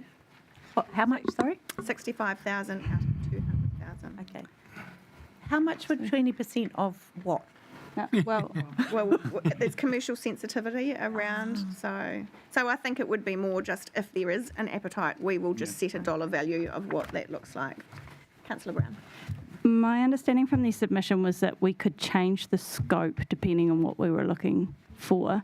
So my thinking would be that if we were to direct them to go and have a conversation around size and scope with our staff, with the understanding that we still have, quick maths, 135k available, that we could, some of that could go to them in the future if they were to come back to us through a process. Because I think we probably want to have a bit of a conversation around what scope we would like them to cover, what detail. Before we have that conversation, we want to have a conversation as to whether we feel this is in our lane or whether this is actually a commercial activity which should be being funded by the people that will be making a profit from it. Councillor Gregg. Oh yes, through the mayor. I just think in this current financial hardship climate, I don't really think we should be supporting this at this present moment in time. Councillor Brown. My understanding is that it could be us that was receiving the income, that, for example, that storyboard, that could go in the eyesight, and the eyesight could be gaining that income. I'm not sure, but that's... And they sell the maps, don't they? And they sell the maps, which would then provide so if you think of there are other projects that have been done in conjunction with the community, like Ngā Ara Tipuna, I think it's largely owned by Central Hawke's Bay Council, but they had a lot of other significant funders. So I think, yeah, I'd be very interested to see who would benefit from it financially other than the people who are doing the work up front.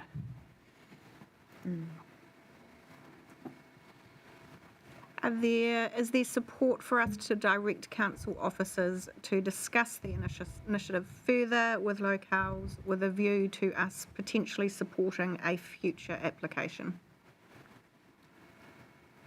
I've just let some other people speak. You've spoken several times. Councillor Price. I think that it would probably set a precedent for other areas to apply for it, and I'm thinking of Ahuriri would probably be quite keen on getting something like this and getting funded by the council. Yes, because it is just for Mataruaho, isn't it? Yeah. This particular. So it could open up. Yeah, that's a very open good point, Councillor Price. Deputy Mayor Bosnan. I think it's a really cool concept. I like Councillor Tariha's suggestion that we just direct them to talk with other partners. I just don't understand how it's come to be in front of us, if you know what I mean. I think in terms of priorities and our strategic priorities, we're about enabling others to do business in our city. Awesome. But we're not necessarily funders, and that includes funding our staff to spend time on commercial projects. So I'm really cool project, cool initiative, total support, but not in terms of staff resources or funding from my perspective. Gauging the reaction to Deputy Mayor's Through you, comments. Madam Chair, absolutely agree. Yep. I think they've come with us with a cloak of secrecy and asked us to fund something we don't know how big it is or how long it takes or what it's going to generate. I think you're right. It's a case of they need to come back with a proper proposal at some other time. Yeah, okay, so if we don't want to see... No. So I think can we swap these, we support the concept, so make that A, and that is just that we support the concept. I just think we need to do that first and then decline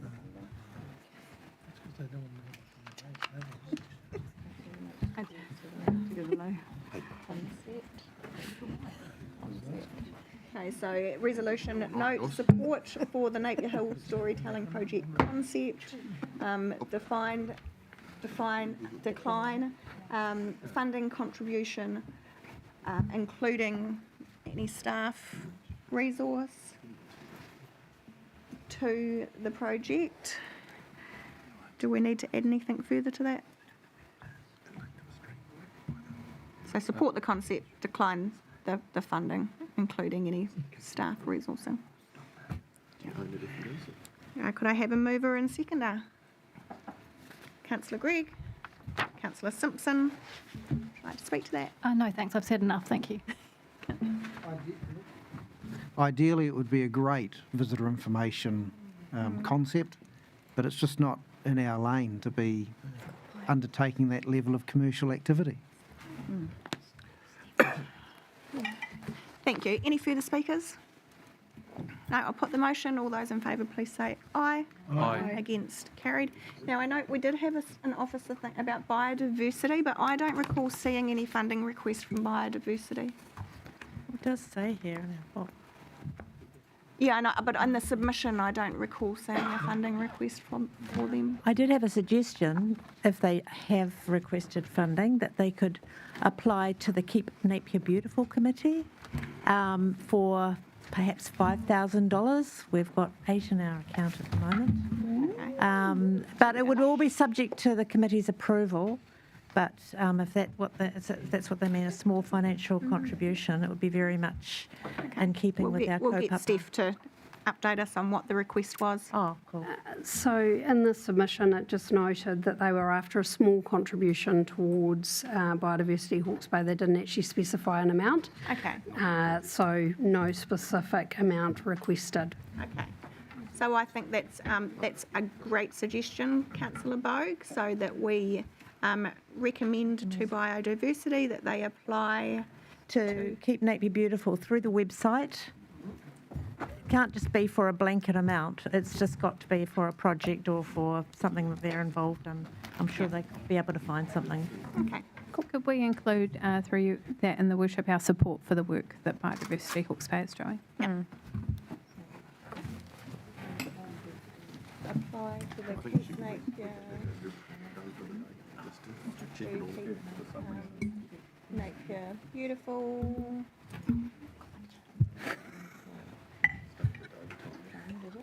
Is it just called the Keep Napier Beautiful Fund, Councillor Bogue? Yes, through the website.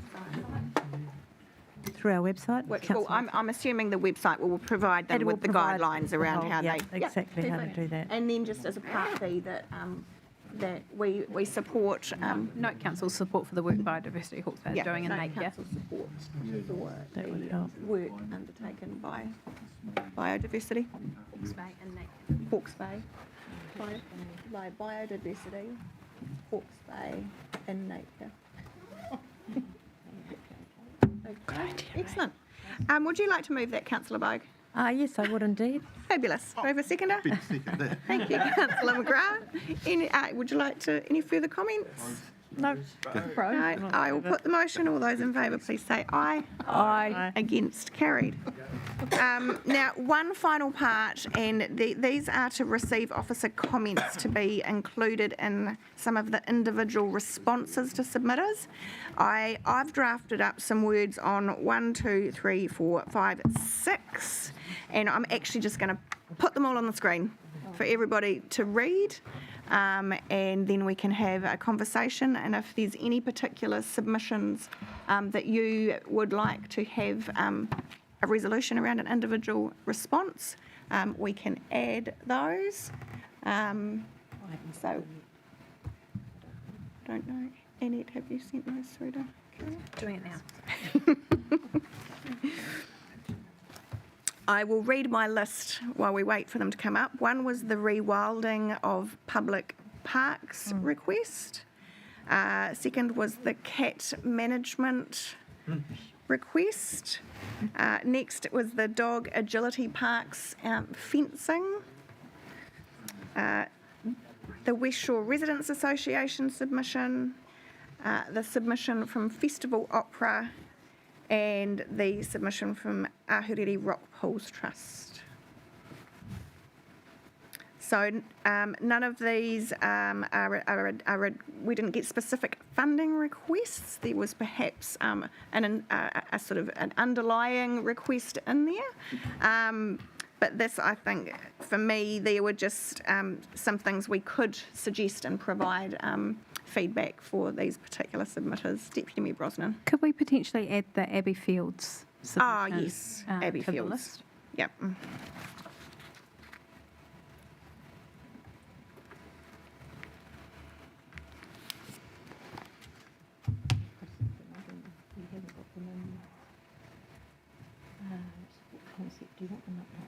Yeah, just pick them up.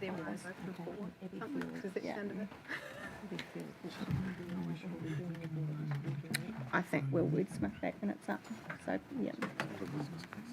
Council support the West Shore Enhancement Plan and direct staff to continue with the Residents Society. We will work through these. I'm suggesting we can probably move them in bulk.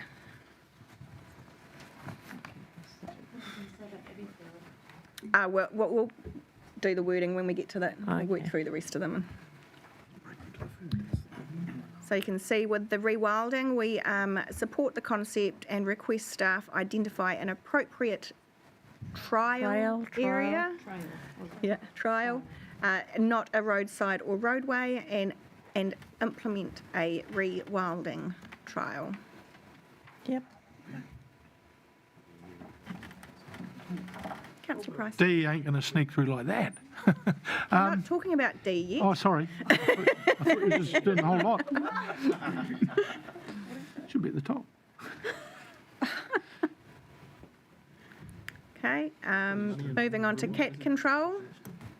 Acknowledging that this is an issue and that national legislation is needed to enable any meaningful action by council.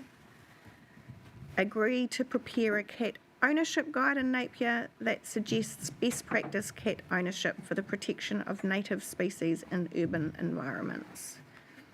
Who would be responsible for preparing said ownership guide? Rachel was very Meow.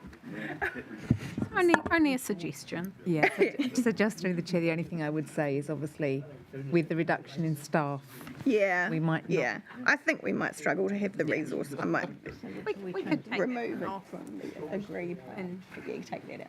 Just we'd take that out. We're just acknowledging that it's an issue, but that national. Yeah. Yeah. Okay.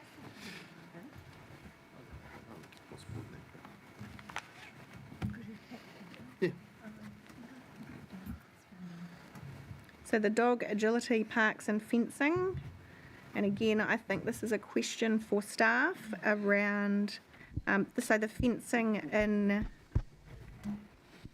off, Riverside. So I think staff. I can make a comment to this if you like. So if we're referring to the discussion around the fencing being low and wanting to raise that fencing, it's not actually fencing, it's seating. There was a deliberate intention not to have fencing, and the reason for that is people who didn't have good control of their dogs, it would turn into a fighting pit basically. They wouldn't be able to recall their dogs, and so we're incentivising people to actually try and have good recall, otherwise they shouldn't be letting their dogs off the lead. The Dog Control Act is quite clear that you need to have control of your dog at all times, and when we create these barriers, people do tend to just let go of their owner responsibilities, and the call-outs to those areas is really high for our team. Yeah. Okay. And I'm also hearing that there's no budget to enlarge the space and move the fencing at the Riverside Dog Agility Park. Okay, so I think our response is that unfortunately at this time there is no budget to expand the Riverside Agility Park, and that we do not support the fencing of the park island.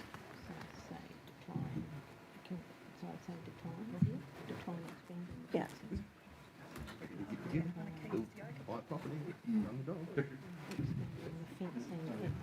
At the Riverside Dog Agility Park.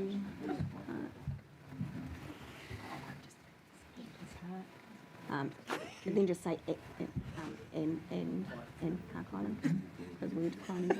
Oh, and Park Island. Yeah. Sorry, due to no lack of funding. Yeah. I know.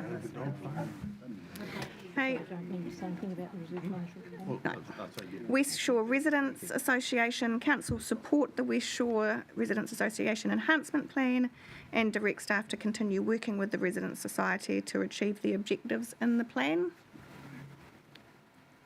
Oh, D, yeah. Yes, that's D, Councillor Price. No, I just I did had a quick chat with Russell, and the funding will come out of maintenance, and so they can go on with what they want to do. Yep. Okay. So Thank you're you. happy with the wording? Yeah, no, I was just worried that we didn't have anything to do anything, but we have. Not all of it come out of maintenance. So, But we'll work with the association to achieve the objectives. Who am I funding? Okay. Including the pits. Festival Opera. Is that Prima Volta or something? Oh, yes. Which organisation was the submission under? Was it under Prima Volta? Okay. That we support the kaupapa and ongoing relationship. Yeah, and encourage an application to the Council Projects Fund and/or Creative Communities Funds as projects opportunities arise.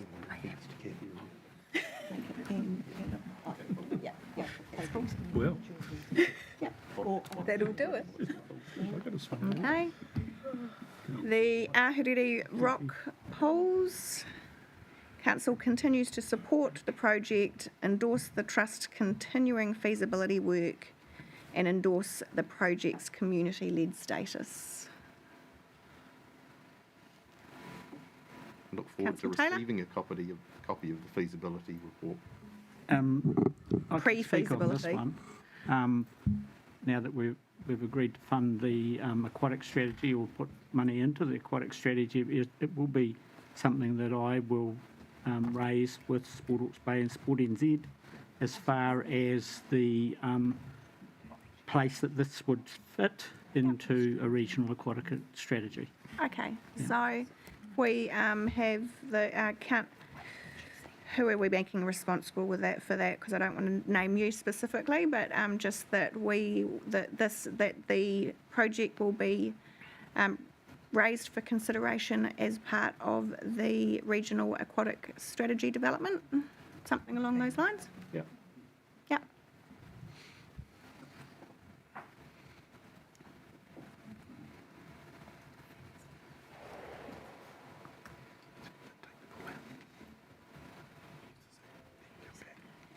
Okay, Councillor Brown. Just if we could quickly circle back to the cats. Just wondering if the reason for not...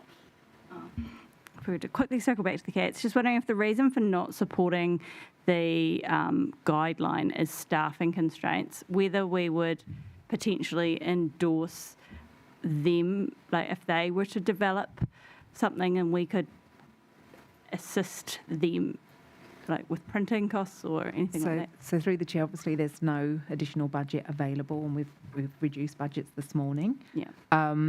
And if we were to produce something, there's no opportunity to enforce any of it. So I think you're far better to wait until there's national guidance on that.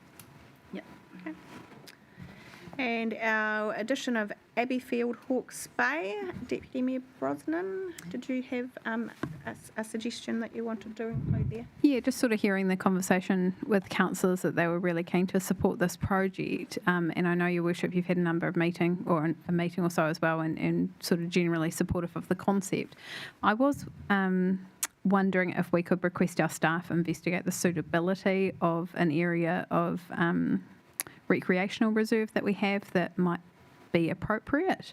It's the Essex Street Recreational Reserve, and I just wonder if we could have a resolution that an investigation of its suitability go in. Direct officers to investigate the suitability of the Essex Road, is it? Essex? Request staff investigate the suitability of I call it the dog leg area. If anyone's been to the reserve, there's a little cutout of the Essex Street Recreational Reserve.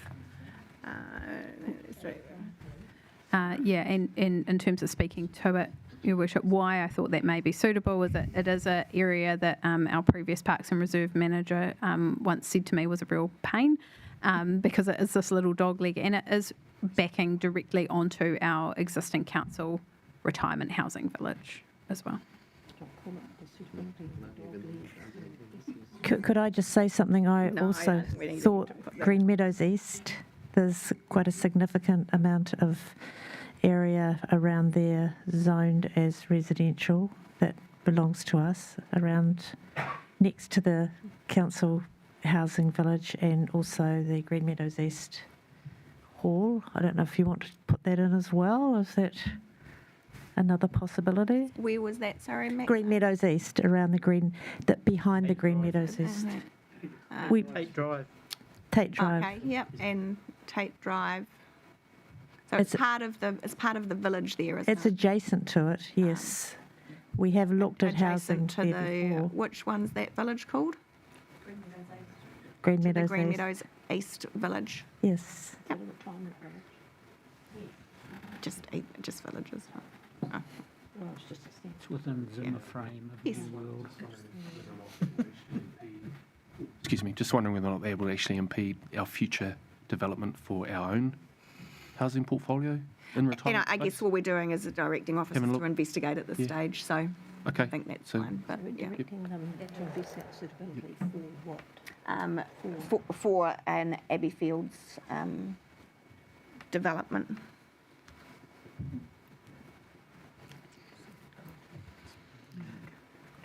Okay. So if everybody's happy with those and there's no additions, I'm happy to move from the chair if I could have a seconder. Thank you, Deputy Mayor Brosnan. I think these were, it's just appropriate that we have some quite individualised responses for what were specific submissions.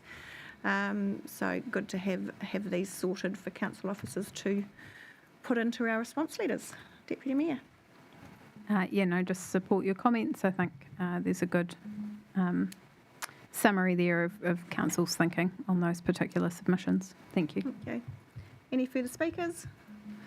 I'll put the motion. All those in favour, please say aye. Aye. Against, carried. And then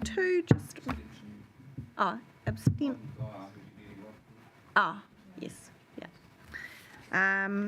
So just very quickly, procedurally, we need to direct officers to prepare the final 3-year plan, 2024-27, in anticipation of adoption at the 27 June 2024 council meeting, and note that the final content of the 3-year plan is subject to minor corrections, and I am happy to move that from the chair. If I could have a seconder, please. Councillor Price, thank you very much. So, busy time now. Thank you to the council officers who now will be taking all of our resolutions away to work them through the long-term plan, and looking forward to you coming back to us with those parts of the resolution that have requested additional information. But if, before I put it, so we have a mover and a seconder. Councillor Price, do you wish to make any further comments? Is there any other speakers to note? So I'll put the motion. All those in favour, please say aye. Aye. Against? Carried. Thank you very much, everybody. It's been a long day, but we got there. Thank you, Kirsten, for negotiating, navigating us and the members of the public through this so well. Much appreciated. Thank you, Maxine. Thank you. And Louise would just like to make a quick comment before we all disappear off. So just to let you know, there will be a letter going to our tenants tomorrow advising them of the direction today. There will be a press release being released shortly, following the decisions that you've made today. And there will also be a comms to the staff around the decisions that you've made today. So just letting you know that all of those things will be going out either today or tomorrow. And we do just need to formally close our meeting with our closing karakia. Kia tau, te rangarie, ki runga i ngā iwi katoa o Apahili, kia piki te ora, te kaha me te māramatanga, ngā wā katoa, te hei, mauri ora. Well done, team. We got there.